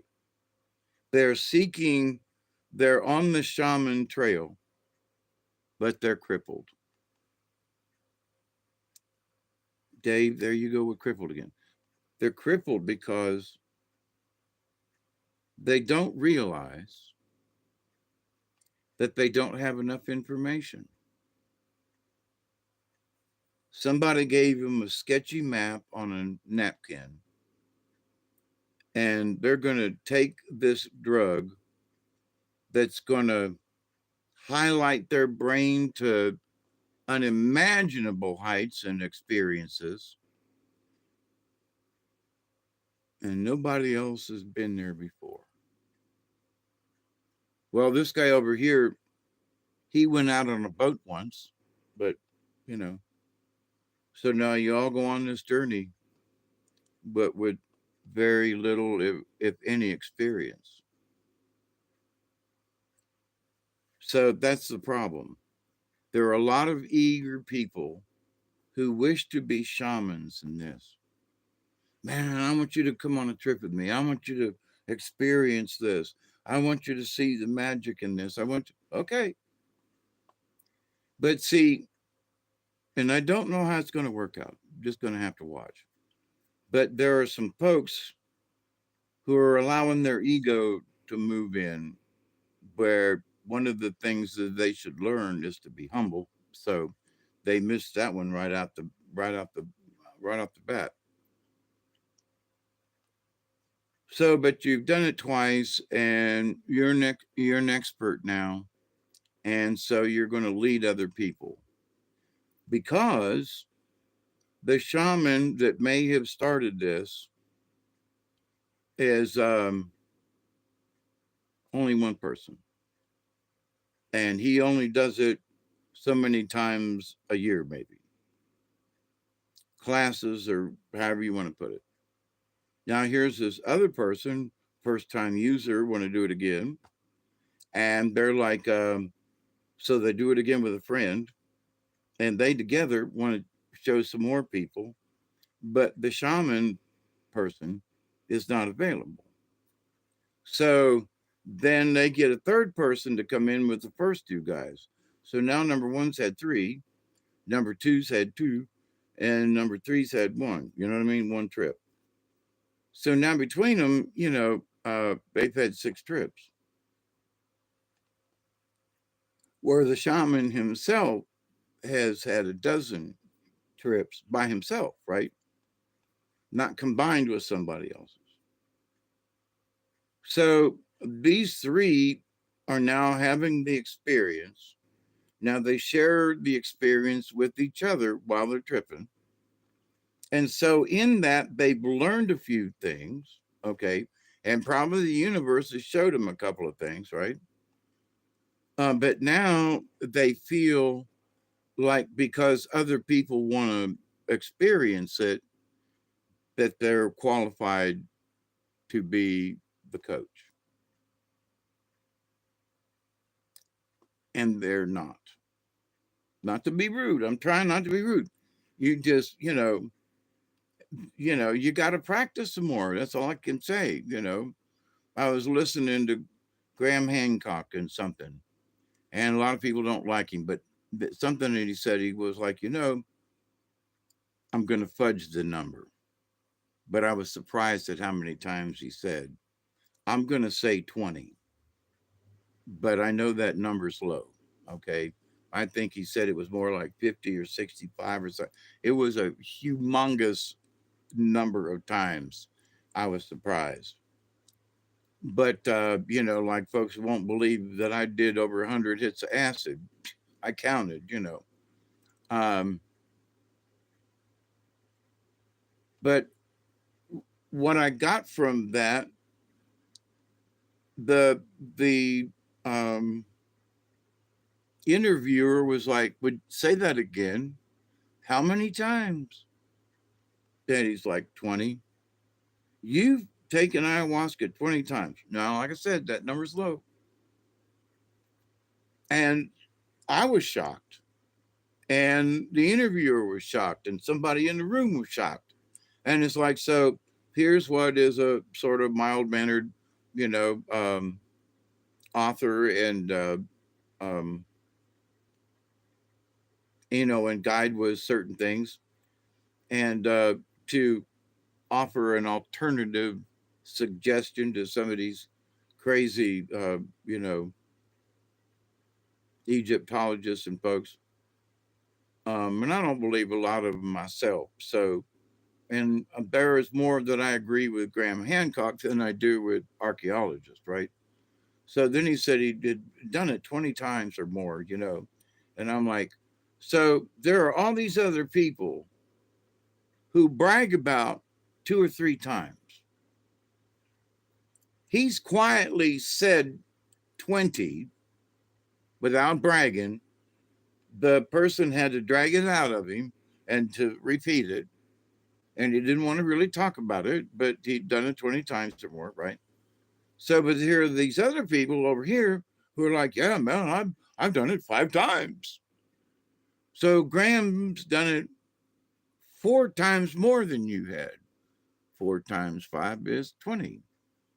So, wait a minute. So you're criticizing this guy over here because you don't know how many times he's done it. Okay. So there are folks who talk to me that way, right? Well, you don't know what it's like to be trapped. I'm like, I didn't come down for a month. Here's Graham Hancock. Oop, it's a 20 again. Um, here's Graham Hancock, who has done ayahuasca. Again, 20 is not the right number. Has done it 20 times. And these other journalists and people and higher than thou mighty thing, they've done it 5. It's not the same. It's not the same. It's not the same. It's not the same. It's not the same. And these people who keep claiming that because they've had one experience that they're qualified, I'm sorry, you're not.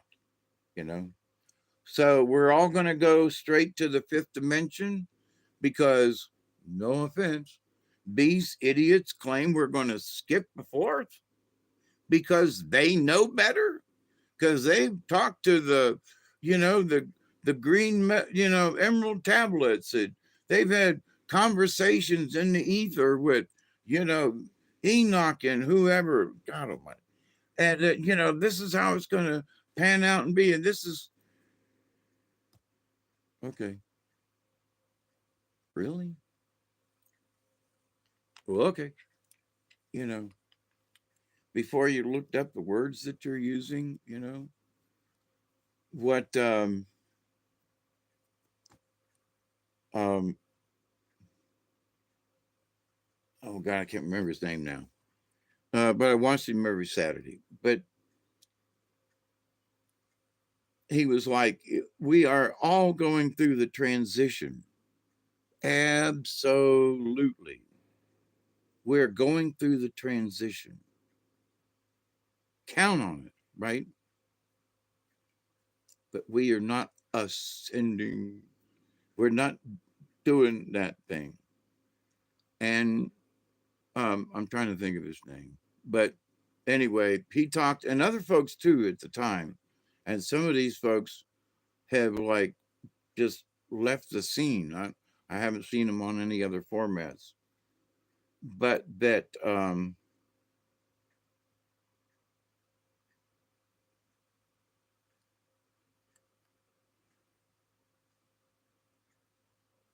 yeah, it seems that, a little bit of knowledge does go a long way.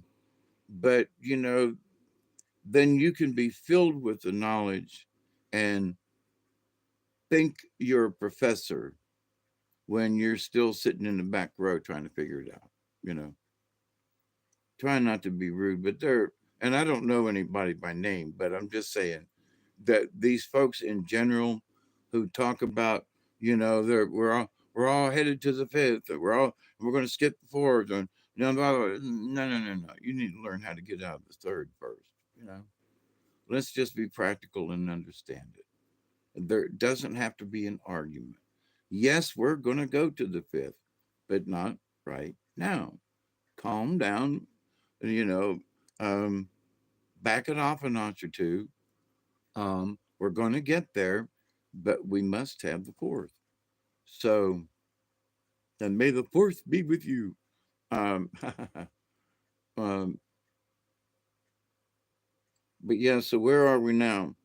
In this time and space, as religions being questioned, as the Catholic Church and the Pope business is being questioned, as the folks who want to go back before the Vatican II, they want to go back to the Latin Mass, they want to go back to the way it was, and a lot of them, because I've seen Catholic masses here in the future, and I don't like them. I wouldn't go to another one. So, and Dante had it right, in my humble opinion.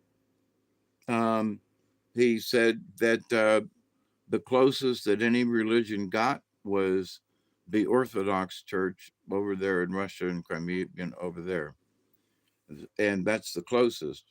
And in my teachings and understanding from the Catholic side was that they were the closest to the Roman Catholic Church, was the Orthodox Church.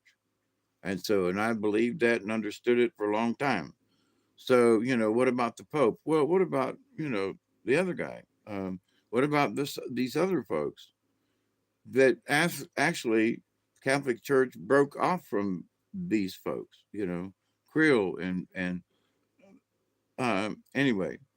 So, but in this future thing, that religion is going to just get chopped up, messed up, and otherwise, the bottom line is going to be, is it necessary? And the great awakening is going to be, and I'm right here with you, and I can, in the future, I can say, I told you so. We're having this conversation. But in that, it's not what religion you are, is it very simple. Are you a spiritual being? And if so, are you on the good side or are you on the bad side? There's no really in between anymore. You're either working for the good, you're working for the cause, you're working for that cause, you're working for the angel group and the Charistas, you're working for me and my, I consider myself, my group, the Silent 72 Plus, my group of folks who do believe it, that we do have a purpose and that we do believe in the Christ, that we do believe in, in these things. And yeah, so now what do you believe in? Nothing in particular. Do you have a cause? No, don't, you know, um, okay, never mind. Now I can teach you, you can learn about it, but do you know it? No. Do you know it? Do you understand it? Whoa. So that gets into another realm also, right? But so in the understanding of all this, those folks who want to be all informed and they've gotten some information and they feel special, please, I'm sending this prayer out. Learn to be humble. The information you have is pertinent, but how you present it. And I spoke to Archangel Michael the other day, and we had this long conversation, and we had, blah, da, da, da, da, da. And, this is going to happen, and blah. And then a month later, nothing happens. Were they talking to Archangel Michael or another entity? Or were they just dreaming it up in their own mind? Were they wishing that they had talked to Michael? I mean, so there's so many possibilities. My folks, I asked them not to give me their names because I did not want this to be about names. Are they angelic beings? I think so. Are they my spirit guides? Absolutely. Do I know their name? No. And there are some times when one will take a break. Oh, I said I'm going to mention this and then I'm going to let y'all go. Good morning to you. I love you all. Thank you. Is that years ago I had a walk in and they're giving me this guided thing, Dave, remember when you had to walk in? Yeah. Well, now it's time we want you to talk about it. So here, now that I've got this sort of off my brain, I'm going to be formulating conversation for uh, the walk-in experience.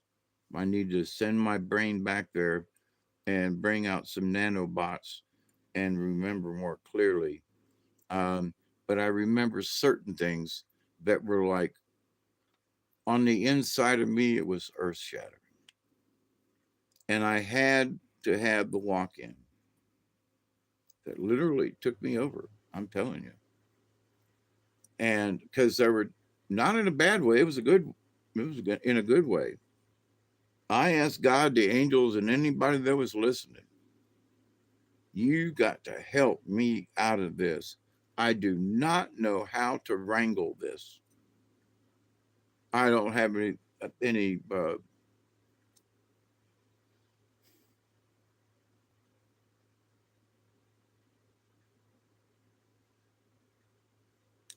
any I didn't have any guides or guidelines or scripts or maps or anything on how to navigate what I was going through.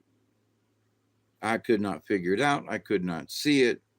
And it was overwhelming. And all that kept going through my brain was I want to die.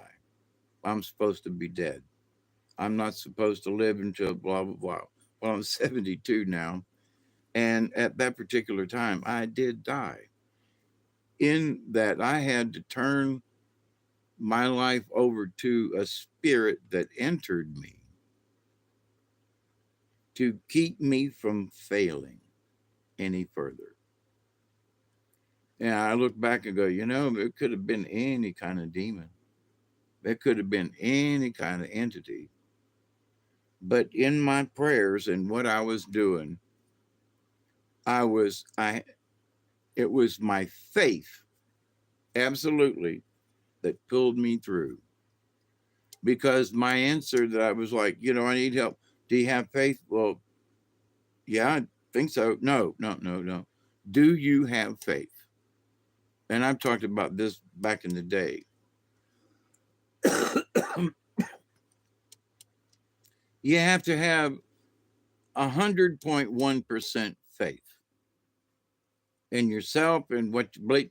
It can't be 95, it can't be 98. And I realized that my faith, and I believe 98%,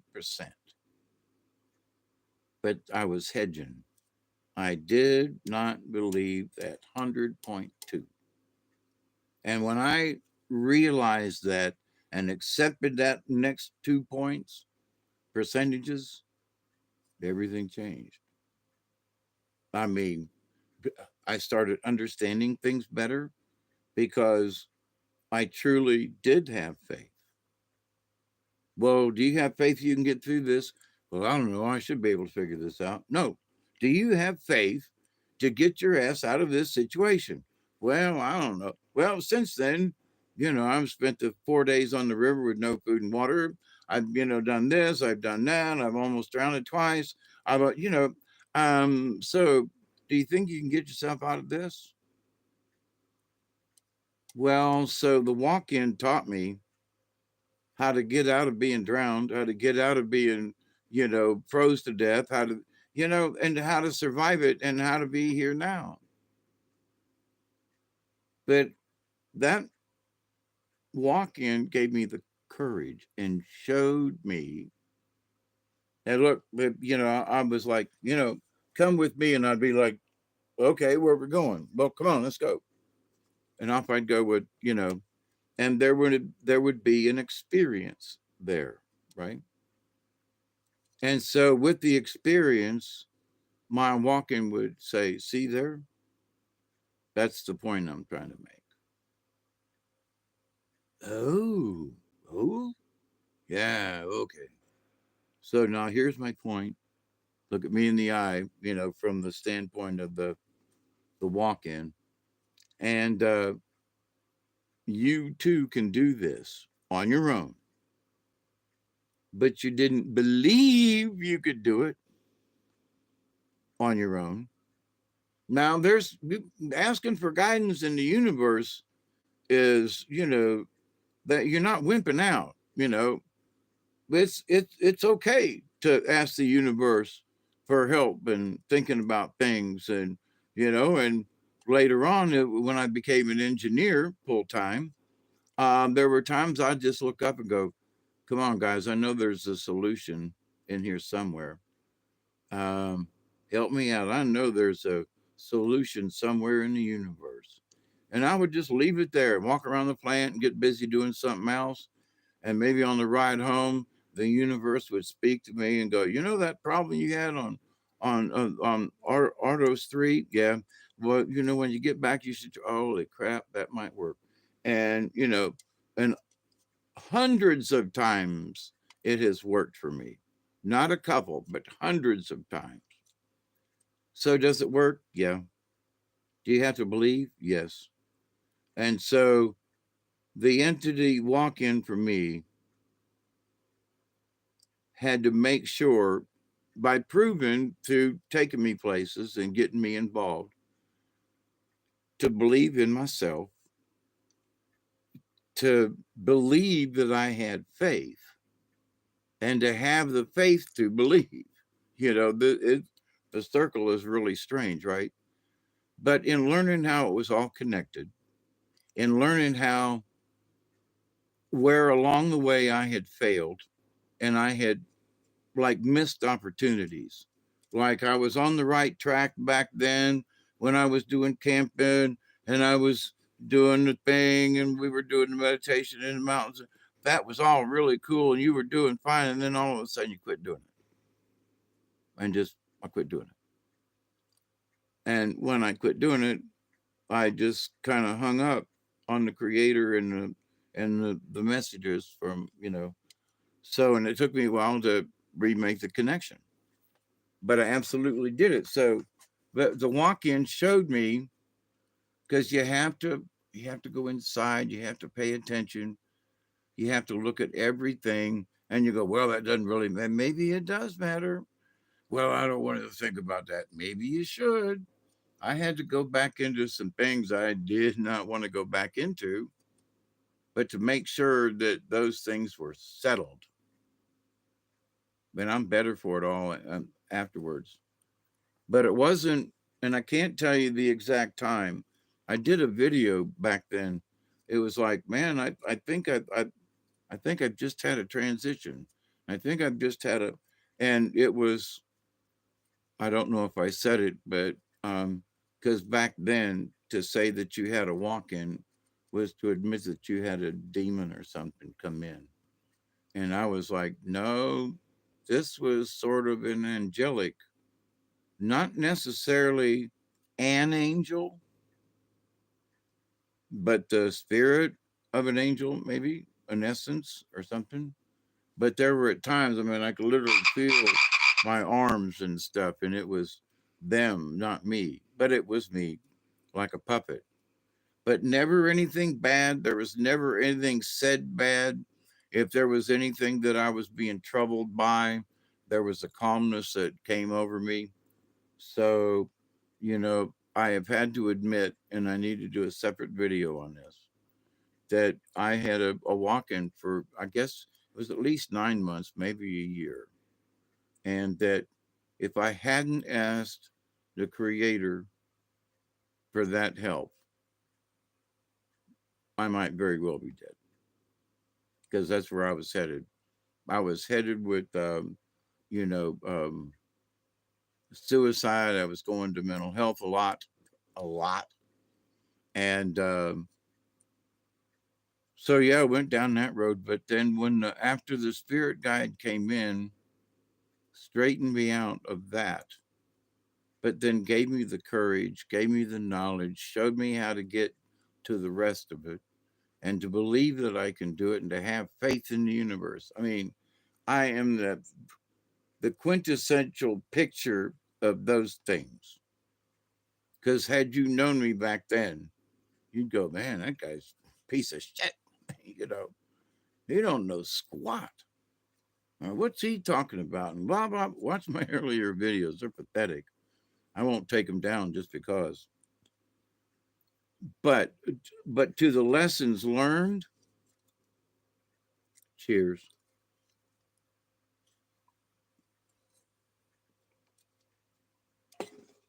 To your family and friends, I continue to pray that each and every day that each and every one of you will continue to learn, because it's a continuation.